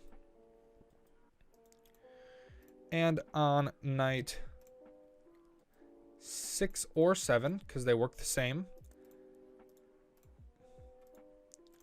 On night 6 or night 7, it goes down every 2.5 seconds. There you go. That is how the music box works. Very great. Because it changes based off of the volume. If the volume is 0, or if the volume is 0, it'll move and it'll check if it's 0 to be able to move it upwards and downwards. Now, with our cameras done, we can head back to our Mangle and continue our Mangle AI that we didn't get to finish before. Remember, we were down here and we weren't able to finish our Mangle AI, but now we can. So let's finish Mangle's AI up. So let's move this over a little bit. Mangle's location equals 11. We have to set this to the prize corner, since camera 11 is the prize corner. Again, this will be whatever it is for you. So prize corner, X position of prize corner, and 75 works for me. We'll put her up at the top. Next, if Mangle location is 10, go to the front layer, blah, blah, and then she goes to the game area. And negative 110 works. I'm also going to put a go backwards about 20 layers on each one of these. Just so making sure she is behind static and possibly behind like other things like music box and the maps and the buttons. Just making sure she's behind all that stuff that she needs to be behind. Next, after 10, she can be at 7. So if her location is 7, that is the main hall. So we set it to main hall. And 110. Oh, my 10 is 95. My 10 is 95. After 7, she can be in 2. She's in 2. We will set her size to 65 if she's in 2. That reminds me, if she's in 7, she should be 75. Same thing if she's in 10, she should be 75. There we go. After that, this should be 0. Next, if mango location equals office, she's in the office. Size 65, yes. She goes to X position of the office. And again, this will change based on how your office works, but I find that X position of office plus 100, again, works just how the lights and how Golden Freddy works. Plus 100 and 120 to stick her to the ceiling. Just close that if statement off. And there we go. Now Mangle will show up and move around as she should.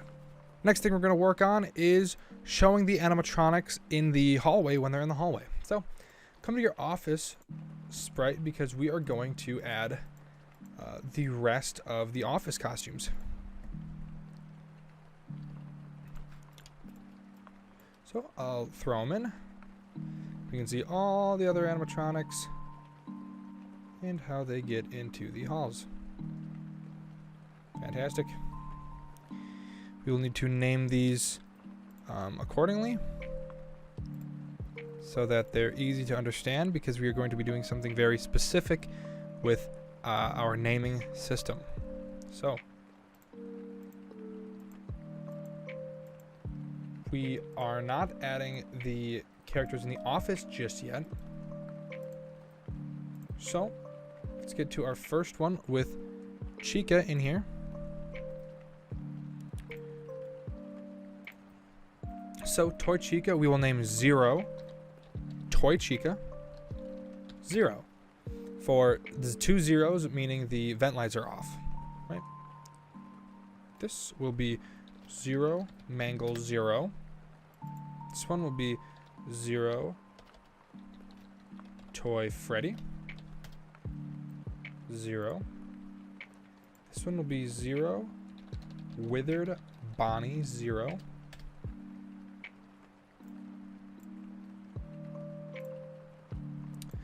Zero, Withered Freddy 0.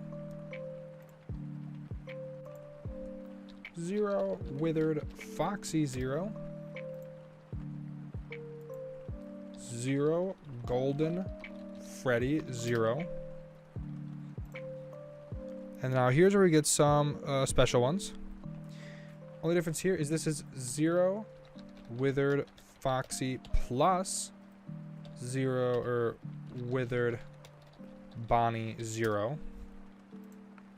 And then this one would be 0, Withered Foxy plus Mangle 0. There we go. These are all the hall animatronics. We also need to add all the vent animatronics. So let's do the left vent options. So this would be Toy Chica 0, 0. For Toy Chica 0 and 0. This would be BB 0, 0. And now we add in the right vent, which these are 0, 0 Toy Bonnie for 0, 0 and Toy Bonnie. And then 0, 0 Mangle. Fantastic, there we go. We got the rest of these in here. In terms of the non-attack ones. You know what? We actually will do the animatronics when they're attacking you. We already did the code for it. We might as well get them in the room with you too. Alright, so here I've implemented the actual attack places. So we're just going to call this big one Toy Freddy. I call this one Withered Freddy. This one Withered Bonnie. And this one Withered Chica. Fantastic. Don't forget to be saving all the time. So, underneath this game start, remember when we talked about this if statement? Well, we're using it now. So we'll pull this out for now. And what we will do is we will say an equal sign. And we will first of all check if Toy Freddy's in the office. So if Toy Freddy in office is 1, switch costume to Toy Freddy. else if Withered Bonnie in office, switch costume to Withered Bonnie. If Withered Freddy, or if Withered Chica, let's do that one next. If Withered Chica in office is 1, switch to Withered Chica. And finally, if Withered Freddy is in office, switch costume to Withered Freddy. If else, switch costume to the office code. Fantastic. There's that section. So, let's quickly make a sprite for... Ooh, actually, find your Toy Bonnie attack and Chica attack costume, and we will add the actual Toy Bonnie attack sprite to it, which is right there. He's chilling. And when we receive Toy Bonnie attack, we will set Toy Bonnie in office to 1. That's Withered Bonnie, excuse me. Toy Bonnie in office to 1.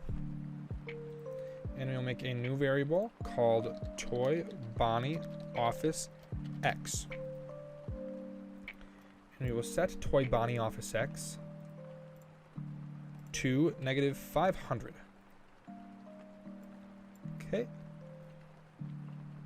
We will run an if-else statement saying if mask up equals 1, we will show and repeat. This will change depending on your game, but mine is 125. We will go to front layer and then go backwards about 20. Make sure we're behind all of the stuff like the mask and stuff. We will go to, gonna go ahead and put minus in this one right here. And we will say the office here, X position of the office, minus is going to be your Toy Bonnie X, or your Toy Bonnie attack X, Toy Bonnie office X, whatever you happen to call it, and then whatever your Y position is. My case is 0. Then we will change Toy Bonnie Office X by 5. Then we'll run an if statement saying if not mask up equals 1, hide, and then broadcast death dot animatronic dot toy Bonnie. Then we will stop other scripts in this sprite and stop this script. Underneath the loop with an arrow, I'm going to put hide and broadcast toy Bonnie .go.03. And then duplicate what we have here and put it in that final if. And then underneath all of this, set Toy Bonnie in office to 0.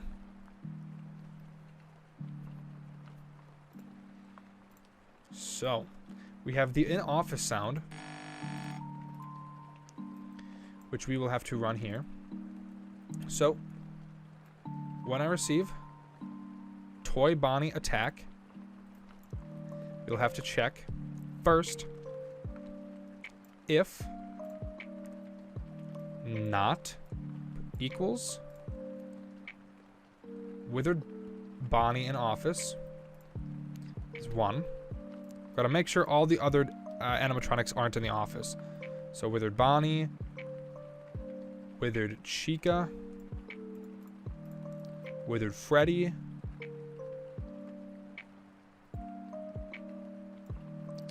and Toy Freddy. All equal that. Then you can also start sound in office, so that when Bonnie is there, the in-office sound begins playing. Then in your Toy Bonnie AI, you will grab a when I receive Toy Bonnie Go 03. You will set Toy Bonnie location to 03 and then start being 03. There we go. There's your Toy Bonnie attack all done. Now we can head back up to our office and continue working with what we were working on. So, when in our office, when we receive Toy Bonnie attack, we need to do a few things. We will repeat until equals Toy Bonnie in office. Repeat until Toy Bonnie in office equals 0. We will set the brightness effect to 0. Then we will wait a very, very small amount of time. So you can do like 0.0001. Oh, wait, oops, excuse me. Put a pick random in there. 0.001 or 0001 if you want to be really specific. And then 0.01. So pretty small increment of time right here. Then you will set the brightness effect to -90. And then wait a slightly shorter or longer amount of time, 0.01 to 0.5 seconds. And then afterwards, you set brightness to -100 after the attack is over. And then you repeat 50 times. Change the brightness effect by 2. And then set the brightness effect to 0. Which will make it so that after the attack is over, your screen goes completely black and then slowly gets brightened again, just like how it does when you normally get attacked by a enemy. So let's set up the flickers for when you're flashing the light at the hallway for Foxy. So we do game start. And then inside of a repeat until, we say we will set office main hall flickers to 0. And then we will wait until, grab a greater than symbol. Wait until office main hall flickers is greater than 0. And then wait 3 seconds. So you start flickering, it waits 3 seconds, and then it'll set it back to 0. So to counteract that, when I receive game start, repeat until. You will wait until your flashlight button is pressed, which in my case is space, could be control, could be anything you want. Then we grab an if statement and put it underneath. Put an and statement inside. Put an equals in the first half. Say camera up equals 0. And mask up equals 0. We will change office main hall flickers by 1. And the reason we check if camera up is 0 and mask up is 0, so that if you're flashing your light while in your cameras or while your mask is up, it's not actually counting the flickers. So like you can't flash the camera in the lights and also have it keep Foxy at bay. And then you wait until not key space press, so you can't just hold down the space button either and have the flickers go up really, really fast. So you actually have to flicker the lights over and over again. So let's grab another when I receive game start, and we'll set some of these variables that haven't been set yet, such as, just grab the in offices. So Withered Bonnie in office, set to 0. Withered Chica in office, set to 0. And Withered Freddy in office, set to 0. You can also clear the graphic effects. And then set the office code to 000. There we go. We will grab a when I receive and type in camera hide for when the characters are in our office. Setting up the attacks here. Make the office go to 0 when the camera is hidden and it starts at the middle. Grab a if else statement.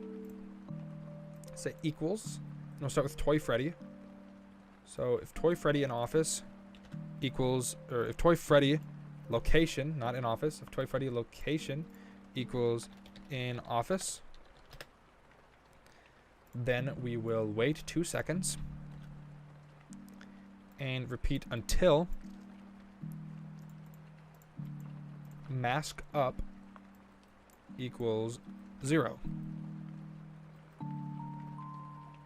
Or repeat until, excuse me, keep this out. Repeat until Toy Freddy in office equals 0. And inside of this repeat until, we grab an if and put mask up equals 0. If at any point Toy Freddy is in your office and your mask comes up or your mask isn't on, then we broadcast death.animatronic.toy Freddy. And then stop the script. There we go. Duplicate what we have here. And now we check if Withered Bonnie location is in office. And then this should be Withered Bonnie in office. This is death.animatronic.withered Bonnie. Now we do it for Withered Chica. So Withered Chica location. And then Withered Chica in office would make death.animatronic.withered Chica. And then we do Withered Freddy location. And then Withered Freddy in office. We do death.animatronic.withered Freddy. Great, you can set this last one to just an if statement. There we go, that's when the camera is on camera hide. And we're going to duplicate what we just made, actually, this camera hide one. You can get rid of the go to 0. If Toy Freddy location is in office, you can get rid of everything here. Whoop. Get rid of all the things inside of each of these, because we're going to broadcast animatronic.inoffice.toy Freddy. And for Withered Bonnie, animatronic.inoffice.withered Bonnie. Animatronic.inoffice.withered Chica. And then animatronic.inoffice.withered Freddy. There we go, to broadcast that we are being attacked by them. So now we find this piece of code. Game start, set office code 2000. You can get that out of there right now since we already did that.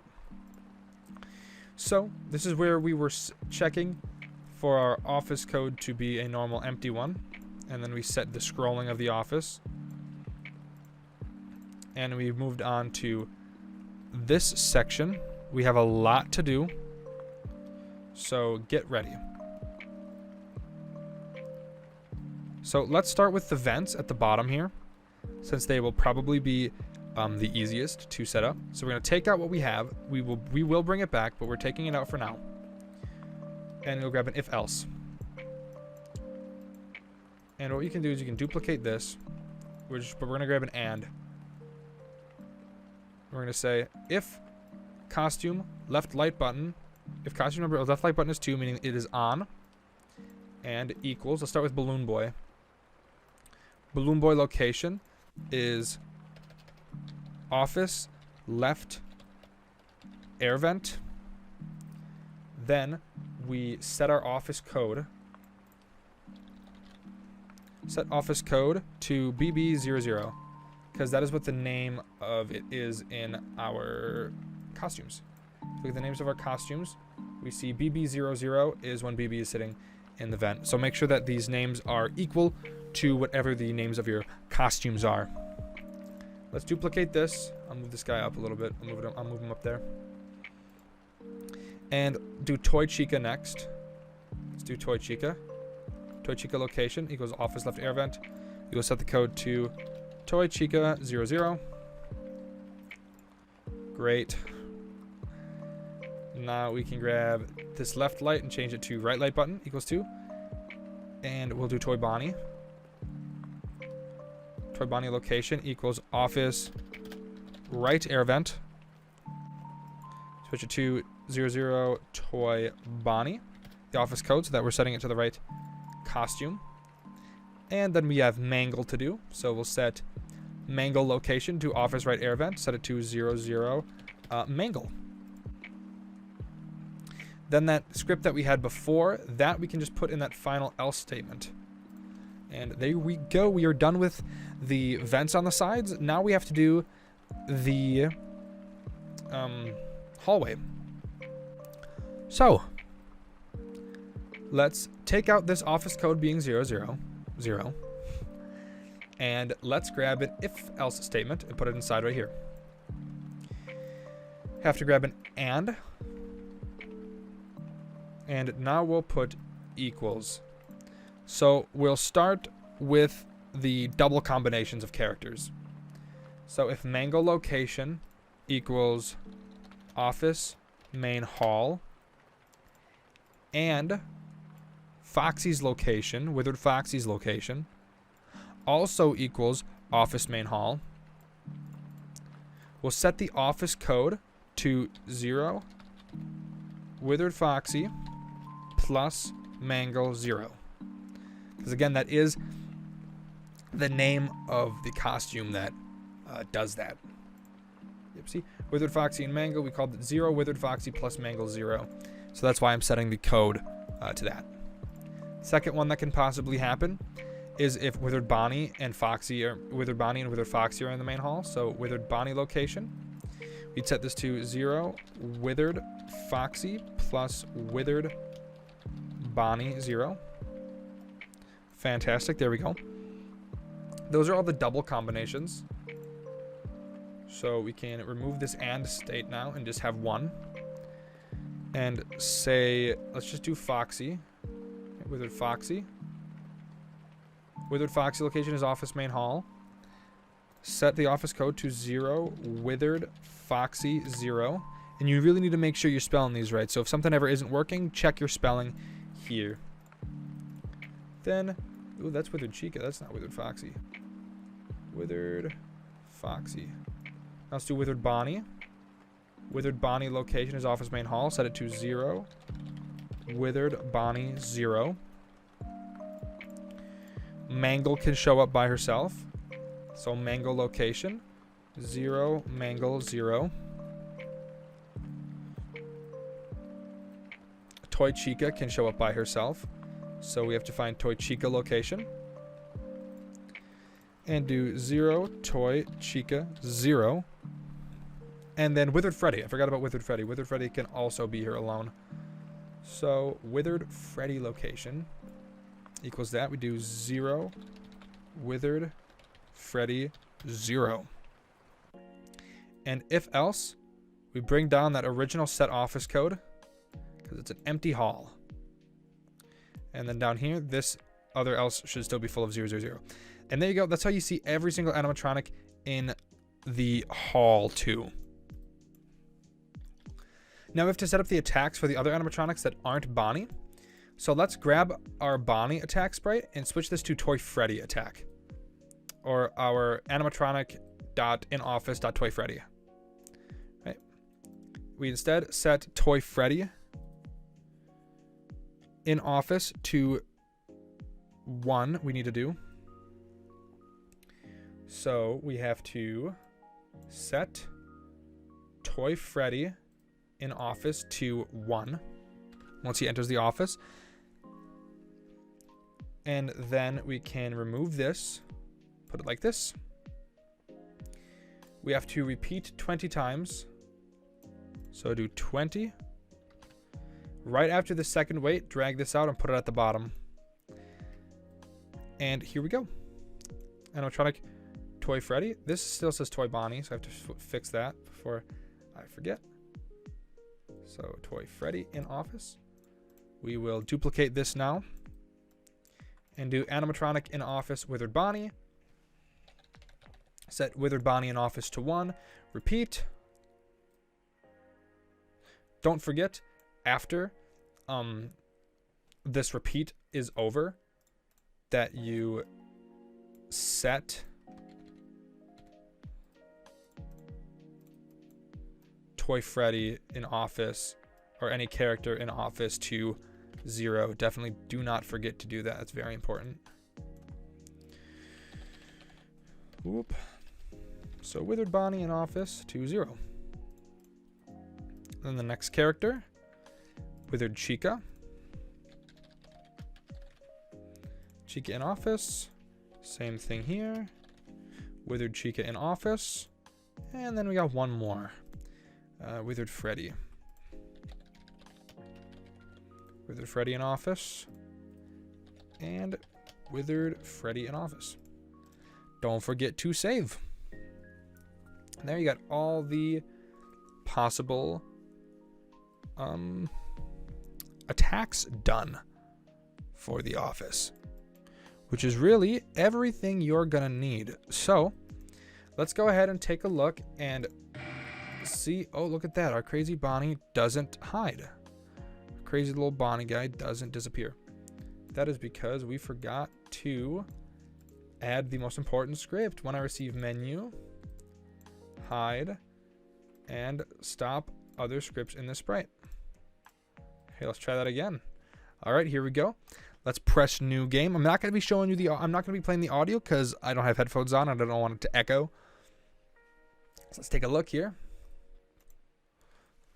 I am first night. We might have some layering problems, and layering problems are not hard to fix. Here, let me turn on my interpolation so that it moves a lot smoother. Okay, we see we got the mask. We got the cameras. Okay, our desk shows and our button shows, but we can fix that. So we can switch through the cameras. We can turn our stuff on and look at all the cameras. Oh, look at that. We got a little bit of a bug, but we can fix that. That won't be a problem. That's just something in our creating. Oh, look at that. Mangle is showing when she doesn't need to be. We can fix that too. But overall, and we can see that our cameras don't hide once our cameras drop down. So let's fix some of these things. So to fix one problem at a time, let's head over to our camera button sprite and choose when I receive camera hide. We will set camera up to 0. And that fixes the problem of the cameras not hiding when the camera comes down. Let's flip up the camera just so we can see. And work with the desk to make the desk go backwards. So 5 layers isn't enough. We can try 6. That doesn't work. Let me disable the compiler so we can actually check it.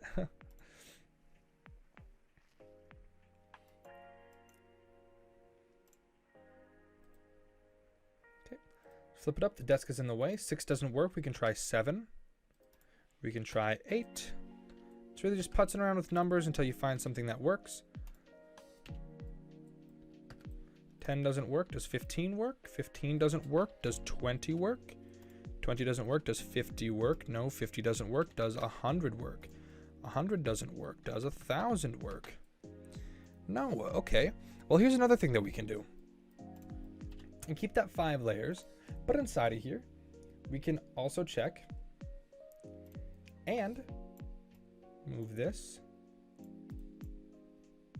and camera up equals 0. That'll hide it whenever the camera is up.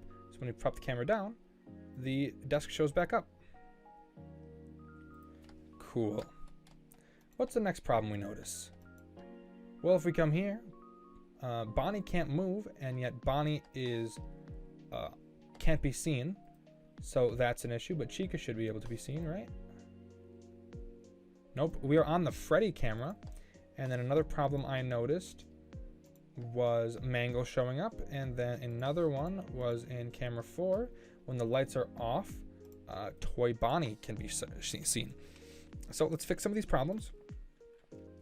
Let's start with the Toy Bonnie problem in the party room. Yep, see, look at this.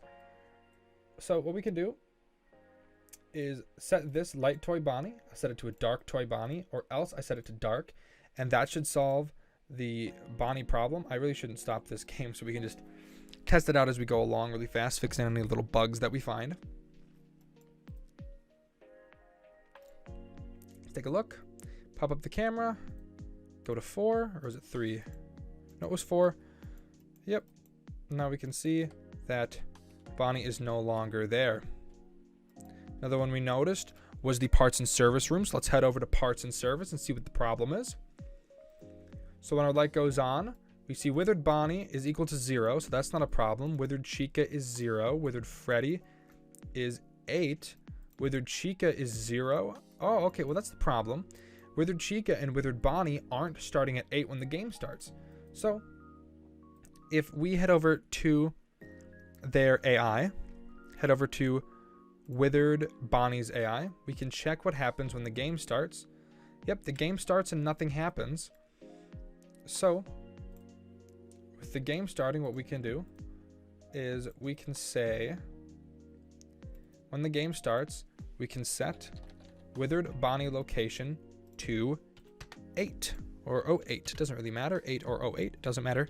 Just put 8 down, and then we can go to withered Chica as well. And under game start, do withered Chica location to 8. That's withered Bonnie. There we go.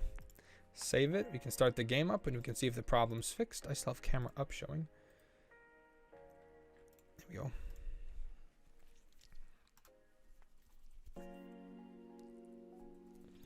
Okay, let's open this up. Just come here. We can see that the animatronics, all 3 of them are showing, so that's that problem solved. Feels good. Okay, next problem I noticed was Mango showing up in the wrong spot, and it looked like Mango was just in the vent there, and so was Endo. It looks like they were just adjusting themselves, though, as he first went in, so that problem shouldn't happen again now. Yep, so let's fix the Mango problem. Head over to Mango and see what's going on.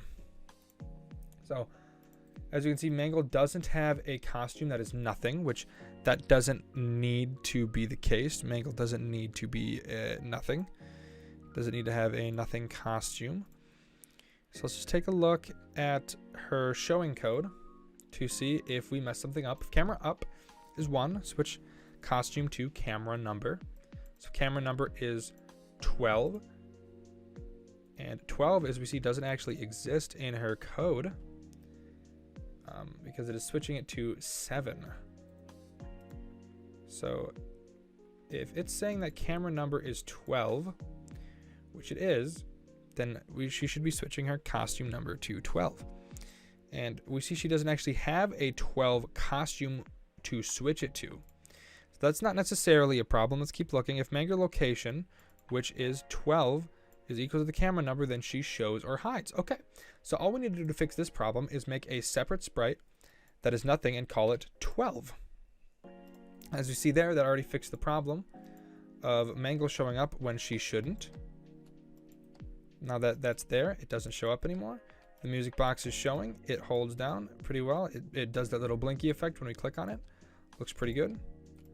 I'm not seeing any other immediate problems. Everything seems pretty set to me.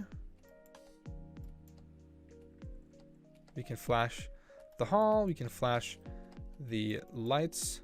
Put the mask up. We can see that the light buttons show through the mask. So let's go ahead and see if we can't fix that. Let's head to our left light button. And this is where we'd put in those layers. Go backwards 20 layers. Let's see what happens if you flip the camera down. Does it do that little flicker thing? It doesn't. Okay. We can come to this one as well and put the go backwards 20 layers in.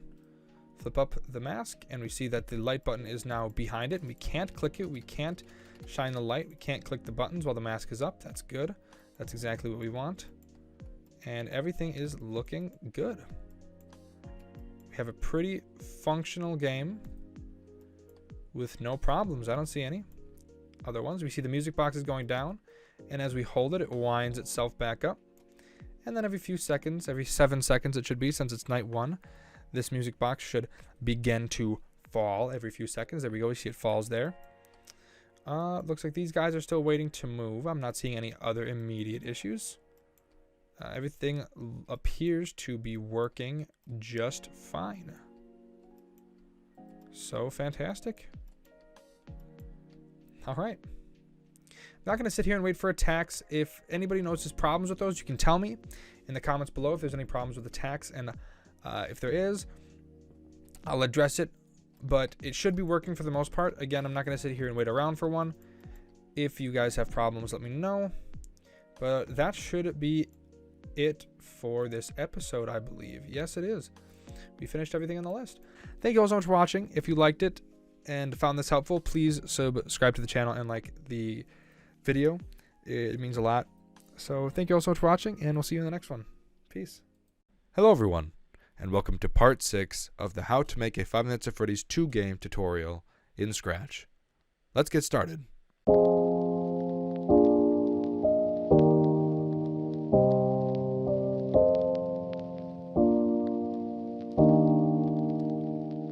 In this episode, I will be showing you how to do the flashlight battery, the jump scares, your game over screen, the time, and the night completion.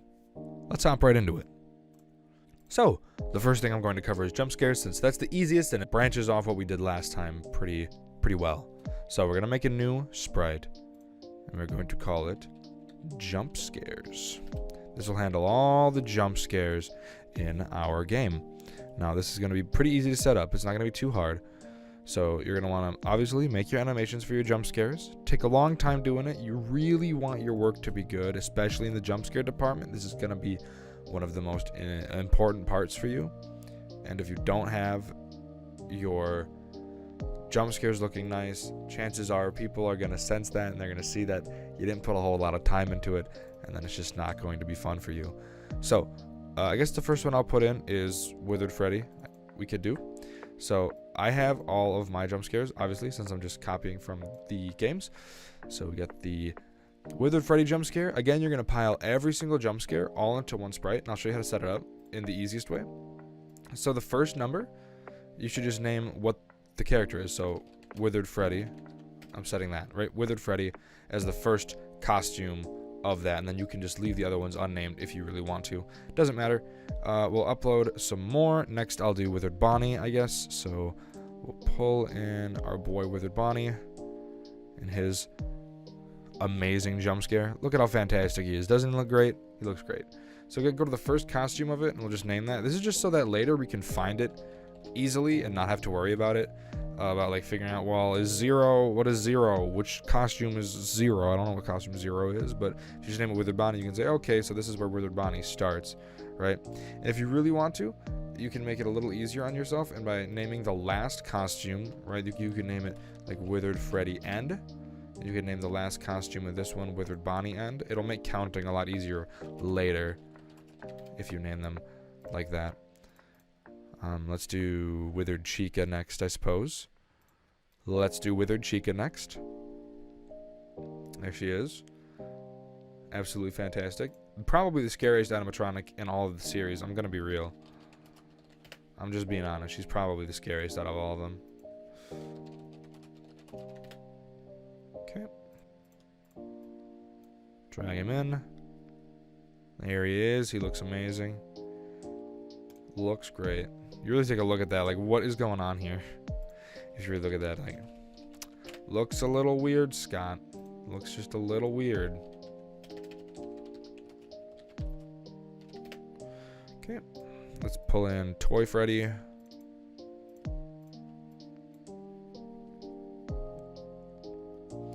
Just so you know, yes, I have stopped putting links to the art in the description since the last episode.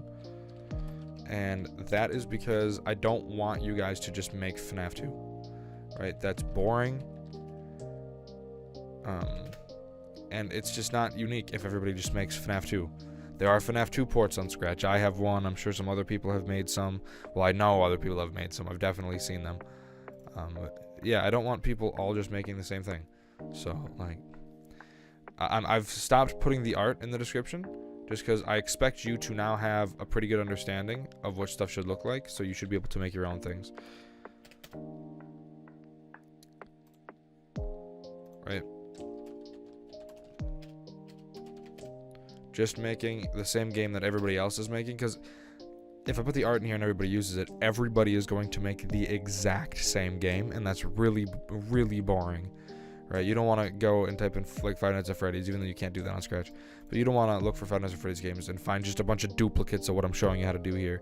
I mean, you might have duplicates of the code, and that's fine, but you'll want it to look a little different. You know, you'll want something unique. So that's why I'm not giving away the art anymore. What you can, if you really want to, you can go find the actual FNAF 2 art like I did. It's not that hard. I mean, it will not be nicely organized like I've had it been. You'll have to do that yourself, which is, you know, a little annoying, but, you know, you do what you gotta do. If that's really what you want to do, is just remake FNAF 2. But again, I'm telling you not to do that, because I don't know, you can do so much better. You can do better. You can make your own stuff. Do something unique. Do something interesting. Make something that no one's made before. Just have fun with it. Okay, we'll throw in Golden Freddy next. His immaculate jump scare that I bet took Scott, you know, decades to animate. It looks very, very professionally animated, and it is totally not just zooming in. Not at all. Not at all. I don't know what you're talking about. Let's do the marionette. Look at that. Marionette time. Okay.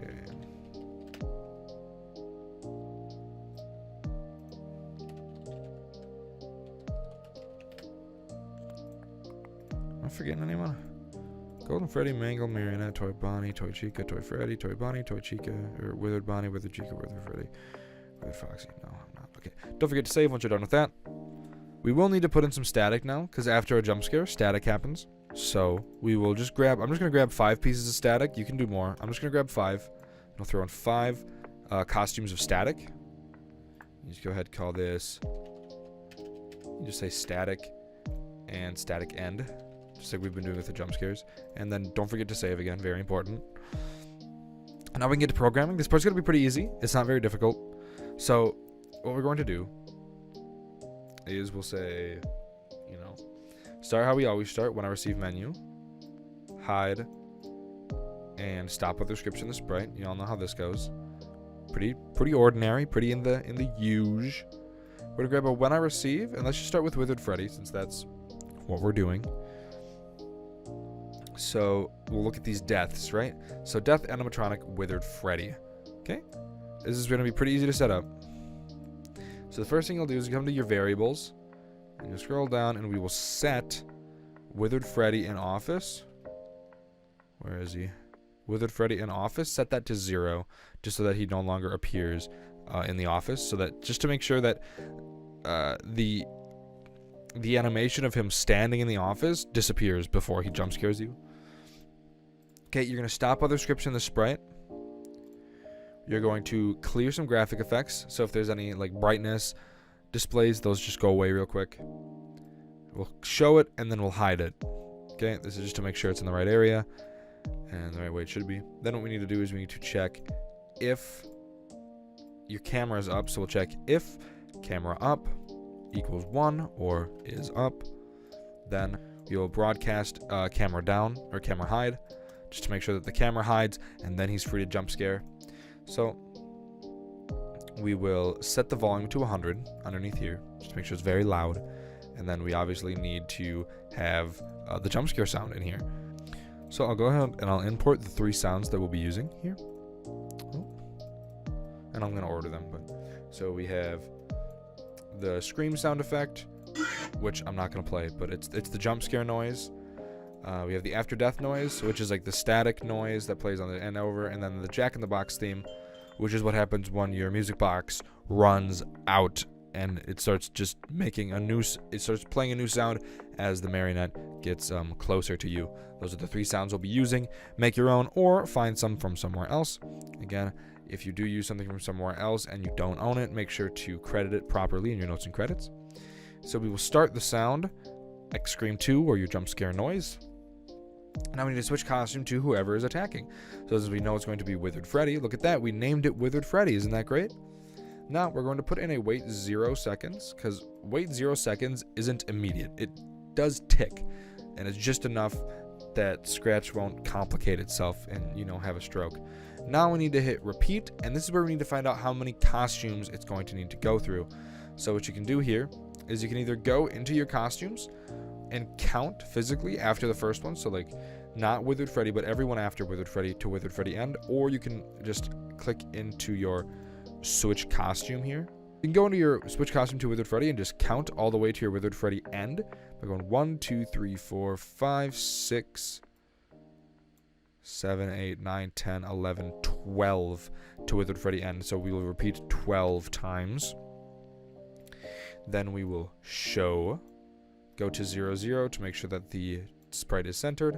Go to the front layer, since it's the jump scare, it needs to be on top of everything else. We need to then say next costume, and then decide how long in between each frame. 0.02 seconds works for the actual assets. You'll have to mess around with that number depending on how many costumes you have. It might be faster or it might be slower in between those. You'll just have to figure it out, see what you think looks nice when it works for you. Then we will broadcast. Okay, we do not have a game over, so let's make one called game.over. Sorry, it's been about a month since I've touched this game. I just had a lot scheduled over a month. Anyways, then we will stop all sounds, and then we will play the sound after death. Right? Start sound after death, or just like that static sound. You know how that goes. Fantastic. There we go. There is Withered Freddy's jump scare. So let's duplicate it. Let's do Withered Bonnie next. Right, set Withered Bonnie in office to 0. All these say the same. Withered Freddy, we just pick Withered Bonnie. I know what all of mine are. So like Withered Bonnie is 15. I just know that. And all this plays the same. And you just have to do this with every one of your animatronics. Nothing very special about it. You know, Withered Chica. You check how much Withered Chica has. And Withered Chica has 11. So we set its repeat to 11.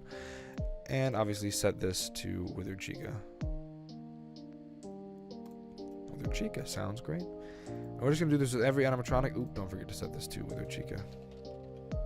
Chica in office. Yeah, sounds good. We're going to do this with all of our animatronics, and then we'll be back.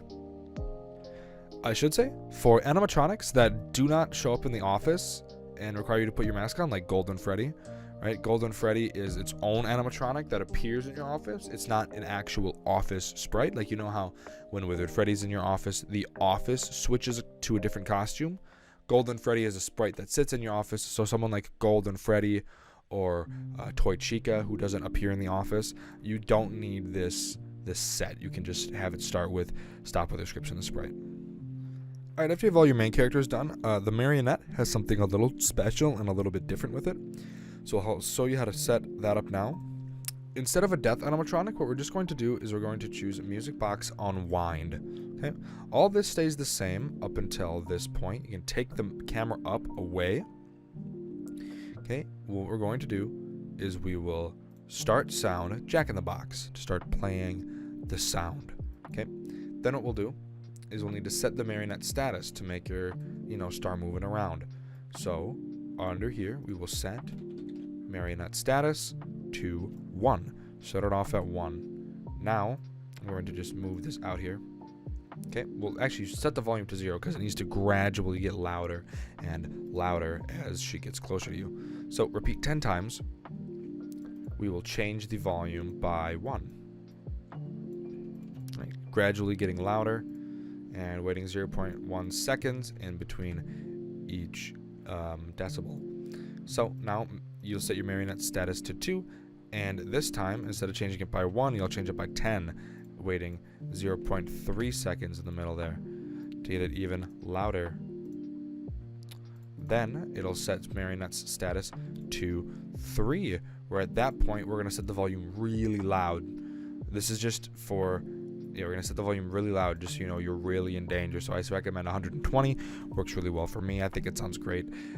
You'll have to do some testing on your own, find out what you like and what works for your game. Then what we need to do is we need to wait a pick random amount of time. What we need to do is we need to wait pick random. This is how quickly that it'll attack you, right? So I'd say 6 to 16 seconds is what FNAF 2 uses, I'm pretty sure. So by doing 6.0 and 16.0, you get those big decimals for even more randomization each and every time you play. Then you can feel free to grab your camera up, since now we'll be using it, to make sure that your camera's not up. You also need to check if your mask is up, because she doesn't care about your mask. So you'll need to check if mask up equals 1. You will set mask hide. Oop, that says make. Oh my goodness, I can't spell. Mask hide. And then afterwards, you can do this part where we switch the costume. Don't forget to then start the jump scare noise again. So X Scream 2 or whatever you call it. Then we set it to marionette. Marionette, I believe, has 15, and then it plays just as usual and ends just like that. You can go ahead and save it, and that's how the marionette works. You don't have to worry about Foxy pulling down the mask, because that happens in the mask sprite. If you remember us setting that up inside of the mask sprite, we should have it so that when it receives Foxy's death, we get jump scared. We did not add that. Okay, so what we can do is we can just say, when I receive death animatronic withered Foxy, you can check if mask equals 1, and then do broadcast mask hide. And fantastic, that will work perfectly. There we go. There's all of our jump scares set up. There's nothing more to it. It's pretty easy, pretty straightforward, just like that. So yeah, the next thing we'll set up is our flashlight battery. So let's get into that. So the first thing we'll need to do is obviously get the flashlight like icons in there. So we can type in, we can make a new sprite, just call it flashlight icon. It's going to have way more than just the flashlight icon. It's going to have a lot more, obviously. But let's pull in our flashlight stuff. So here we go. I have all of my flashlight icons, you know, empty, full, emptier, emptier, and emptier. The order doesn't super matter. The way I like to have it, though, is 1, 2, 3 full, and then empty, right? So 1 full, 2 full, 3 full, 4 full, and then an empty one. That's just generally how I like it.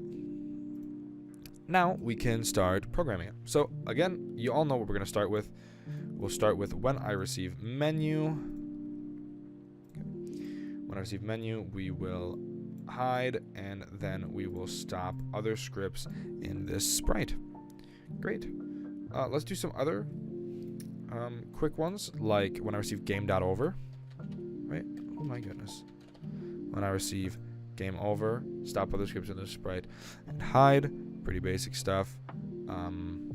We haven't made this one yet, but we can right now. These I don't think we have. No, we haven't. So let's make a new broadcast, right, called 6 a.m., which we will use for beating a night. And when that happens too, this will also obviously need to hide. So with all that out of the way, let's get started. So we'll make a when I receive, and this will be when I receive game start. I can't spell today, I guess. So when I receive game start, we will wait until, and we'll grab a less than symbol, put it in here, and say 5. Okay. And we will put power in this first spot. If you can find it, there it is. If power is less than 5, then we will repeat until, grab a less than, power is less than 0.1. Okay. What will happen then is it will show wait 0.4 seconds, hide, wait 0.4 seconds, show. So when your flashlight battery gets really, really, really low, it'll just start blinking off and on, right? It'll just start blinking to let you know, hey, you're running out of power here. Fantastic. Let's make another when I receive game start. And upon the game starting, we will obviously need to set our power. So we can set power to 100. Pretty basic stuff. You know how it goes. And then we obviously want to show on the game start, since we're not going to start with the camera up. So we're going to show when the game starts. Then we will say forever go to front layer. Okay. And we will switch the costume to, we're going to go to operators, we're going to grab a division symbol, and we are going to say power, right? So grab your power to power divided by 25. Since there's 4 states, dividing it by 25 will get you a number. Switching to costume 120, like 100 divided by 25. Yep, boom, boom, boom, boom, getting you exactly what you need. That's why we have it in that specific order, so it's really nice. Now we need to set where it needs to go. I know where mine needs to go. You'll have to, obviously set the size of yours, like 50 I think works just fine, and then you'll have to, oh my goodness. Here, let me just switch it to a full costume so it's easier to grab. Just grab it and like move it up generally where you want it, right? You know how it goes. I know 215 and 145 works for me. It was pretty close to where I had it, like a little down more. You get it. You get what you need to do. And then obviously set the size to what you need it to be set to. In my case is 50. Fantastic. Works great. Now we need to set what happens if Balloon Boy's in the office, right?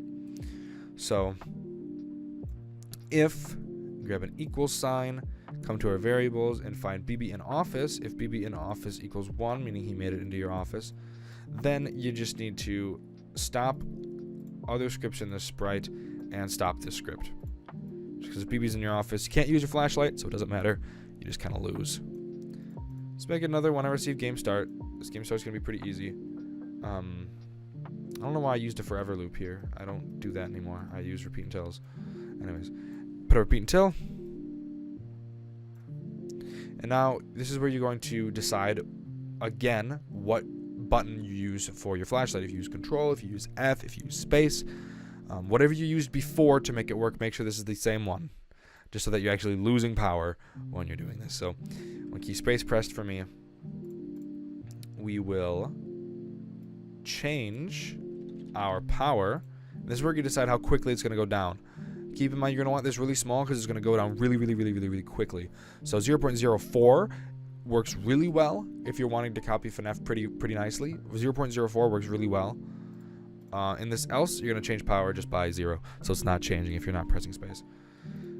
Then we are going to check 0.01, wait 0.01 seconds after pressing space or not pressing space. And then it's going to check if, grab a less than symbol, scroll down and grab power, and check if power equals 0. And if it does, if it's less than 0, then just hide it. Perfect. That's all there is to it. That's all there is to the flashlight. It's actually really easy and it's not complicated at all. That's all there is to it. That covers all your bases for your flashlight. You press space, your power is going to go down. This script right here will change the sprite depending on how much power you have. If Balloon Boy's in your office, it won't let you use the light. Yeah, it's pretty easy, pretty set, and nothing's too hard here. It's pretty easy to understand. I feel at least.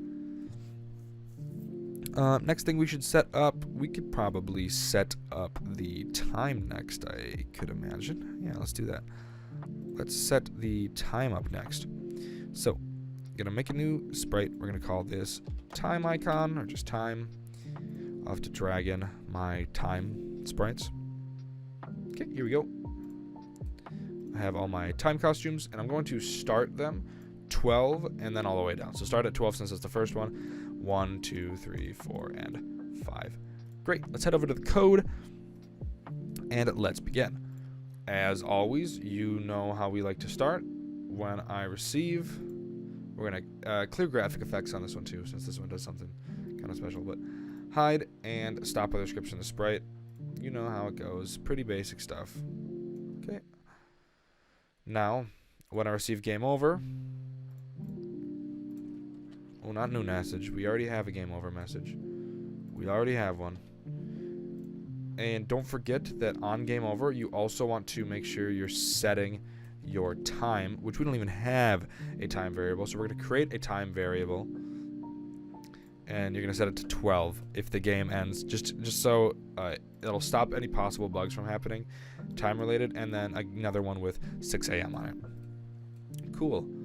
Let's begin by saying when I receive game start, we can begin. So when the night starts, obviously it's going to start at 12 a.m. Pretty basic. And then we'll also set the time to 12, just on the start of the night. Pretty basic stuff. And don't forget to show it. Now we are going to wait until.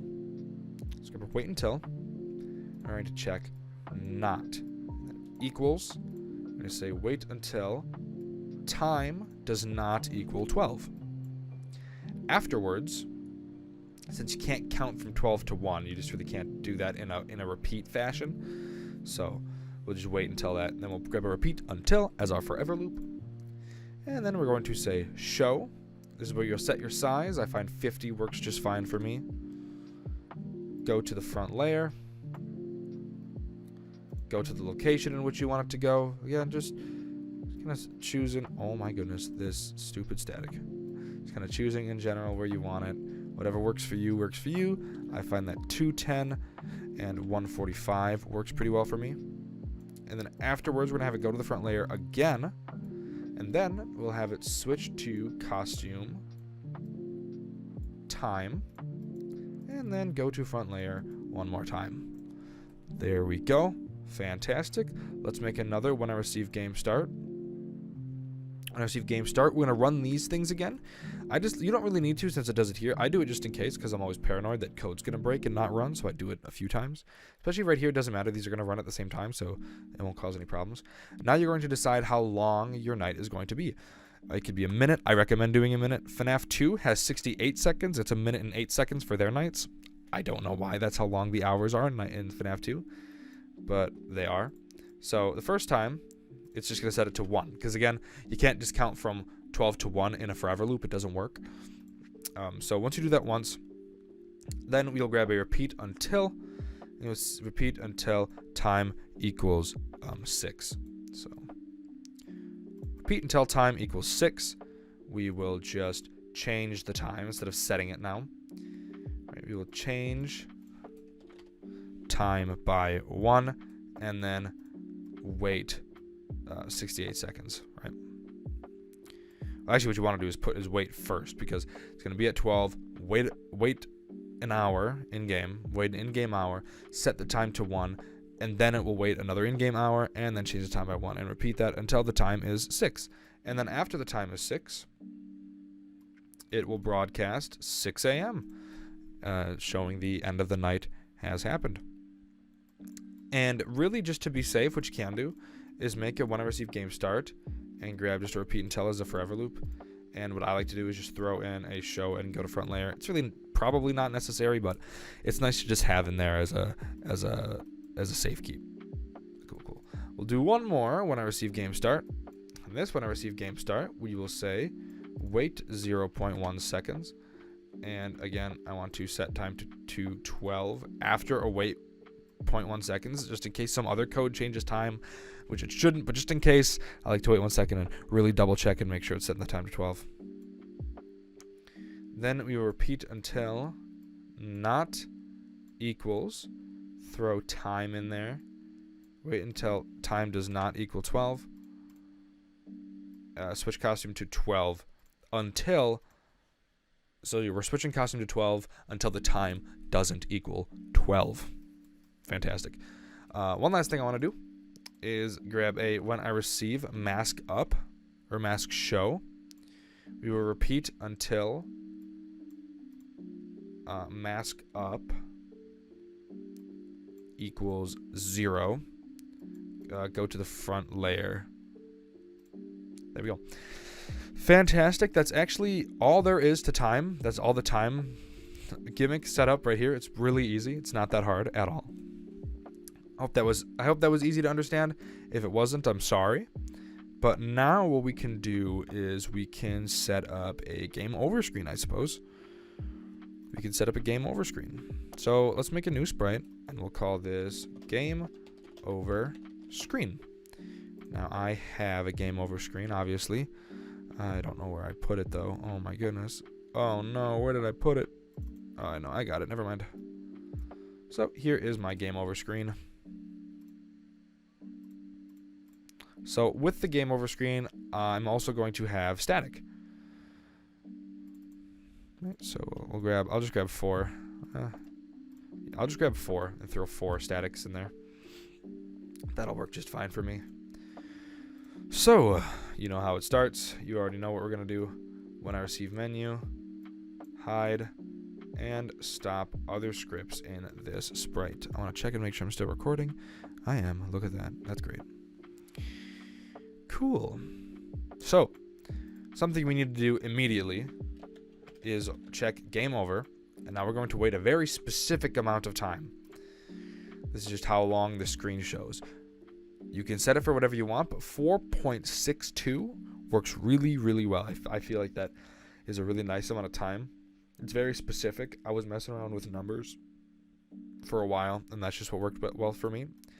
So I don't think we have this variable. We don't know. We're going to make a variable called stop. We're just going to set it to 1.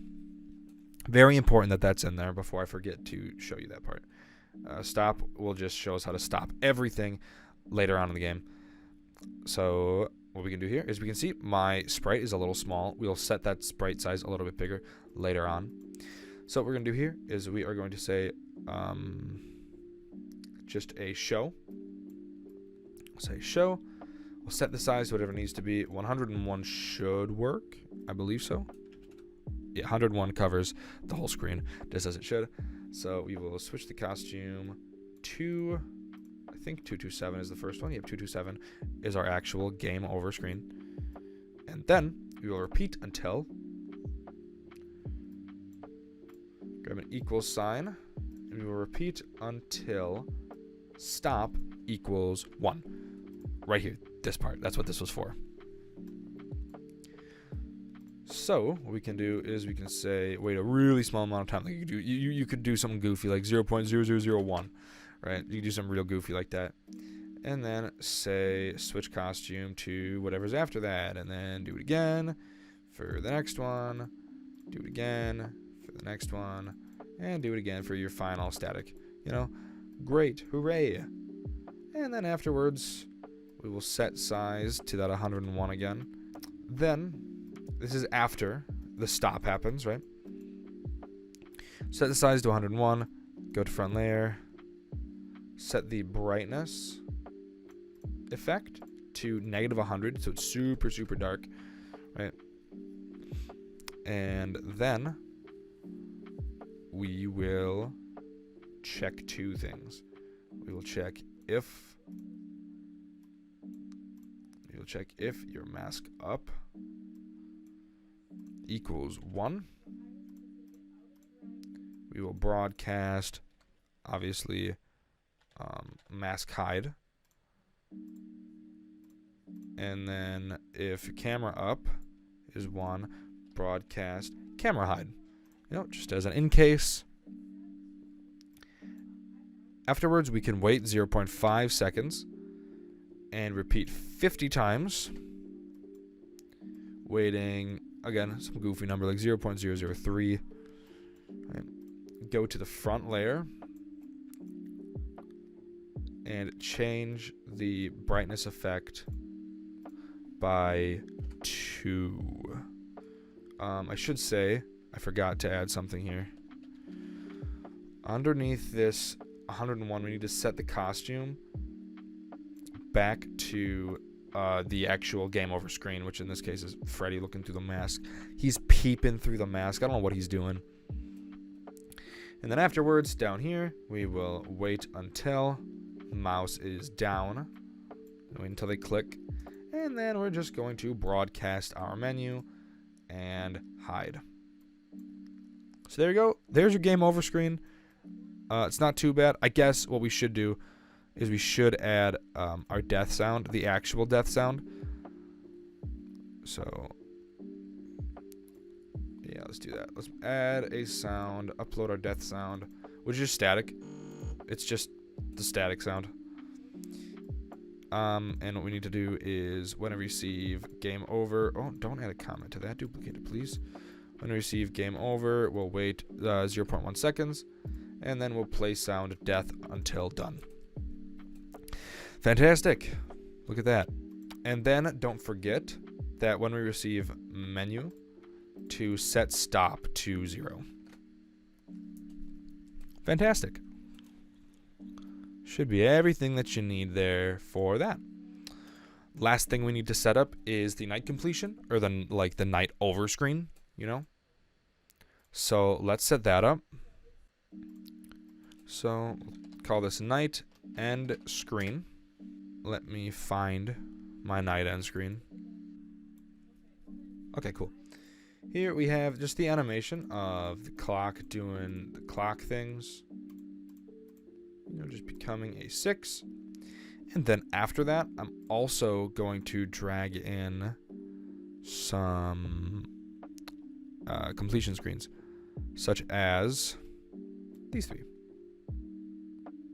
You know, your paycheck, your extra paycheck, and then the firing notice.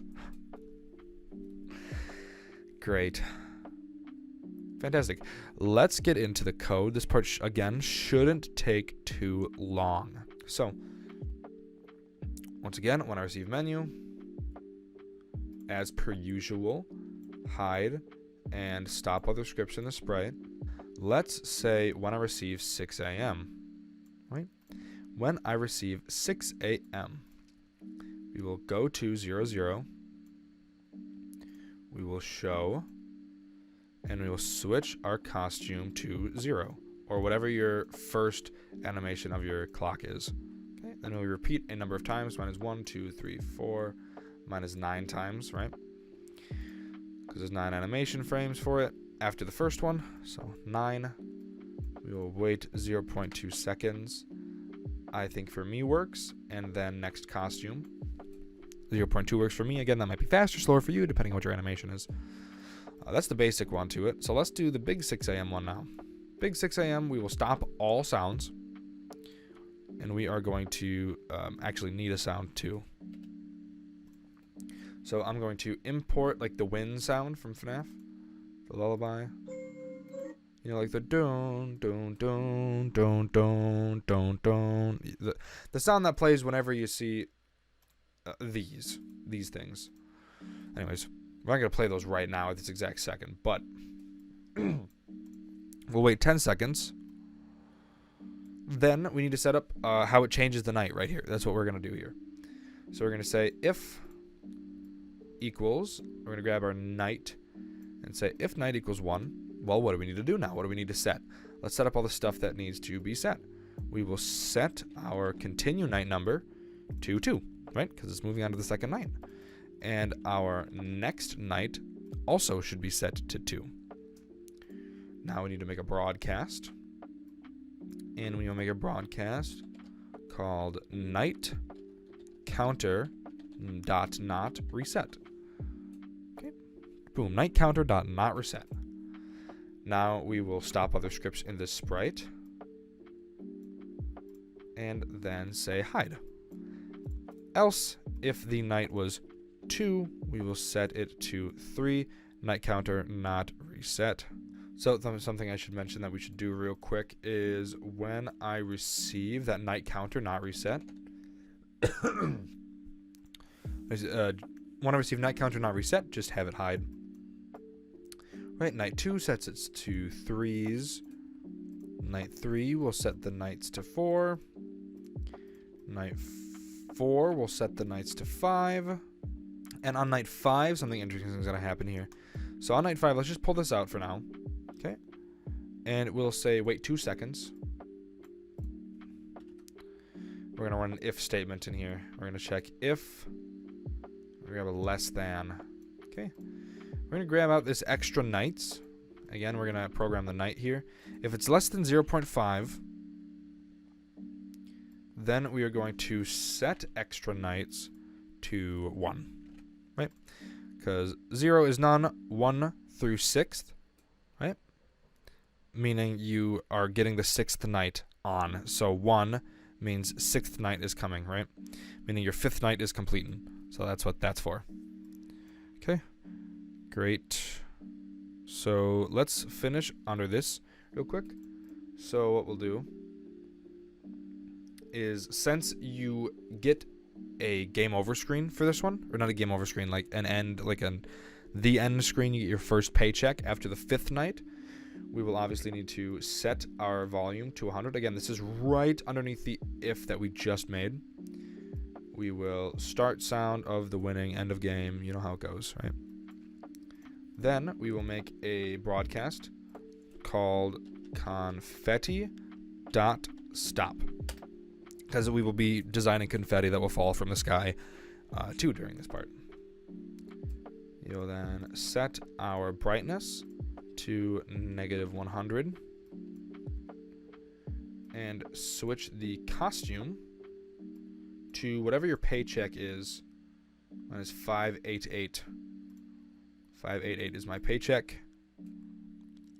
Then we will repeat about 25 times, sounds good, where we will change our brightness by 4.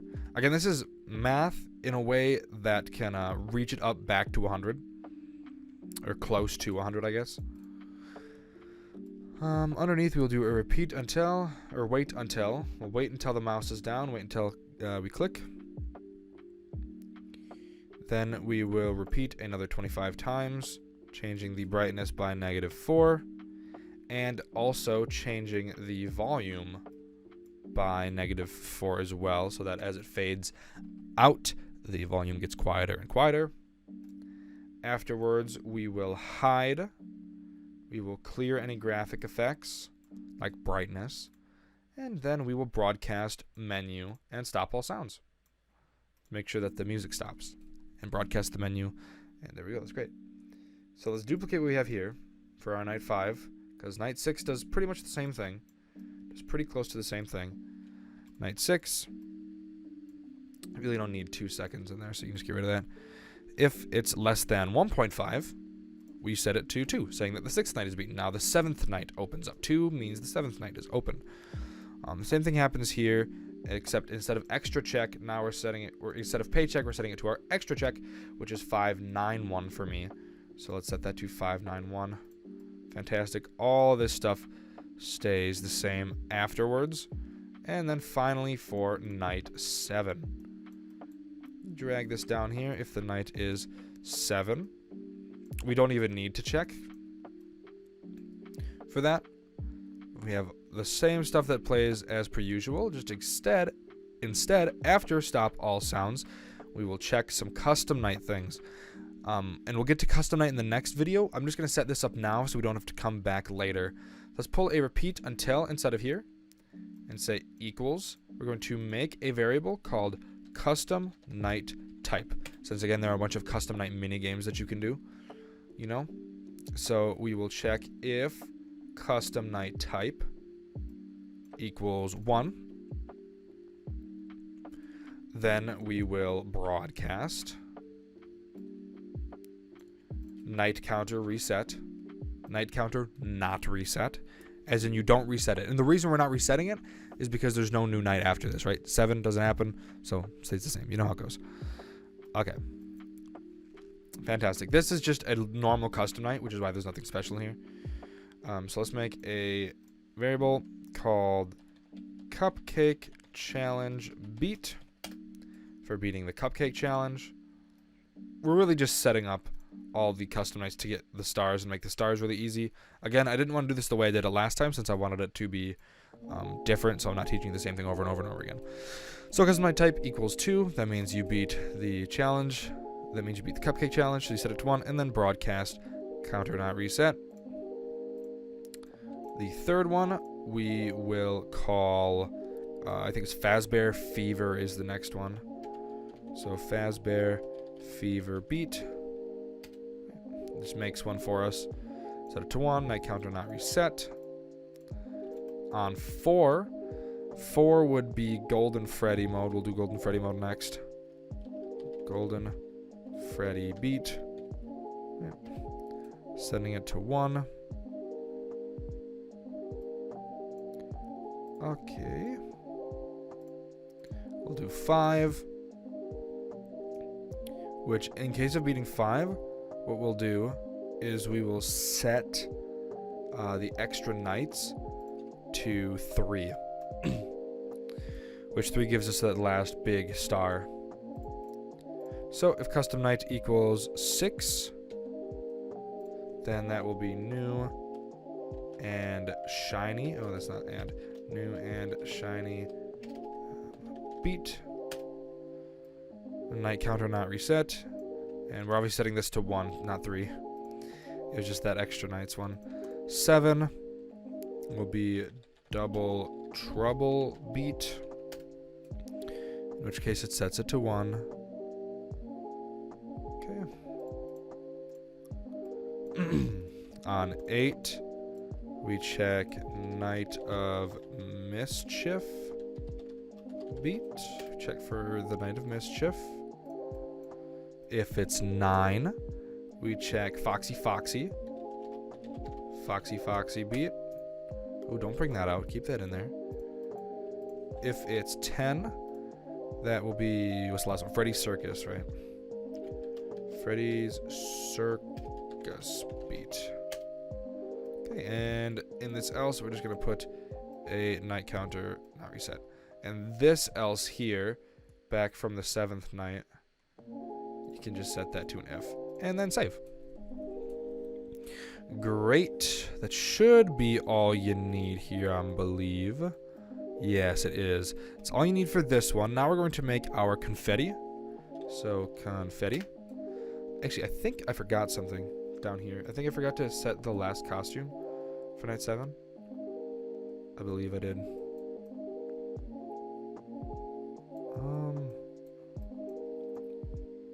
Yeah, night 7. Gotta switch the costume to our pink slip, which is 623 for me. So, 623. There we go. That fixes it. Anyways, let's move on to our confetti. So, I got a lot of confetti.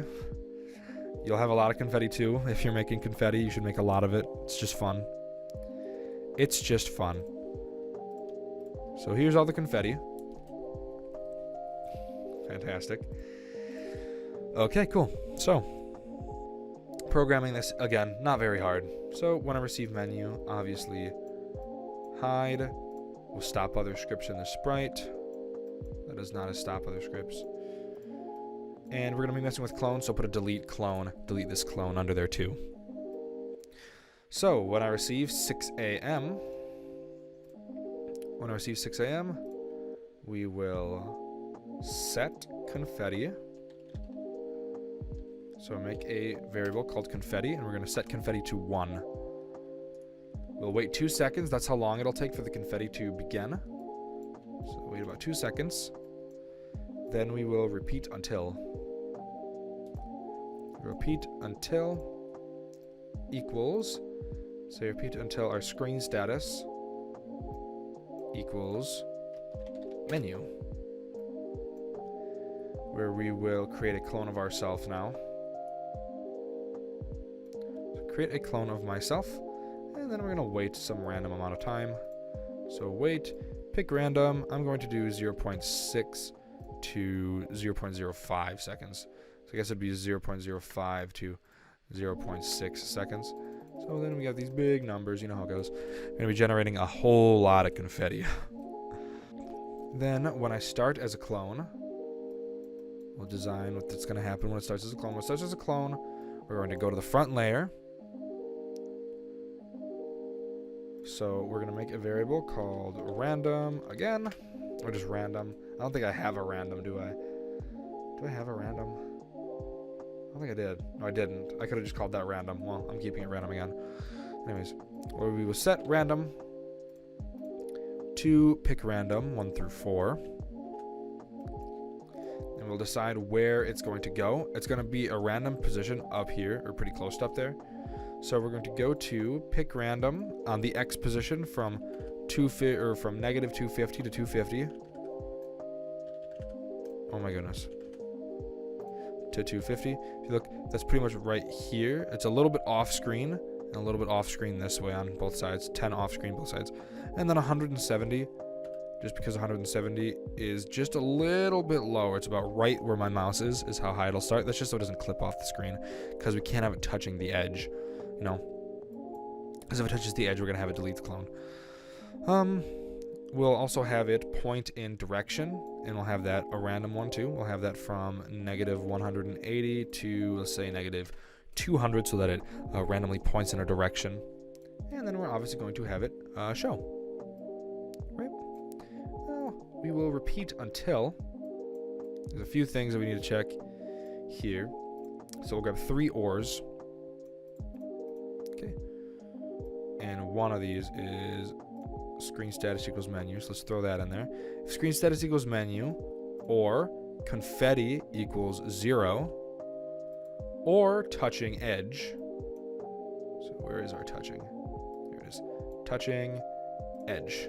That's why we have it a little bit lower, because if you have your sprite right up at the top of the screen where it can spawn, it'll spawn and touch the screen immediately. It'll touch the edge. So make it sure it's down a little bit so that it won't immediately despawn upon touching it.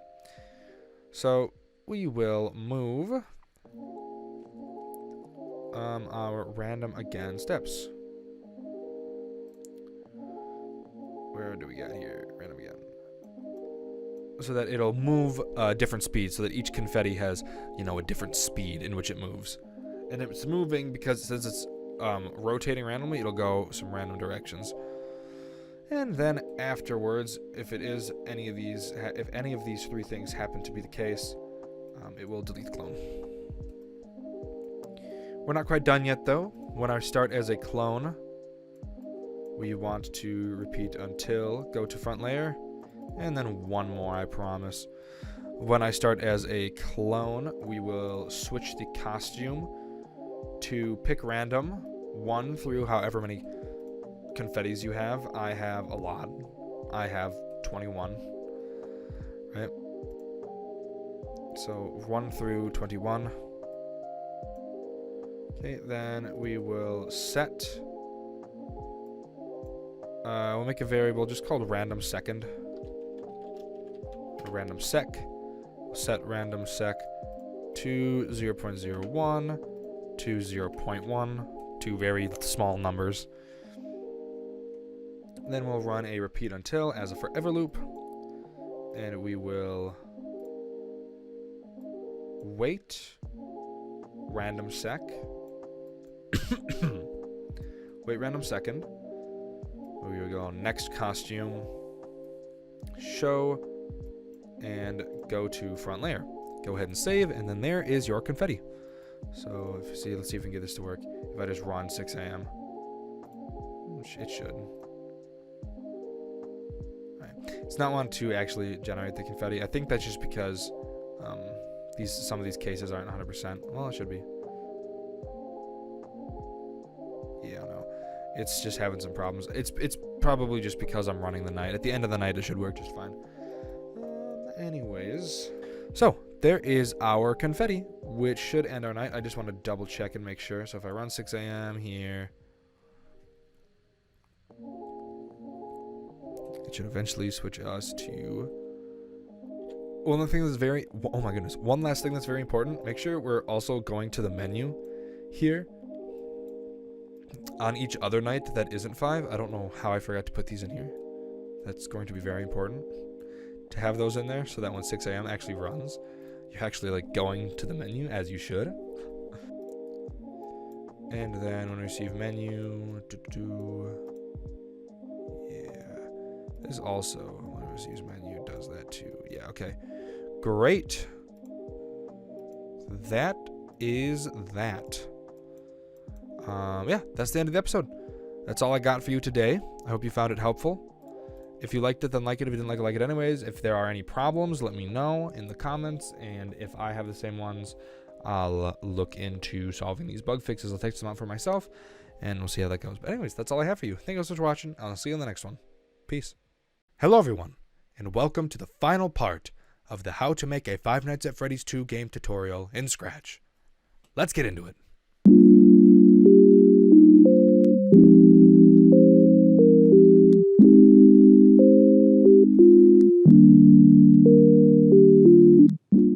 In this episode, we will be covering Custom Night and Stars. Let's get started.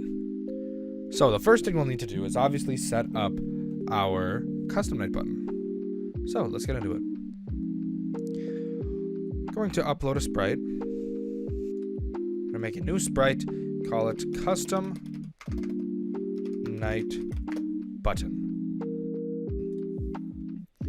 We will then come and we will upload our Custom Night button. Alright, here we go. Here it is, Custom Night. It's very large right now, as you might see. So we'll just have to resize it a little bit. So, anyways, let's begin. So let's go onto the main menu screen. Oh my goodness, that is so loud in my ears. I'm going to mute that for myself. And we will have to just set up the way it works. So if I look at a new game, I said my new game was size 25. So I can set my Custom Night 25 as well. Get around the same size. Make that a little bit bigger, maybe 30. I think that looks good. Look at that. Put it down there a little bit. So let's get to programming this button. So this shouldn't be too terrible. What we're going to do is, since it shows on menu, we're going to have it hide on green flag. And also stop in the description of the sprite. You know how it goes. You guys have been paying attention. I know you have. Next, when I receive menu, we will need to check if the button can even appear. So we're going to say if. We're going to grab a greater than symbol. And we are going to grab the extra nights right here. Extra nights, none, and then is greater than 1. Because 1 means 6th night is beaten. If 6th night is beaten, it can show up. Which reminds me, we also need to make the 6th night button. I'll do it after I set up the Custom Night button. So what we need to do is we will set our brightness effect to 0. We will then go to the position we'd like it to go. We will set night.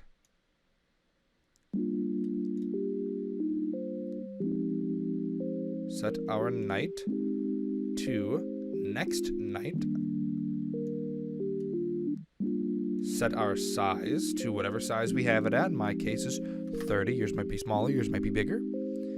And show. And then you'll come to control. Don't say hello. Stop saying hello. Give a repeat until. And inside of this repeat until, we're going to put a not. And then we'll put an equals inside. Find screen status. Until screen status does not equal menu. And while it doesn't equal menu, we will show and go backwards some layers. Let's just say like 50. Cool. Obviously it doesn't show up right now because we don't have the night unlocked. But if we were to say have that special variable set to, let's find it. Let's say we have it set to 2, which is bigger than 1, obviously. Then we would run this.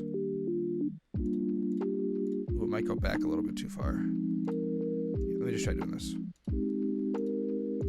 Okay, hold up. Let's send it to the front just so we can see if it actually shows. Okay. Boop. Doesn't. Boom. It's not showing. Get that. There. Awesome. We just need to have it go back a little bit less layers. You'll find the number of layers that works for you. That's all that matters is that you get it, you know. Yeah, there we go. The custom night shows up when it needs to. It's just what we need. Now we need to set up the rest of the button. So, we'll duplicate what we have here just for the when I receive menu. So, when I receive menu, we will wait until, grab an and symbol, put it inside, say mouse down, and touching mouse pointer. Then we will say if, grab these, throw it in there. If the extra nights is greater than 1. We will stop other scripts in the sprite. Perfect. And then we will make a broadcast called custom night.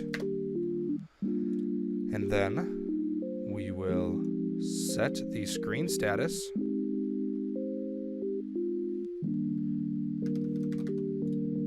to custom night. Fantastic. Let's get this out of the way real quick. When we receive the custom night, we will stop other scripts in the sprite and hide. Great. Grab a when I receive, make it when I receive news show. It hides. And then another when I receive, make this one when I receive menu. When we receive menu, we will run this if again. Take everything out in there. Put a blank repeat until. Inside, put an if else statement. If touching mouse pointer, then we will set menu selection Y to grab a minus, say Y position minus 8. This number might change for you. Let's take a look. Oh, let's actually, how about we show this so we can actually test it, huh? I think we should. I mean, 23 works in theory, but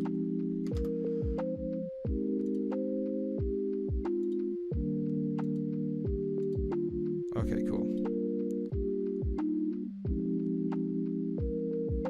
Looks like it's not quite there. Oh, yeah, I see. Boom, there we go. That script also needs to be running. It's a little low. It's a little low. So here, let's just try saying Y position to see if that works. My position's a little low. Ah, hold up. I bet. Yeah, I don't have my compiler disabled. That would fix it.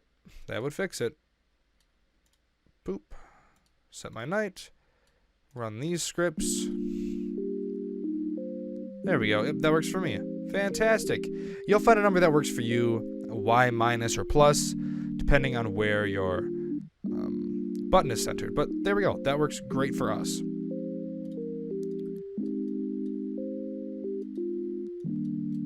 Let's make another broadcast, or another when I receive, and say game.news. You'll hide, or not hide, you'll just broadcast, or not broadcast, oh my goodness, I'm losing my mind. You'll just stop other scripts in the sprite. There we go. There is our custom night button, all set and done. Pretty easy. Now let's quickly set up our 6th night button, since I forgot to do that. So let's make a new sprite, call it 6th night button. Let's go ahead and import it. Here it is, 6th night. Looks absolutely fantastic. Let's get it programmed. Pretty easy, it shouldn't be that hard. This shouldn't be too hard. It's pretty much the same thing we just did for the custom night button. So 6 night, let's try to set it to 25. 25 works. So let's get programming. So we're going to start with when I receive the green flag. We will hide and stop the other scripts in the sprite. Fantastic. Now let's hop into the actual stuff. So what we can actually do is come to custom night button, grab what we have, and just throw it right into the 6th night. So we can have it here. Except this time, this 1 needs to be greater than 0. Swap around the X and Y values based on where it is now. Switch the size up depending on where it is.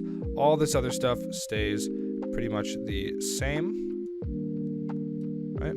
This can get taken out. And instead, we'll throw in a set screen status to menu. And then make this if and if else. And you can just say hide. Cool, cool, great. Now, what we can do is we can also take a few scripts from this other guy, like this game news. You throw that into 6th night. News show, you throw that into 6th night. custom night, you throw that in a 6th night. That custom night you can also throw into your new game and your continue button, so I'd recommend doing that too. So let's go back to our 6th night and we'll set up a custom script. As if they weren't all custom scripts. Okay. Come into here. Just duplicate what you have here. You can take out all this stuff and keep this hide in the else. Let's program what's up in here.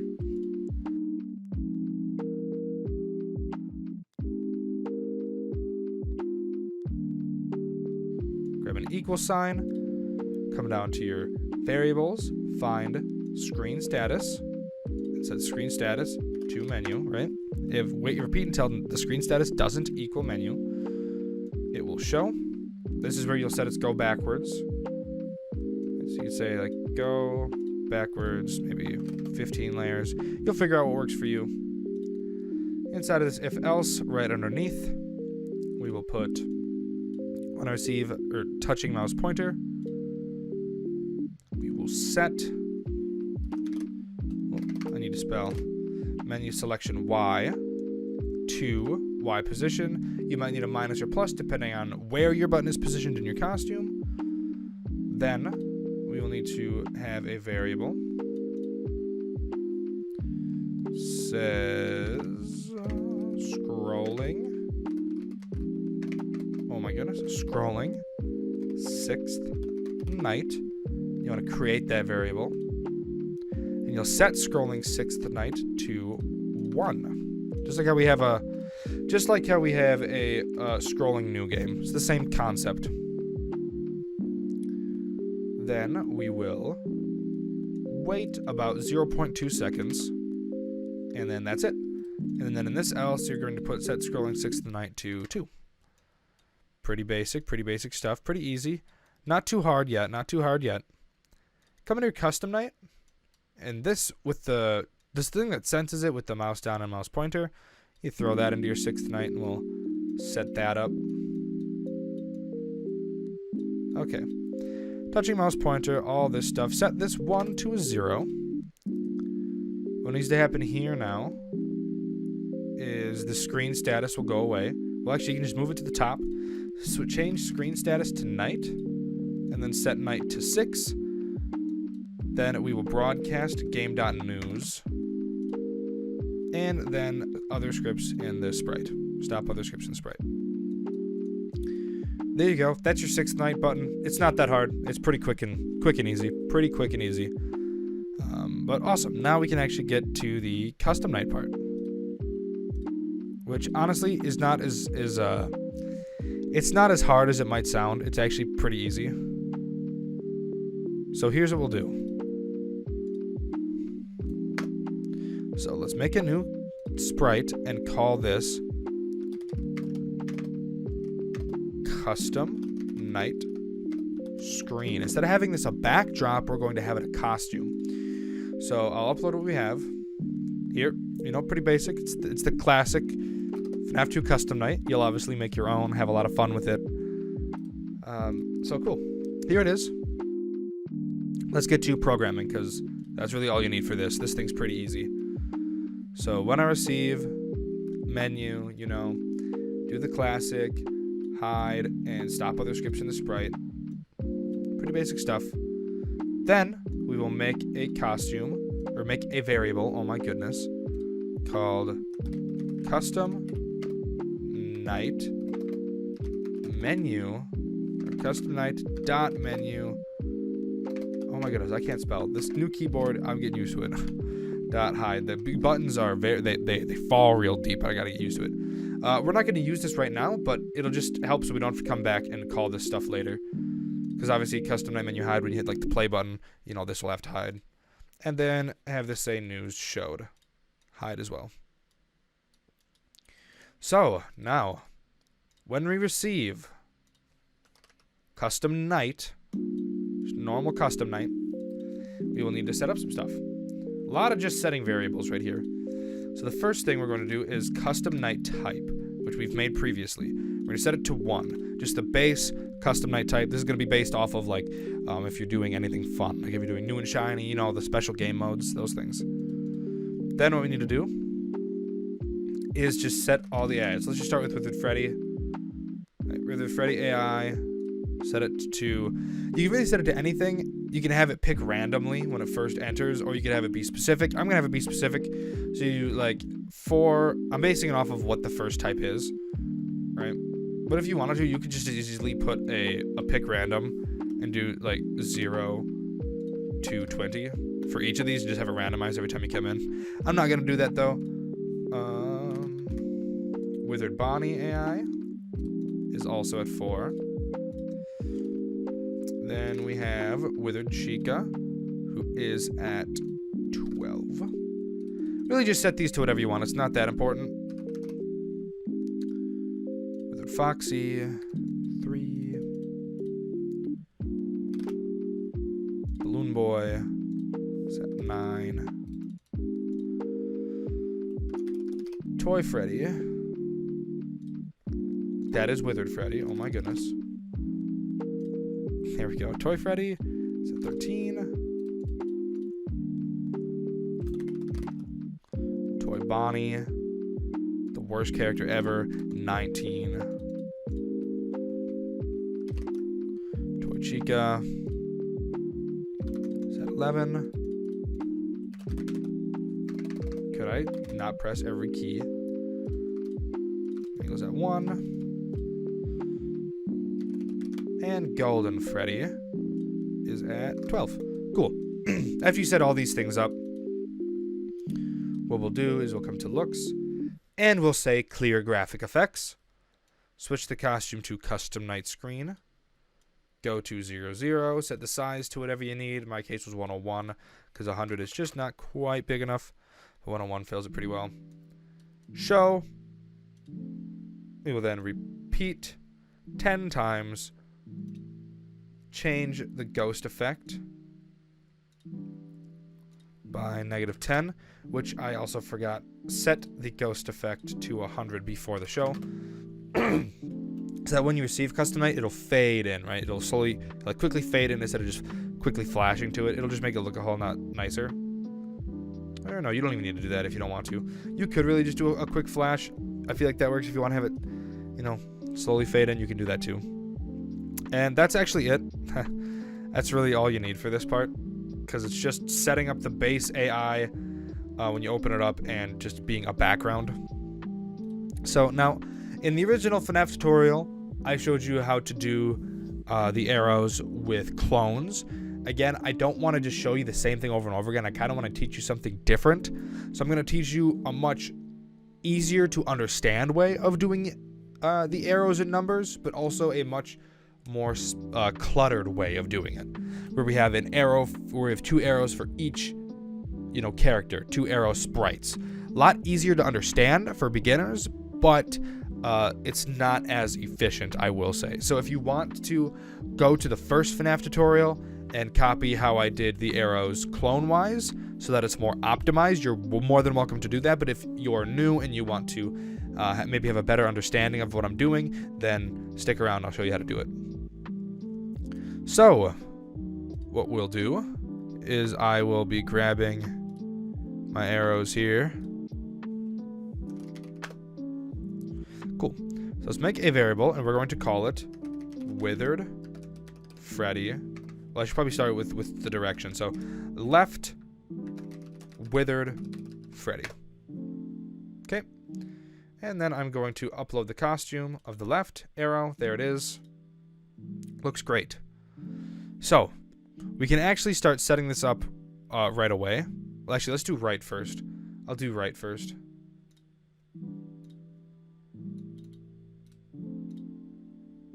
So. Alright, cool. So, let's just begin. Okay? Or, if you want to make it even easier, you could really call it, like, Withered Freddy Plus, because you're increasing his thing. I'm actually going to do that. I think I like that more. Withered Freddy Plus. Okay, cool. So if you take a look, set this to, let's say 55, I think is what I like. Yeah. It's a little big, actually. It's a little big. Well, no, that's kind of big. That looks a little bit better. Oh Oh my goodness, loud. Sorry, I'm looking at my test. You'll find what works for you. I switched back to 55 and put it right about here. Just thinking about how the numbers look. They'll be about right here, so I'll be able to fit arrows pretty well. So, if I say do like -1, 55, just to keep it by like good multiples, and 46, I think that looks great.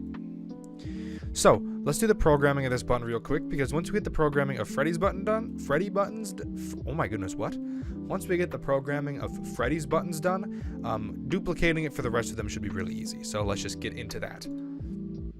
So let's obviously say, when I receive menu, hide and stop other scripts in the sprite. Pretty basic stuff. Stuff we all know and love by now and probably are sick of doing, but we're in the final stretch now. So, when we receive custom night,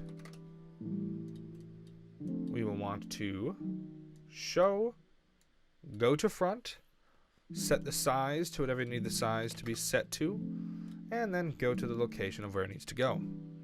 Then we can grab an empty repeat until and say if else inside, say if touching mouse pointer, and say set brightness effect to 25, say, or else set the brightness effect to 0. This will make it so that when you touch it to your mouse, it'll lighten up a little bit. Just make it look nicer. Okay. Next, we'll grab when I receive custom night menu hide. We will just duplicate what we have here. And then since this is not a clone and there's nothing over top of it, there's no static above it, we can do is just say, oh my goodness, when this sprite is clicked. Usually I don't use this, but since there's no overlay, I can. So what we can say is when this sprite is clicked, we will repeat until, grab an and, throw a not, and another not, and say if not touching mouse pointer and not mouse down. So waiting for you to stop clicking it. Once you have stopped clicking it, what we will say is an if. We will grab a not and an equals. And since this is Withered Freddy, we'll need to grab Withered Freddy AI. If Withered Freddy AI is not 20, right, because we're moving it up. If it's not 20, then we can add 1, right? Then we can change Withered Freddy's AI by 1. But if it is 20, it can't go above 20, so it won't move, you know? And then just to make sure there's no latency, we're going to set 0.1 second afterwards. That's actually it. That's all there is to it, believe it or not. That's all. Nothing more. Nothing more to it. Pretty simple, right? Let's set up his other one now. So we can call this Withered Freddy minus. Only change here is that we have the left button now. Okay. And again, 55. Oh no, that's not good. I don't want none of that. Let me set these buttons to the front just so I can see them again. Okay, cool. See, same size, except it'll be like right here-ish. It'll be about right there. We'll set it up though. Let's get into it. So really what you can do is you can just take all the scripts from the first button and put it here in the second button, because it's literally the same thing, just doing a little bit different. So instead right here, we're switching up where this stuff goes. So instead, we are going to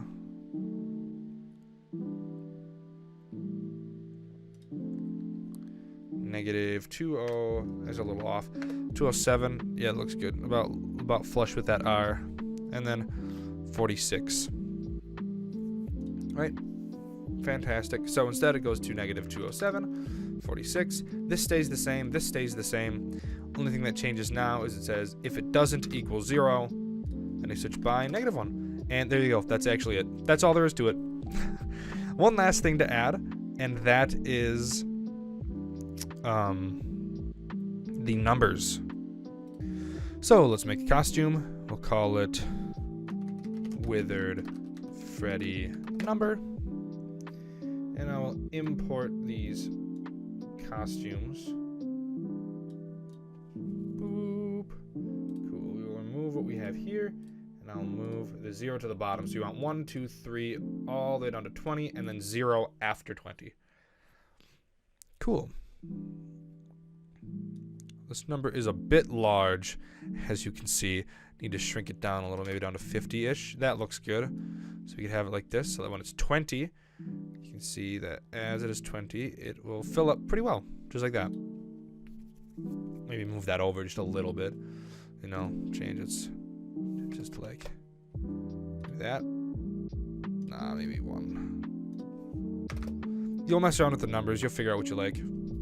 Like that, I think that looks good.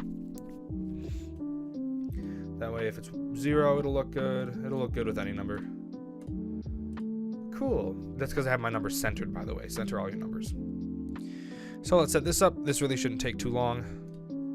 So you can grab this custom menu hide, drag it into the number, grab the menu, drag it into the number. Only thing that's got to change here is when I receive custom night, it will go to where it needs to go. Go to the front layer, show, and then inside of a repeat until that is empty, just switch costume to Withered Freddy AI. Boom. That's it. You're done. That's how you set it up.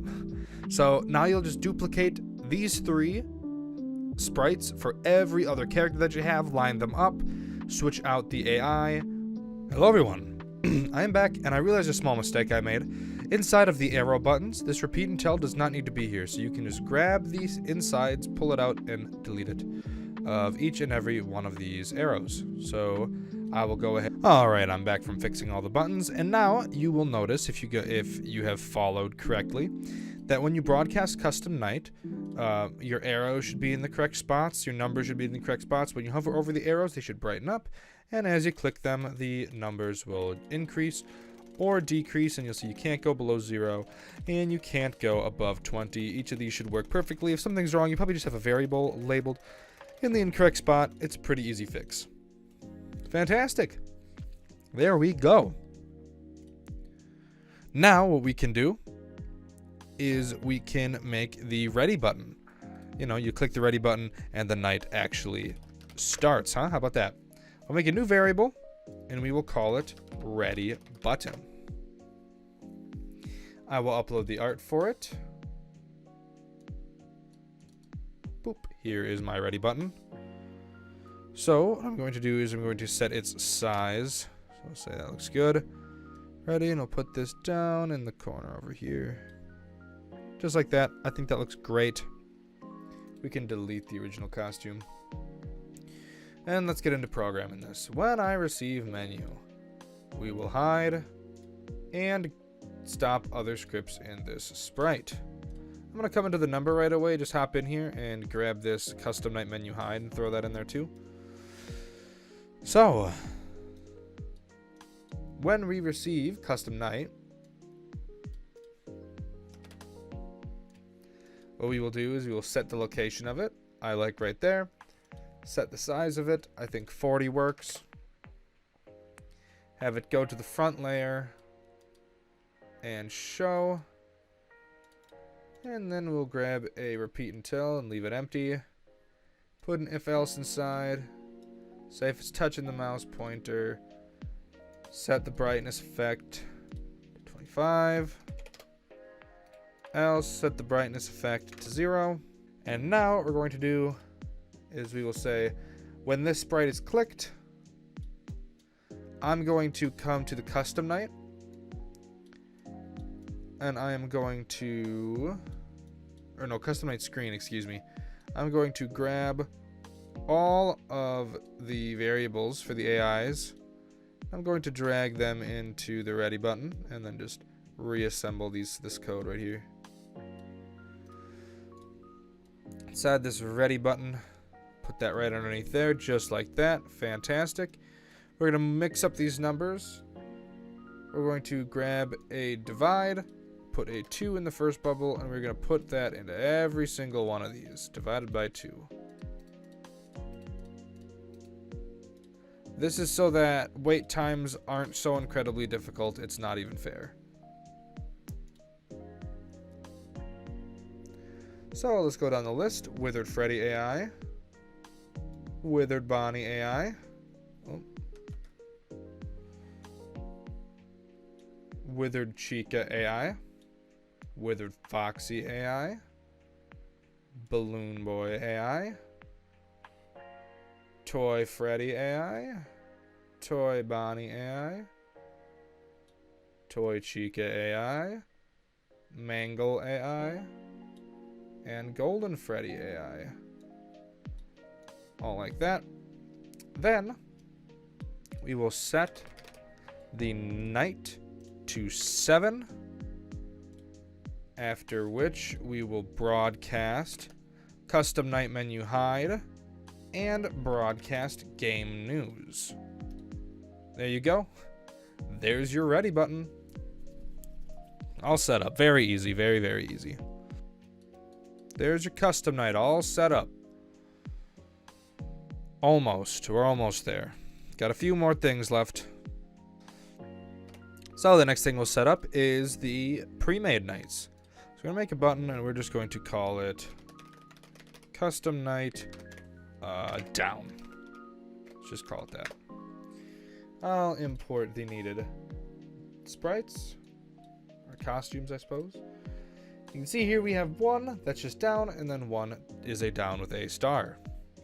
If you shrink this down a little bit and line it up right here, this is generally what we want it to do. Let's have a star on one side and a star on another, on the next. Other. Oh my goodness, I can't talk at all. So, let's start with the obvious ones. When I receive menu, all that stuff, and custom night menu hide, all that stuff. Fantastic. Now, let's say when I receive custom night, we will show, set the size to what it needs to be set to. In my case is 60. Go to the front layer, go to where it needs to go. In my case is 100, negative 199 and negative 161.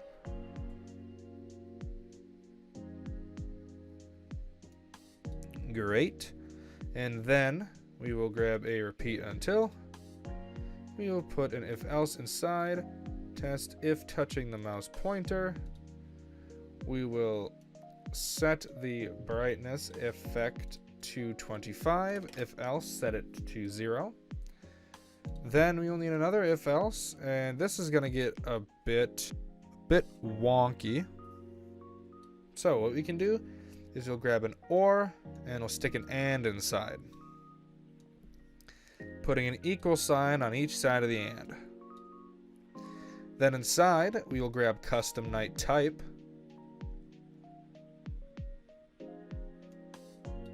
And we will say 2. Custom night type is 2. Custom night type 2 is the cupcake challenge. Then we'll grab if cupcake challenge equals 1 or beat.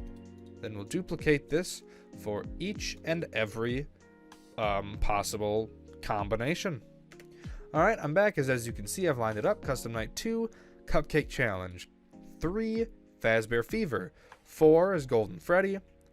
5 is extra nights, which this is the 420 mode. That's what this is right here. Custom night is the 420 mode. 6, New and Shiny. 7, Double Trouble. 8, Night of Mischief. 9, Foxy Foxy. Custom night. 10, Ladies Night. And 11 is Freddy's Circus. It's big and jank, but what you're going to do is you're going to grab this big chunk of code and you're going to throw it in there like that. And then here you will put next costume is down 2 or else down 1. Therefore saying if you've beaten any of the challenges that you happen to be on, then you will switch to the costume that has a star. If else, you won't. Pretty easy stuff. Just tedious, but it's easy. I'm going to grab another when I receive. Or not this. Oh my goodness, excuse me. Now we will grab a when this sprite is clicked. We're going to wait a microscopic amount of time, right? before this runs the code that needs to be ran, which is an if statement. Grab a greater than. Save custom night type is greater than 1. Then we will change the custom night type by -1 because we are going down. Fantastic. There we go.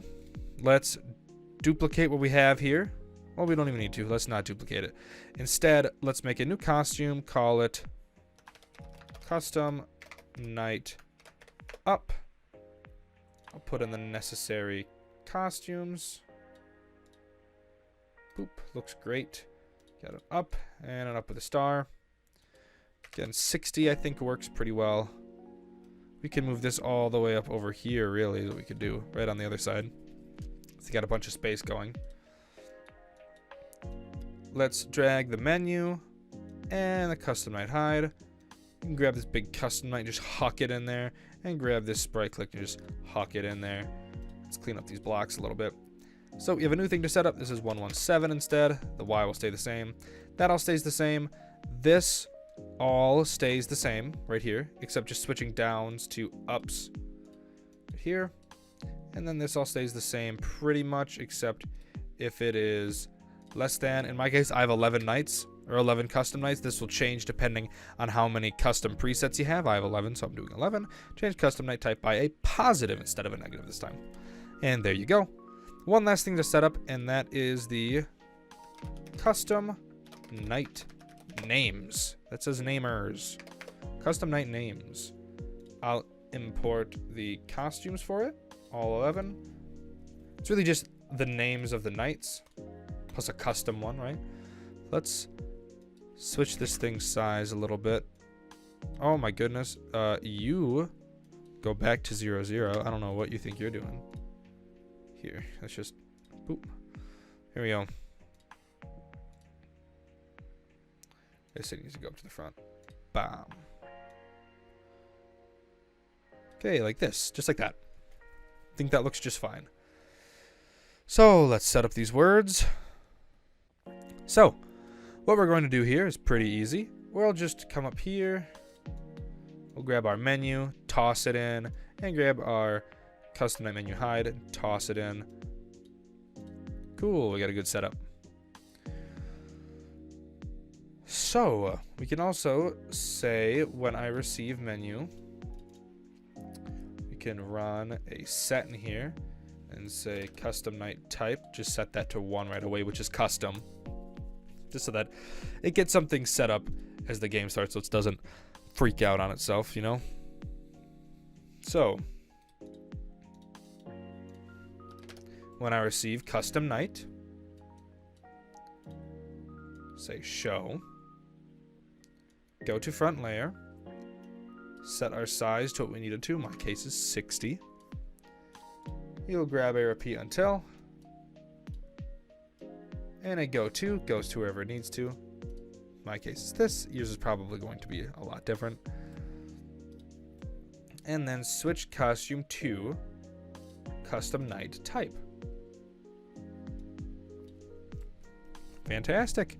And again, I have my numbered 1s and 2s all the way down. Great. Now we got the big set of code.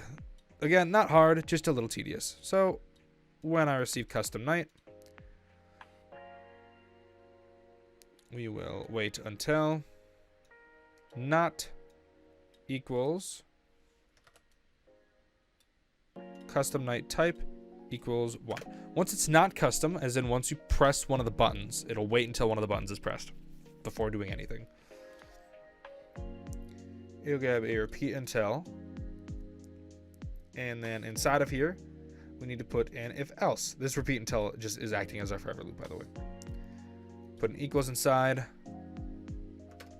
put a 1, grab a custom night type. You can come to our ready button, grab all these guys again, throw it inside, just so that we have all the variables in a nice even order. Put that up in there, and get rid of all of these divided bys.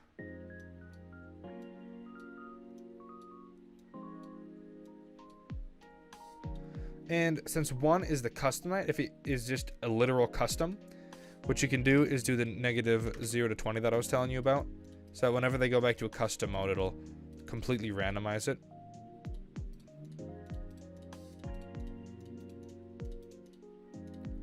Cool. And then we will start this wait until, since it's custom night 1, we'll just run this wait until again.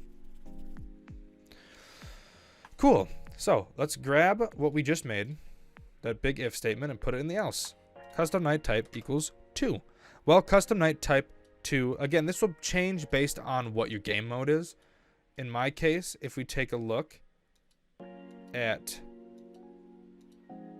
our second one we see our second one is the cupcake challenge, which, by the way, I need to like center this, actually, is what I should be doing, because all my text is centered. So let me readjust this. Cool, there we go. So the first one is cupcake challenge. The cupcake challenge consists of 5, just when they're all on 5s. Cupcake challenge is all 5s. Cool, great, that's awesome. Then we duplicate it again. The third custom night is all 10s mode. Just fill these with all 10s.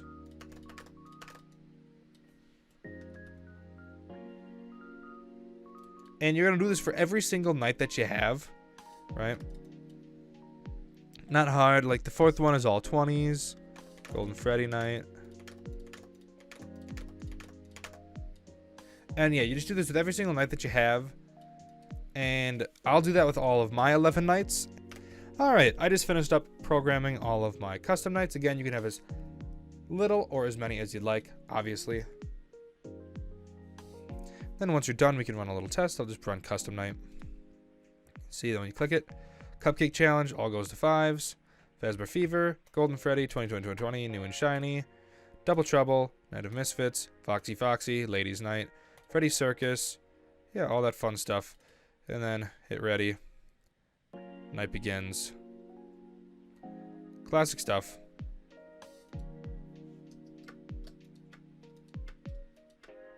Great.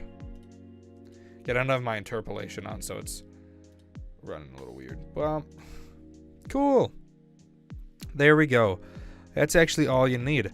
Now, we will set up the star mechanic, which is very, very easy.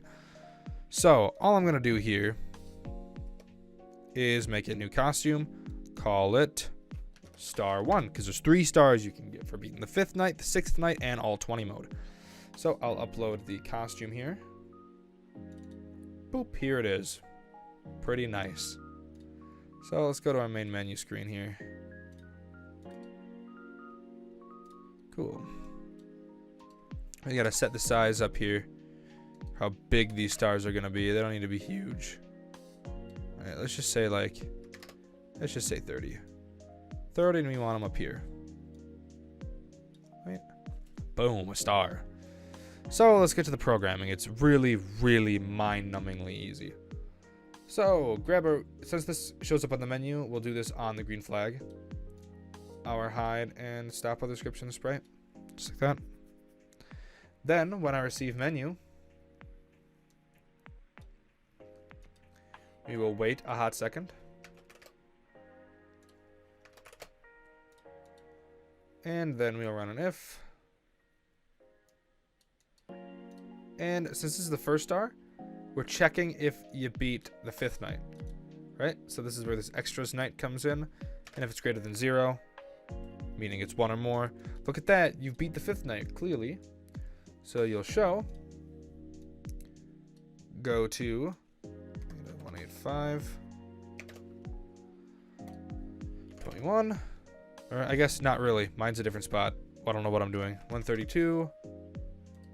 And 163. Fantastic. Then you'll wait until not equals screen status menu. Oh, that's not right. And then hide. Set this if to an if else and put hide in that else. There you go. That's it. That's the star. Duplicate it. Star 2. Where do we want it? We want it about right here. Cool. That's where the second star will go. All you have to change for this is seriously one number. We change this 0 to a 1, and then change its location. That's it. Duplicate it again. Star 3 has to be greater than 2. Right? Move it where you want it. Right there looks good. Switch this new one, -67. And you're done. Those are the stars. Pretty great. Pretty great. So we start the game. They don't show up, obviously, because we didn't beat it. But there you go. That's it. Those are the stars set up. And with the stars being finished, that's the end of the tutorial. Congratulations. You made a 5 Nights at Freddy's 2 game. I hope you're proud of it. Thank you all so much for watching. If you liked the series, please like the videos and subscribe to the channel if it helped you. That'd mean a whole lot to me. Making these tutorials is fun, and I enjoy seeing how you guys like it once it comes out. I enjoy looking at the feedback, and I like seeing your games later that we play on Deku's Night Shift. So thank you all for sticking around throughout the series. I appreciate you all a lot, and I'll see you in the next